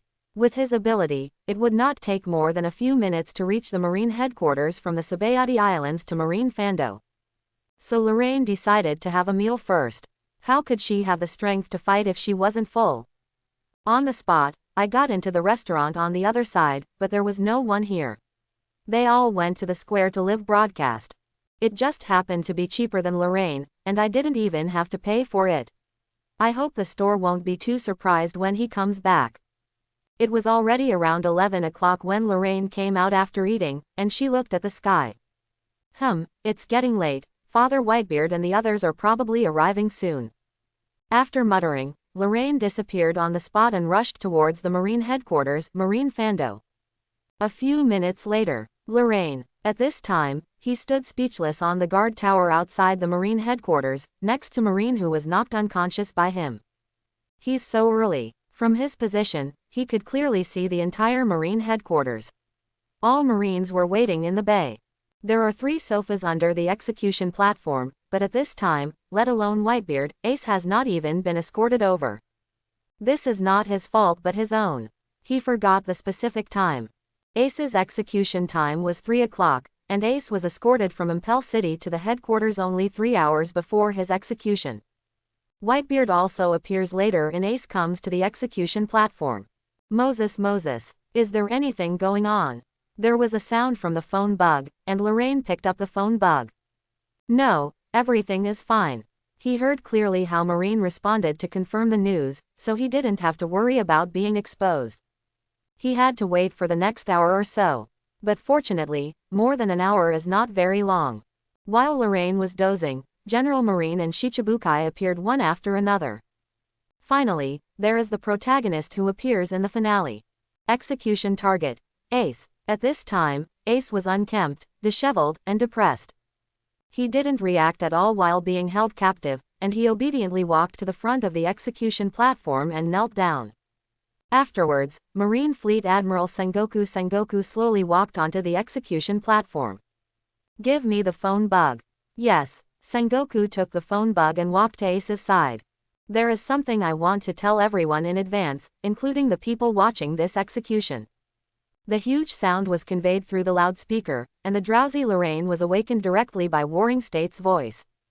Portgas d Ace, about the significance of this man dying here today. Ace, tell me your father's name. My father is Whitebeard. Wrong. Ace gritted his teeth and just said that Whitebeard was his father when Sengoku retorted. There's nothing wrong. My dad is only Whitebeard, no one else. Warring States ignored Ace. He knew that Ace would definitely not speak on his own, so he kept to himself. At that time, we opened our eyes and searched desperately, and finally found out that the man's child might be left on a certain island. So with the little information we had, we conducted a thorough investigation on the babies on the island, as well as the newborn babies and their mothers. It's a pity that nothing has been gained. This is understandable, because your mother paid for your birth with her life. It can also be said that it is your mother's ulterior conspiracy. She has deceived us, and it can also be said that she has deceived the whole world. What? Lorraine couldn't stand hearing it now. A mother sacrificed her life to protect her child, and you said it was so unbearable. Are you alone? He has no mother in this life, but even after decades, he can still clearly think of his mother's gentle eyes in his previous life. Lorraine's eyes were cold. He had no feelings for the Warring States period, and his favorability for him dropped to negative in an instant. There is an island called Betalila in South Blue, and your mother's name is Portgas d Rouge. This woman's actions are far beyond our common sense. Warring States was still talking to himself, when suddenly a white light burst from the sky, and a purple-black light pillar with a diameter of 1 meter fell from the sky. It went straight to Warring States' forehead. Lorraine really couldn't bear it at this moment. If you have a different stance and want to kill someone, it's hard for anyone to say anything. But does that great mother who sacrifices everything for her children provoke you? Are you going to go out of your way to say it so that she will be despised by thousands of people? Just give him the 10 million volt thunderbolt. In order not to hurt Ace, who was locked by the sea tower stone, he even compressed it a little, otherwise the 10 million volt would be dozens of meters thick. Danger. Sengoku Fleet Admiral. At this time, Warring States had goosebumps all over his body, and he immediately wanted to dodge to the side, but the speed of lightning was beyond his imagination. In the end, he couldn't dodge completely, and could only forcefully use his armor to defend. With a boom, a big hole was blown out of the execution platform. Warring States himself was also electrocuted to death. There was a lot of black dust on his clothes and face, making him look a little embarrassed. Lorraine didn't expect much harm to him, mainly to relieve his anger. Who is it? Everyone is on alert. Be careful of the Whitebeard pirates' sneak attack. Sengoku, who had recovered, shouted angrily. The only thing he could think of was that the Whitebeard pirates were attacking, because the sky was clear and there could be no lightning. The Marines below suddenly began to confirm the situation nervously, including the 3 generals and Shichibukai. Their eyes became a little serious. Aokiji was a little better. He always felt that this lightning looked vaguely familiar. But there was nothing unusual after that moment, and the gradually solidified atmosphere began to disperse again. Warring States straightened his clothes and began to speak again. There was an accident, let's continue. This woman actually let the fetus stay in her belly for 20 months for the sake of the child. Similarly, I died of exhaustion when I gave birth to you. Just like that, 1 year and 3 months after his father's death, the baby who inherited the most evil bloodline in the world was born. That's you. You can't help but know that your father is One Piece. Gall D. Roger. As Sengoku's last words came out, the entire Marine headquarters fell silent, and everyone was stunned. including people watching the live broadcast of the execution from all over the world. After the silence, whispers came over, all of them shocked by Ace's identity. Lorraine took out her ears and still felt very unhappy. Do you want to give him another shock? At this time, Warring States spoke again. About 2 years ago, you inherited your mother's surname.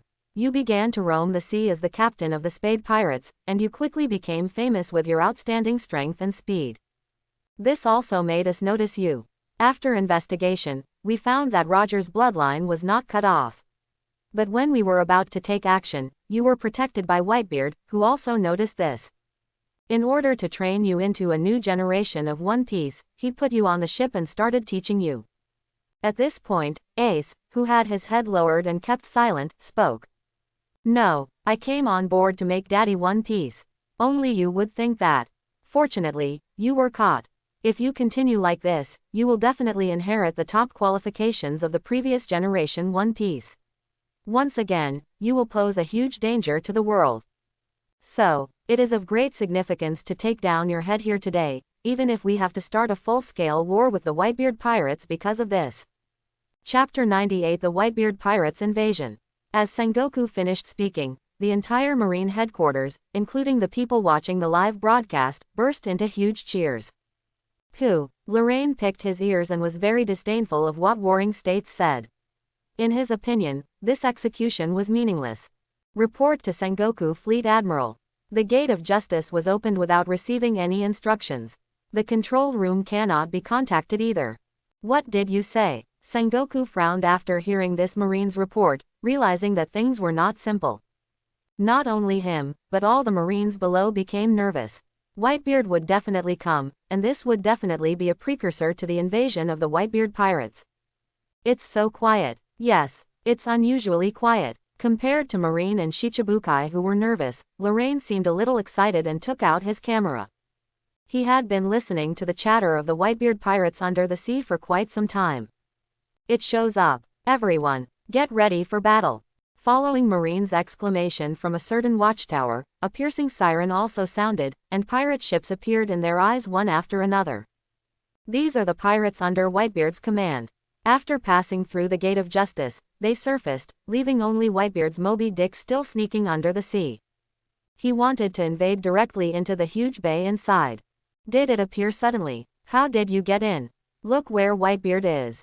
Whitebeard is the protagonist of this war, and the Warring States period immediately ordered people to confirm Whitebeard's location.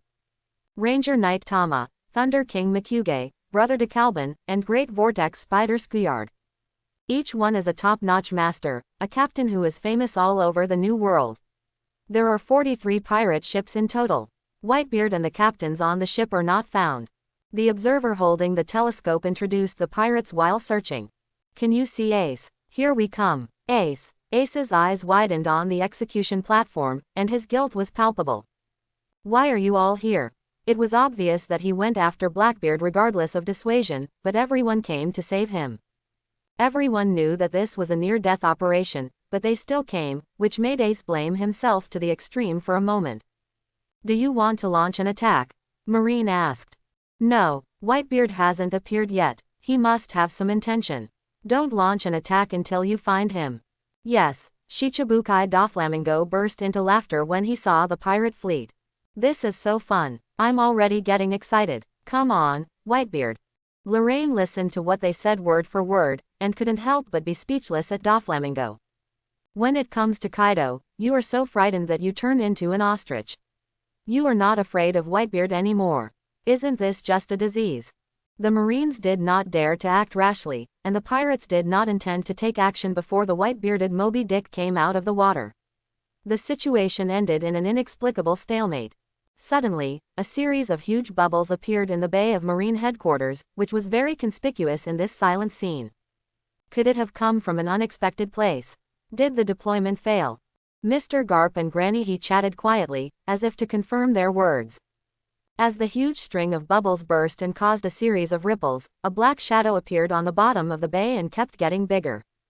As the sea surface swelled, all the white-bearded Moby Dicks came to the surface. After all of them surfaced, the coating on the Moby Dicks ruptured.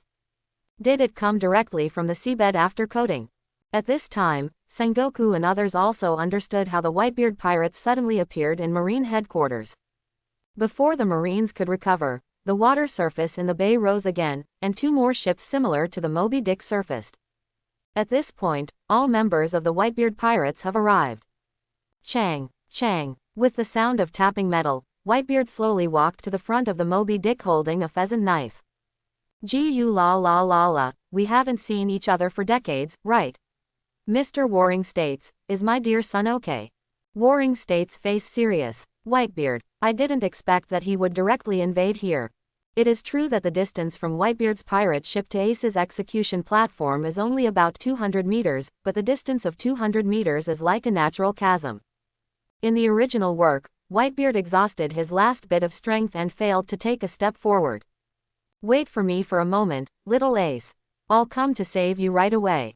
Dad. After hearing this, Whitebeard thrust the pheasant knife into the boat, bent down slightly, and made fists with both hands as if to show off his muscles. Then Whitebeard looked up at Waring States, showed a charming smile, and swung his fists fiercely to both sides. Boo! After an indescribable sound, with Whitebeard's fist as the center, white cracks appeared in the air, extending outward like a spider web. That was, what? The air cracked. There were many Marines who had never seen Whitebeard's methods and were confused about this phenomenon. Soon the ground began to shake, and the sea surface continued to rise and fall like boiling water. Many people could not even stand firmly. An earthquake, it can actually cause such a large-scale sea earthquake. However, this phenomenon did not last long, and the undulating sea surface calmed down again. And, quiet down. What's going on? Whitebeard should have activated his ability. The Marines were chattering and discussing, but at this time, Ace was overwhelmed with self-blame and guilt. Dad, and everyone. Why? I obviously ignored the advice and went after Teach. No, I asked you to go. Whitebeard spoke calmly, taking the blame on himself. Stop lying, you were clearly trying to stop me at that time. It was me. I asked you to go. Ace was interrupted by Whitebeard before he finished speaking. Then Whitebeard repeated it again and looked at Marco next to him. I told you to go, right, Marco? Well, I heard that too, it made you suffer, Ace. Everyone in this sea knows very well what the consequences will be if you attack our companions. Marco also agreed with Whitebeard's words. Not only him, but also the officers on Whitebeard's ship all confirmed that what Whitebeard said was true. From where Lorraine was, he could only see the backs of Whitebeard and others. It had to be said that even if he had no blood relationship with anyone on the ship, he was still a very qualified father. Wait for us, Ace. We'll come to your rescue right away. Be prepared, Marine Headquarters. The members of the Whitebeard pirates were very enthusiastic and let out bursts of shouts. The corners of Whitebeard's mouth also slightly raised, showing a confident smile. The 3 generals also showed rare solemn expressions at this time. Aokiji. Looks like you've provoked a bunch of great guys. Akainu. Why are you talking about this now? Kizaru scratched his head and was already thinking about how to fish. He was not very willing to fight with this group of people. He just wanted to clock out and get off work. The Shichibukai also showed various expressions. Seeing that a fight was about to start, Lorraine stopped hiding and stood up from the sentry tower, pulled off Marine's clothes and threw them to the naked and dizzy Marine next to him. Then the whole person disappeared on the guard tower. Everyone on the Moby Dick was very enthusiastic. Suddenly there was a loud noise in the sky, and a bolt of lightning fell from the sky and landed next to Whitebeard. Dad, Marco and others were a little panicked. Who is this? Didn't even Dad react? Don't be nervous. Whitebeard didn't even move, he just squinted his eyes. He was indeed a man who had seen strong winds and waves. The white light dissipated, and Lorraine's figure was revealed. This was an appearance ceremony he specially made for himself. Marco and others were relieved after seeing them. Lorraine and the others still knew each other, and of course they were not worried that he was here to cause trouble. Since he dared to appear directly next to his father, he had made his position clear. Lorraine smiled at Whitebeard, revealing a big white fang. It's you, boy Lorraine. Lorraine, why are you here? And you? Marco looked up and down, meaning why are you here to join in the fun? As for his abilities, They already knew that Lorraine was the only one who refused to board Whitebeard's ship for so many years, and they still had some information about him. No matter who wants to start a war with Marine, I will come to help. I see. This way our chances of winning will be much greater. A few years ago, he was able to dominate someone who could even match his father's skills. Now with the addition of Logia's ability, this is a top-notch combat power. Oh, how far have you cultivated your domineering power now? You won't be able to be hacked away by my sword, right? Lorraine. Well, you old man. If we weren't about to start a war with Marine right now, I would have to fight you for 300 rounds. You la, come be my son. It's time, stop being addicted to your father. Whitebeard was scolded, and his face was a little confused. Smelly brat, old man. Lorraine was not polite at all, she just slapped him back. If it wasn't for the wrong occasion, Marco and others might have laughed out loud. Compared to the atmosphere of the Whitebeard pirates, Marine's face is much darker, including Shichibukai. Doflamingo let out a cruel laugh. Moria gritted his teeth and stared at him without saying a word. He knew that this man was also a great swordsman and wanted to give it a try. Shang's consciousness should be in a deep sleep stage now without any expression. He's just a stinky man, but Luffy is better. Luffy, you must be safe. The Empress was stunned for a moment, and then cursed a fool. She did not forget Lorraine's life-saving grace, but it did not prevent her from cursing, and she never left Luffy's words. Why is this fool here? Boy Lorraine, you actually. Sengoku and Garp are having a headache now. They also know Lorraine's combat power very well. Who knows Lorraine best? Apart from the few people he is close to, it is Marine, and among Marines, it is Sengoku and the two who know Lorraine best. People know best.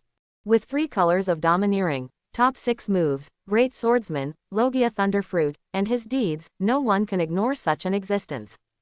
Among the 3 generals, Aokiji and Kizaru looked at Lorraine in surprise.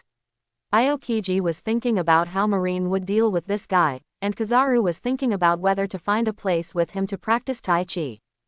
Akainu is simpler and clearer, and his words are full of murderous intent. Are they the remnants of O'Hara?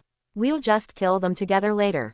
As soon as the words fell, more than a dozen bolts of lightning appeared in the sky and struck directly at him, but they were all avoided by his elemental transformation, and the magma splashed everywhere. Red Dog, don't think I can't hear you. I can make lightning strike on your head from thousands of meters away. Asshole, it was you just now. Warring States gritted his teeth and spoke. Yes, it's me, what can you do to me? Now it's Marco's turn to be confused. What happened just now? Didn't Lorraine just arrive? I came here more than an hour earlier than you. Just now, Warring States said some outrageous things, so I shocked him. Did you see the black marks on his body? I did it. Lorraine's voice was not loud, but it was guaranteed to be heard by everyone around him. In an instant, huge laughter broke out among the pirates. Brother Lorraine from Sri Lanka. Well done. Ha ha ha. Even Whitebeard couldn't help but mock. You have today too, Mr. Warring States. What a fool. Sengoku gritted his teeth, and Akainu did the same, returning to his original posture, but with a gloomy expression. But there was nothing he could do about Lorraine. He and Whitebeard stood together, and no one dared to rush over easily. What is that? At this time, a Marine suddenly shouted loudly, followed by the Marine's voice. The ground began to shake again, and the sea surface began to fluctuate again. What's going on? This shock. It's coming. The sea earthquake he caused just now will turn into a tsunami and rush over. He is the earthquake man who ate the earthquake fruit. Garp's well-informed knowledge solved their doubts. At this time, the waves began to hit the Marine headquarters along with the earthquake. It's a tsunami. What a big tsunami. Don't take it lightly. Even if we have the advantage in numbers, we might lose. This man always has the power to destroy the world. Sengoku issued a final warning to the Marines. The tsunami outside the Marine headquarters had already reached the height of the tallest building in the Marine headquarters, covering the sky and the sun. And there are both sides. If it is hit from the front, the Marine headquarters will definitely suffer countless casualties. Some of the Marines were so frightened that they couldn't stand still. At this moment, Aokiji jumped from his seat into the air and opened his hands. 2 thin icicles appeared from his hand and shot into the tsunami that blocked the sky. Ice Age. As Aokiji's words fell, the huge tsunami that had been blocking the sky just now and seemed to destroy the entire Marine headquarters was frozen into ice. Aokiji, you little brat. Two-thorn spear. Aokiji, who had frozen the tsunami, did not stop, but condensed two thorny spears and shot towards Whitebeard. Naturally, Whitebeard would not take this kind of attack seriously and directly punched him. As the air was filled with cracks, the two thorn spears were shattered, and Aokiji was broken into several pieces and fell into the bay. Chapter 99 Saving Oz. As a Logia Esper, Aokiji is also a special being among them because he is not afraid of sea water.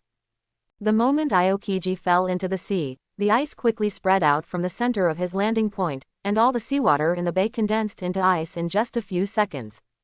All warships and pirate ships, including Whitebeard's Moby Dick, were frozen. Lorraine burst out laughing. She was afraid that the ability users wouldn't be able to get to the shore, right? Aokiji, you are also an undercover agent, right? The water is frozen. The boat is frozen too. That's just right. We have my strongest general. While the ship can't move, fire the cannon. Destroy the Moby Dick. The Marines reacted immediately after the initial shock and launched shelling on Whitebeard's ship, but some of the shells were blocked and some missed directly. It has created a good place for us to stay. Come on, brothers, let Marines see how powerful we are.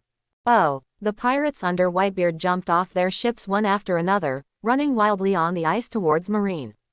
The frozen sea surface is really convenient. You don't have to worry about recoil. Let's fire too. Yeehahaha. The strong ones went to fight hand to hand, and some new pirates fired at Marine on their respective pirate ships. Of course, they didn't fire at the melee area, nor did Marine. They fired at the opponent's camp, but most of the cannonballs were blocked by the stronger people in both camps. On the Marine side are the lieutenant generals, and on the pirate side are the captains. At the same time, Hawkeye and Shichibukai jumped to the front position. Hey, are you really planning to take action?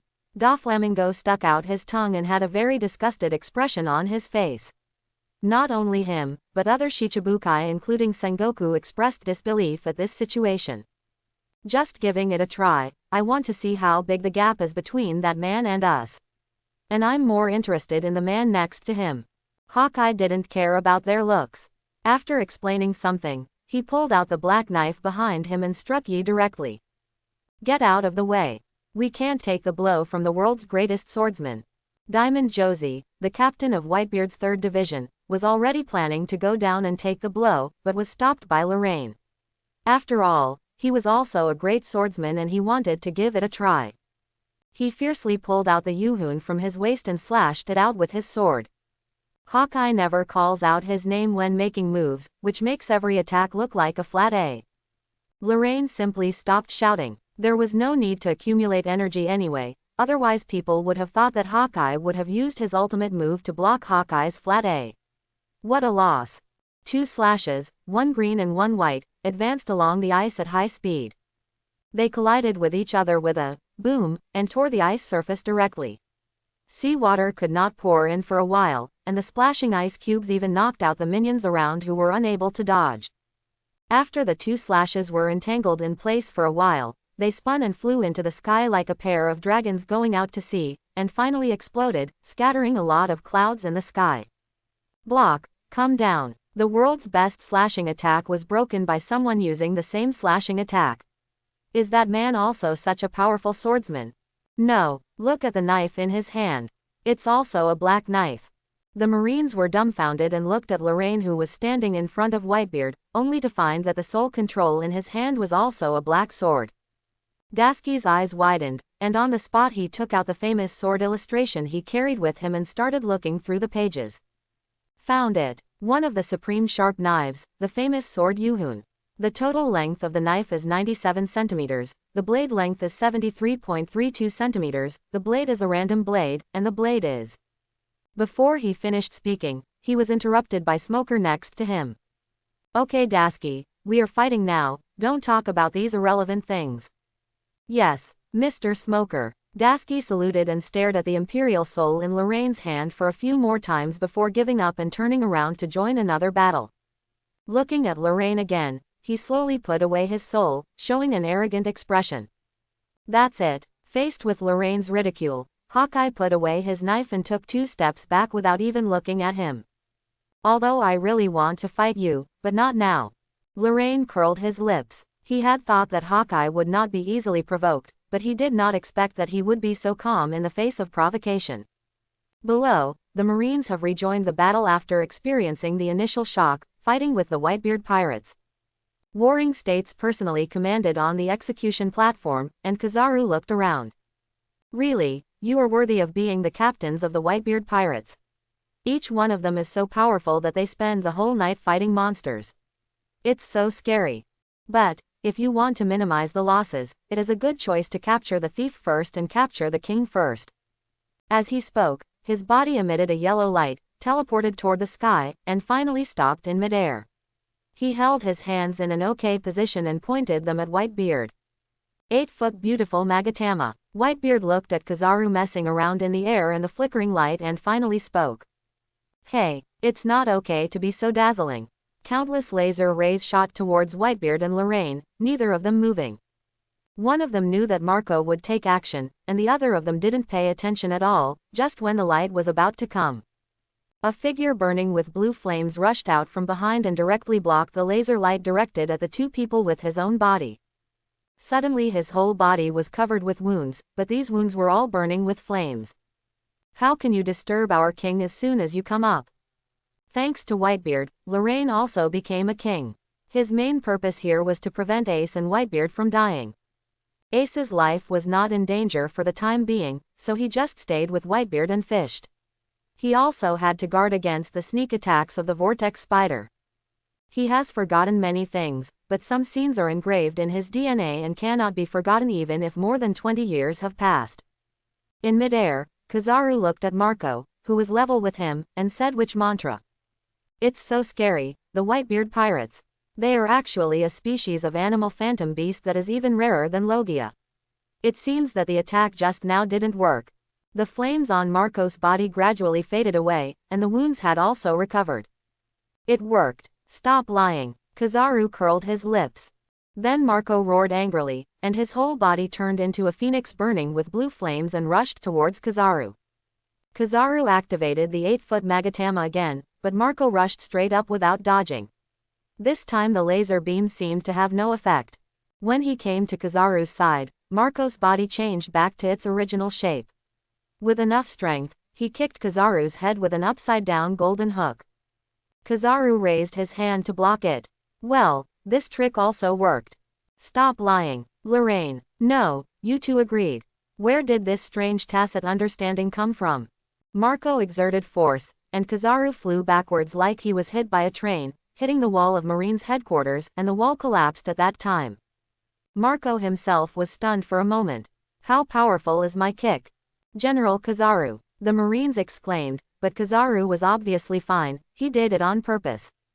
It seems it's not that easy for us to go straight to Wonglong. Kizaru said. Look, I tried hard, but I couldn't get in at all. The opponent is too strong.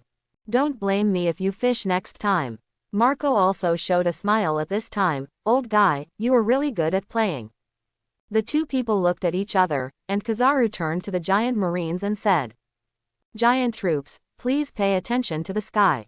I'm going to fish. Yes, no, if you want to say that when you play the role of an old man, I will be excited. Lorraine had just noticed that there was a pretty young lady among the giants. She was estimated to be over 20 meters tall.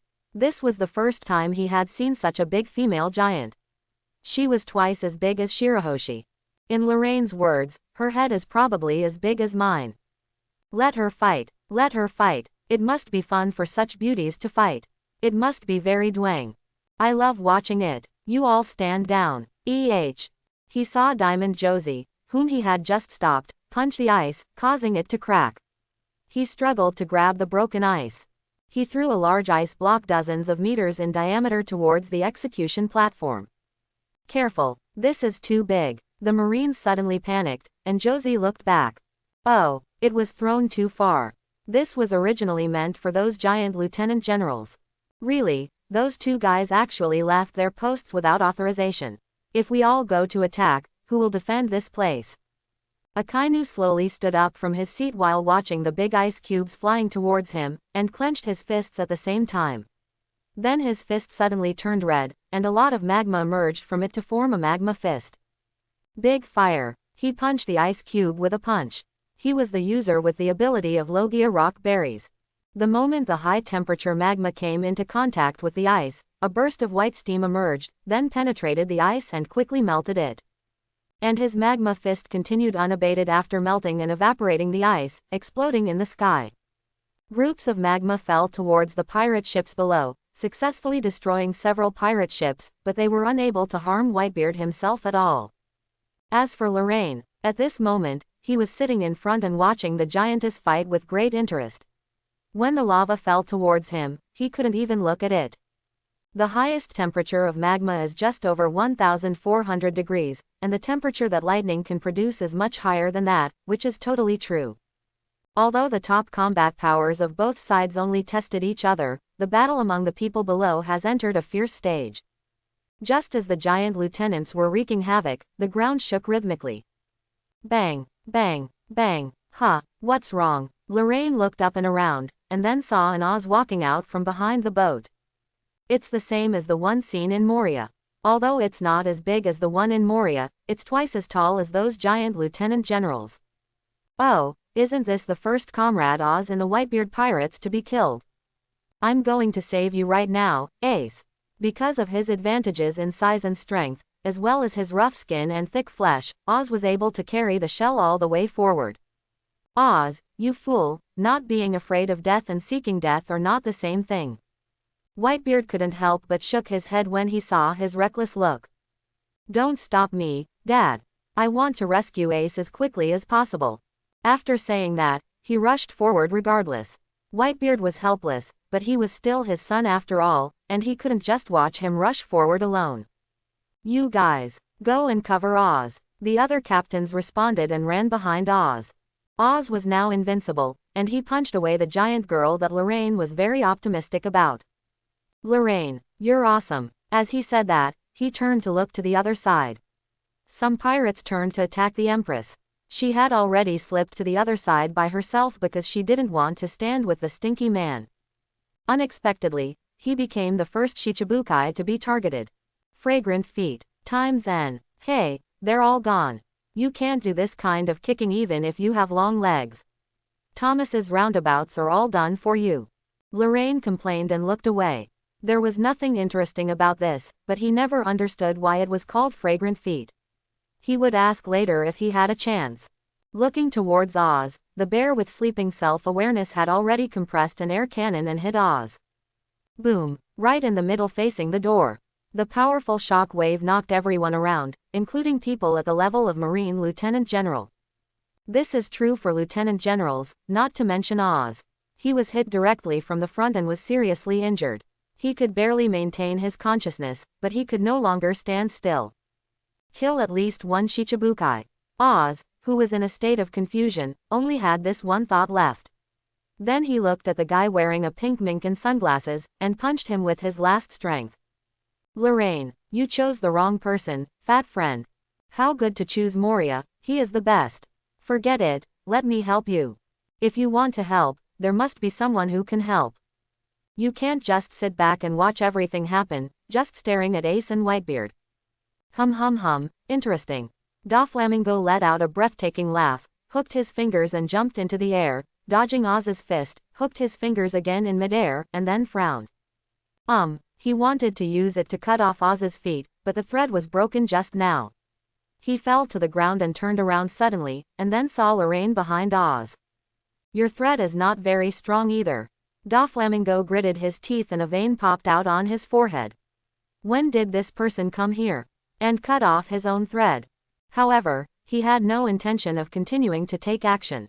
He was summoned anyway, so there was no need to fight to the death. You won't be so lucky next time. After saying that, he took off again and took off back to the platform. I don't know who he said those words to. Almost. I'm coming. Ace. Oz saw that he had smashed it empty and didn't care. He only had Ace in his eyes. If he didn't hit it, he didn't hit it. As he said that, He stepped forward and wanted to get closer to the execution platform. He somewhat didn't regard the Sengoku around Ace as a human being. Well, before he even took a step, his whole body suddenly twitched on the spot a few times, and then he fell to the ground without moving. Oz. Ace, who was confused, could only yell. It was Lorraine's fault that Oz fainted. Let him be quiet for a while, otherwise this iron-headed kid is really in trouble. Chapter 100 Divine Soldiers Descend from Heaven. Just lie here for a while. Stop making trouble. Lorraine secretly stunned Oz and said something to him in her heart. The battle is now in full swing, and there is an unconscious guy lying motionless on the ground. Neither the Marine nor the pirates have time to pay attention to him. Well, except for one person. Hey, are you dead? This is the best. You can use this guy's corpse to create the strongest zombie.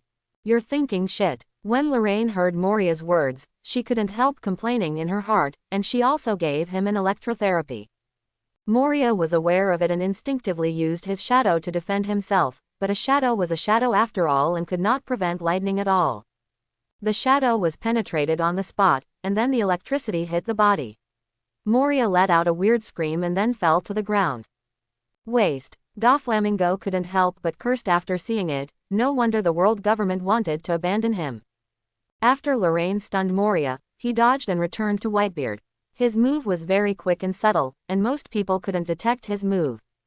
I just thought that Ozzy was hit by a bear and held on for a while before collapsing. Lorraine's appearance only stopped Doflamingo. But people of Whitebeard's level can detect it. Sengoku's view was blocked by Oz, so Whitebeard noticed everyone in the audience. As soon as Lorraine came back, Whitebeard glanced at him, and Lorraine spoke first before he could speak.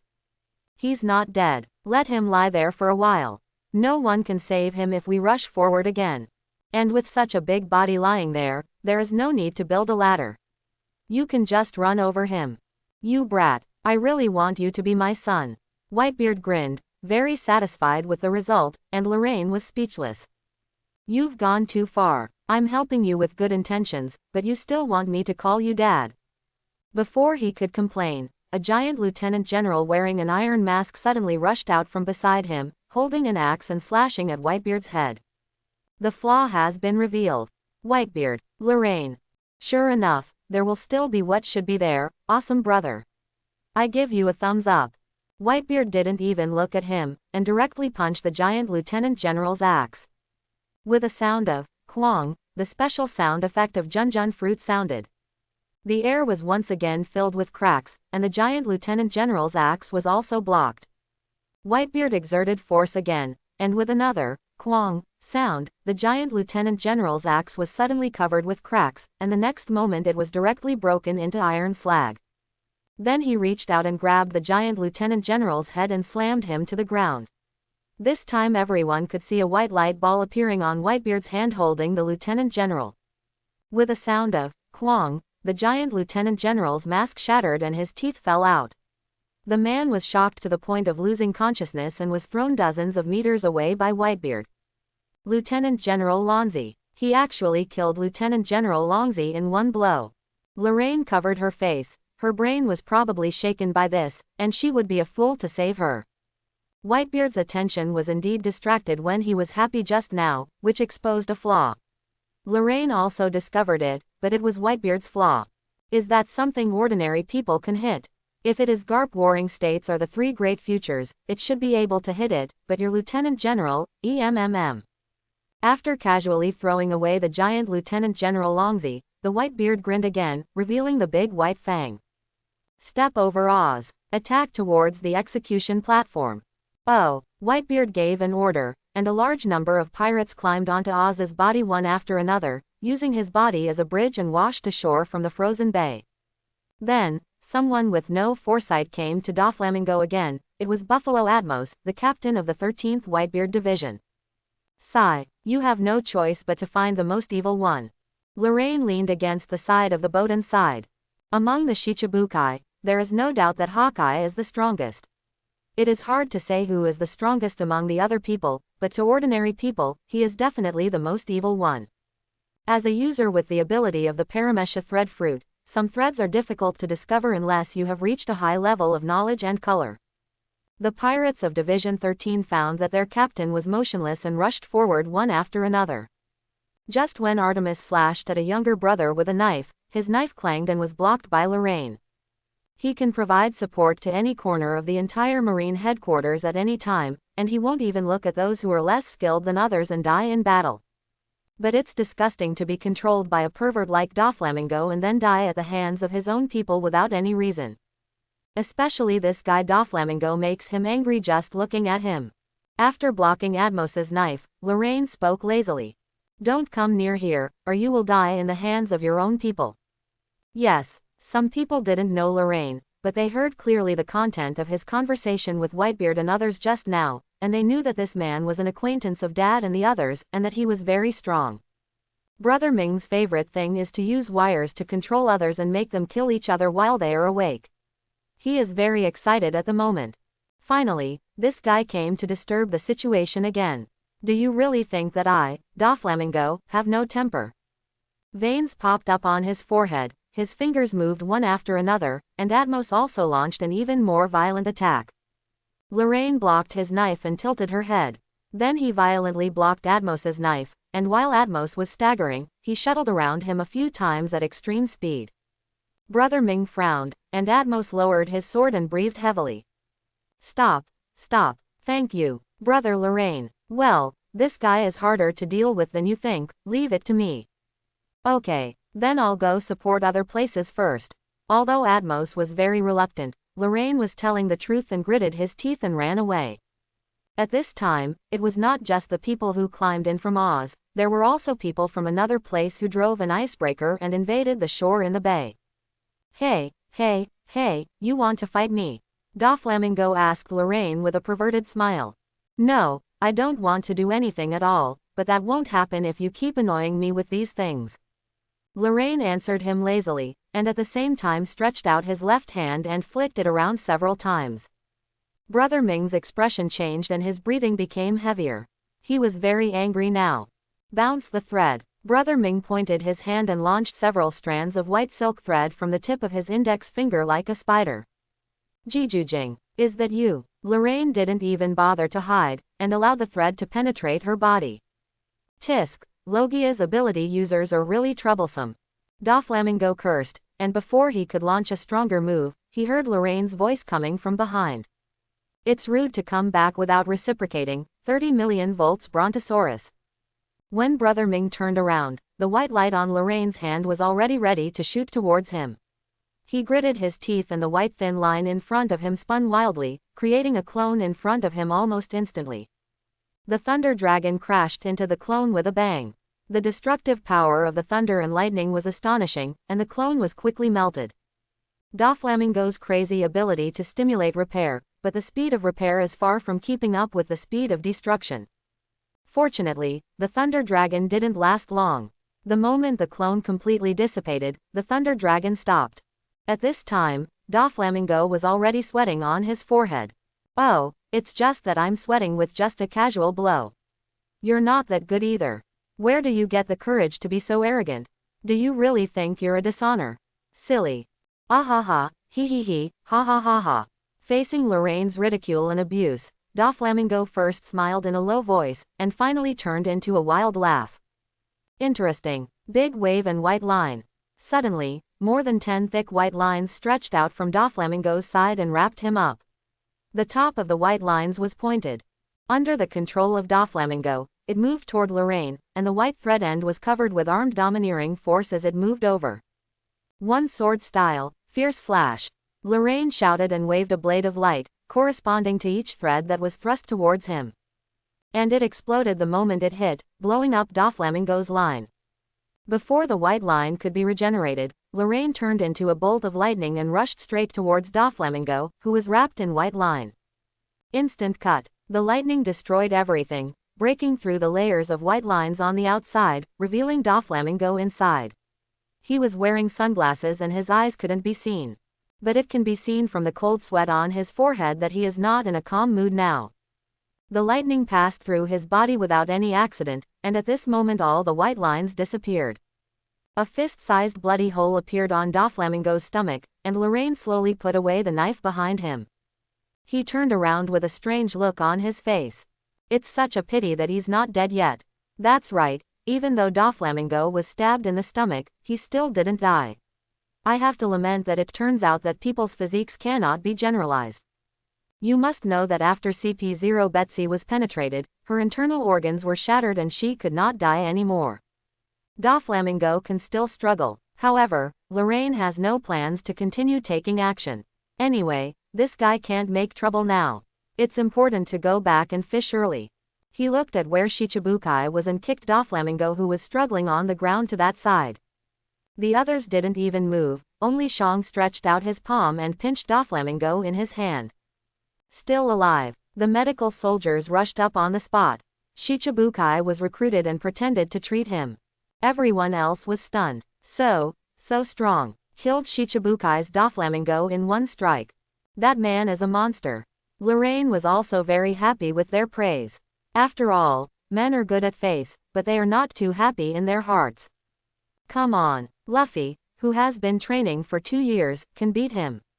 Lorraine's top swordsmanship, top 3-color hockey, and top fruit ability. Wouldn't it be too embarrassing to have to fight with all your strength to fight a small Shichibukai? They shook their heads arrogantly and prepared to go back to the Moby Dick, but they hadn't set off yet. All the phones in the audience rang at the same time. Lorraine also stopped and was ready to listen first. The Marines below, whether they were fighting or on standby, all took out phone bugs from their bodies. At the same time, Lieutenant General He's voice came from inside. Notify all soldiers on the ship to be prepared. The execution of Fire Fist Ace will be carried out in advance. Be prepared to deal with the crazy Whitebeard pirates. Whitebeard on the Moby Dick noticed this scene, but he couldn't hear what the phone bug said.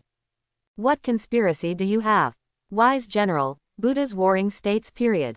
But he is not afraid of any conspiracy. This is his absolute confidence in his own strength. At this moment, Lorraine also appeared next to him with a sizzling sound, and then sat on the ground. Well done, brat. Seeing Lorraine's return, Whitebeard gave him a rare compliment. That goes without saying. I tell you, you may not even be able to beat me now. Stop talking nonsense, you brat. Don't believe it. I'm very strong now, let me tell you. Gee you la la la la, if only you were my son. Whitebeard laughed a few times first, and then suddenly said this again. Huh, you already have so many sons, why don't you want me to be your best friend? Lorraine was not happy on the spot. Why did her father become addicted again at this time? Forget it, it's more interesting to watch the excitement. Lorraine heard some interesting words at this moment. On the execution platform, Garp sat next to Ace, his old eyes slightly red. Ace, you fool, why don't you live as I said? Old man. Lorraine turned into a funny face as she listened. Oh hoo. Suddenly I remembered the words of Hamey in my previous life. If Ace was willing to call him grandpa, he would definitely not die. Then he looked at the situation at the scene, looked at Garp again, thought for a while and shook his head. No, the atmosphere has reached this point. Garp shouldn't suddenly rebel. The justice on his back is too heavy, but if Sengoku doesn't touch him, the red dog will really die. But if you call me grandpa, and he calls you white-bearded daddy, then wouldn't Garp be a super senior?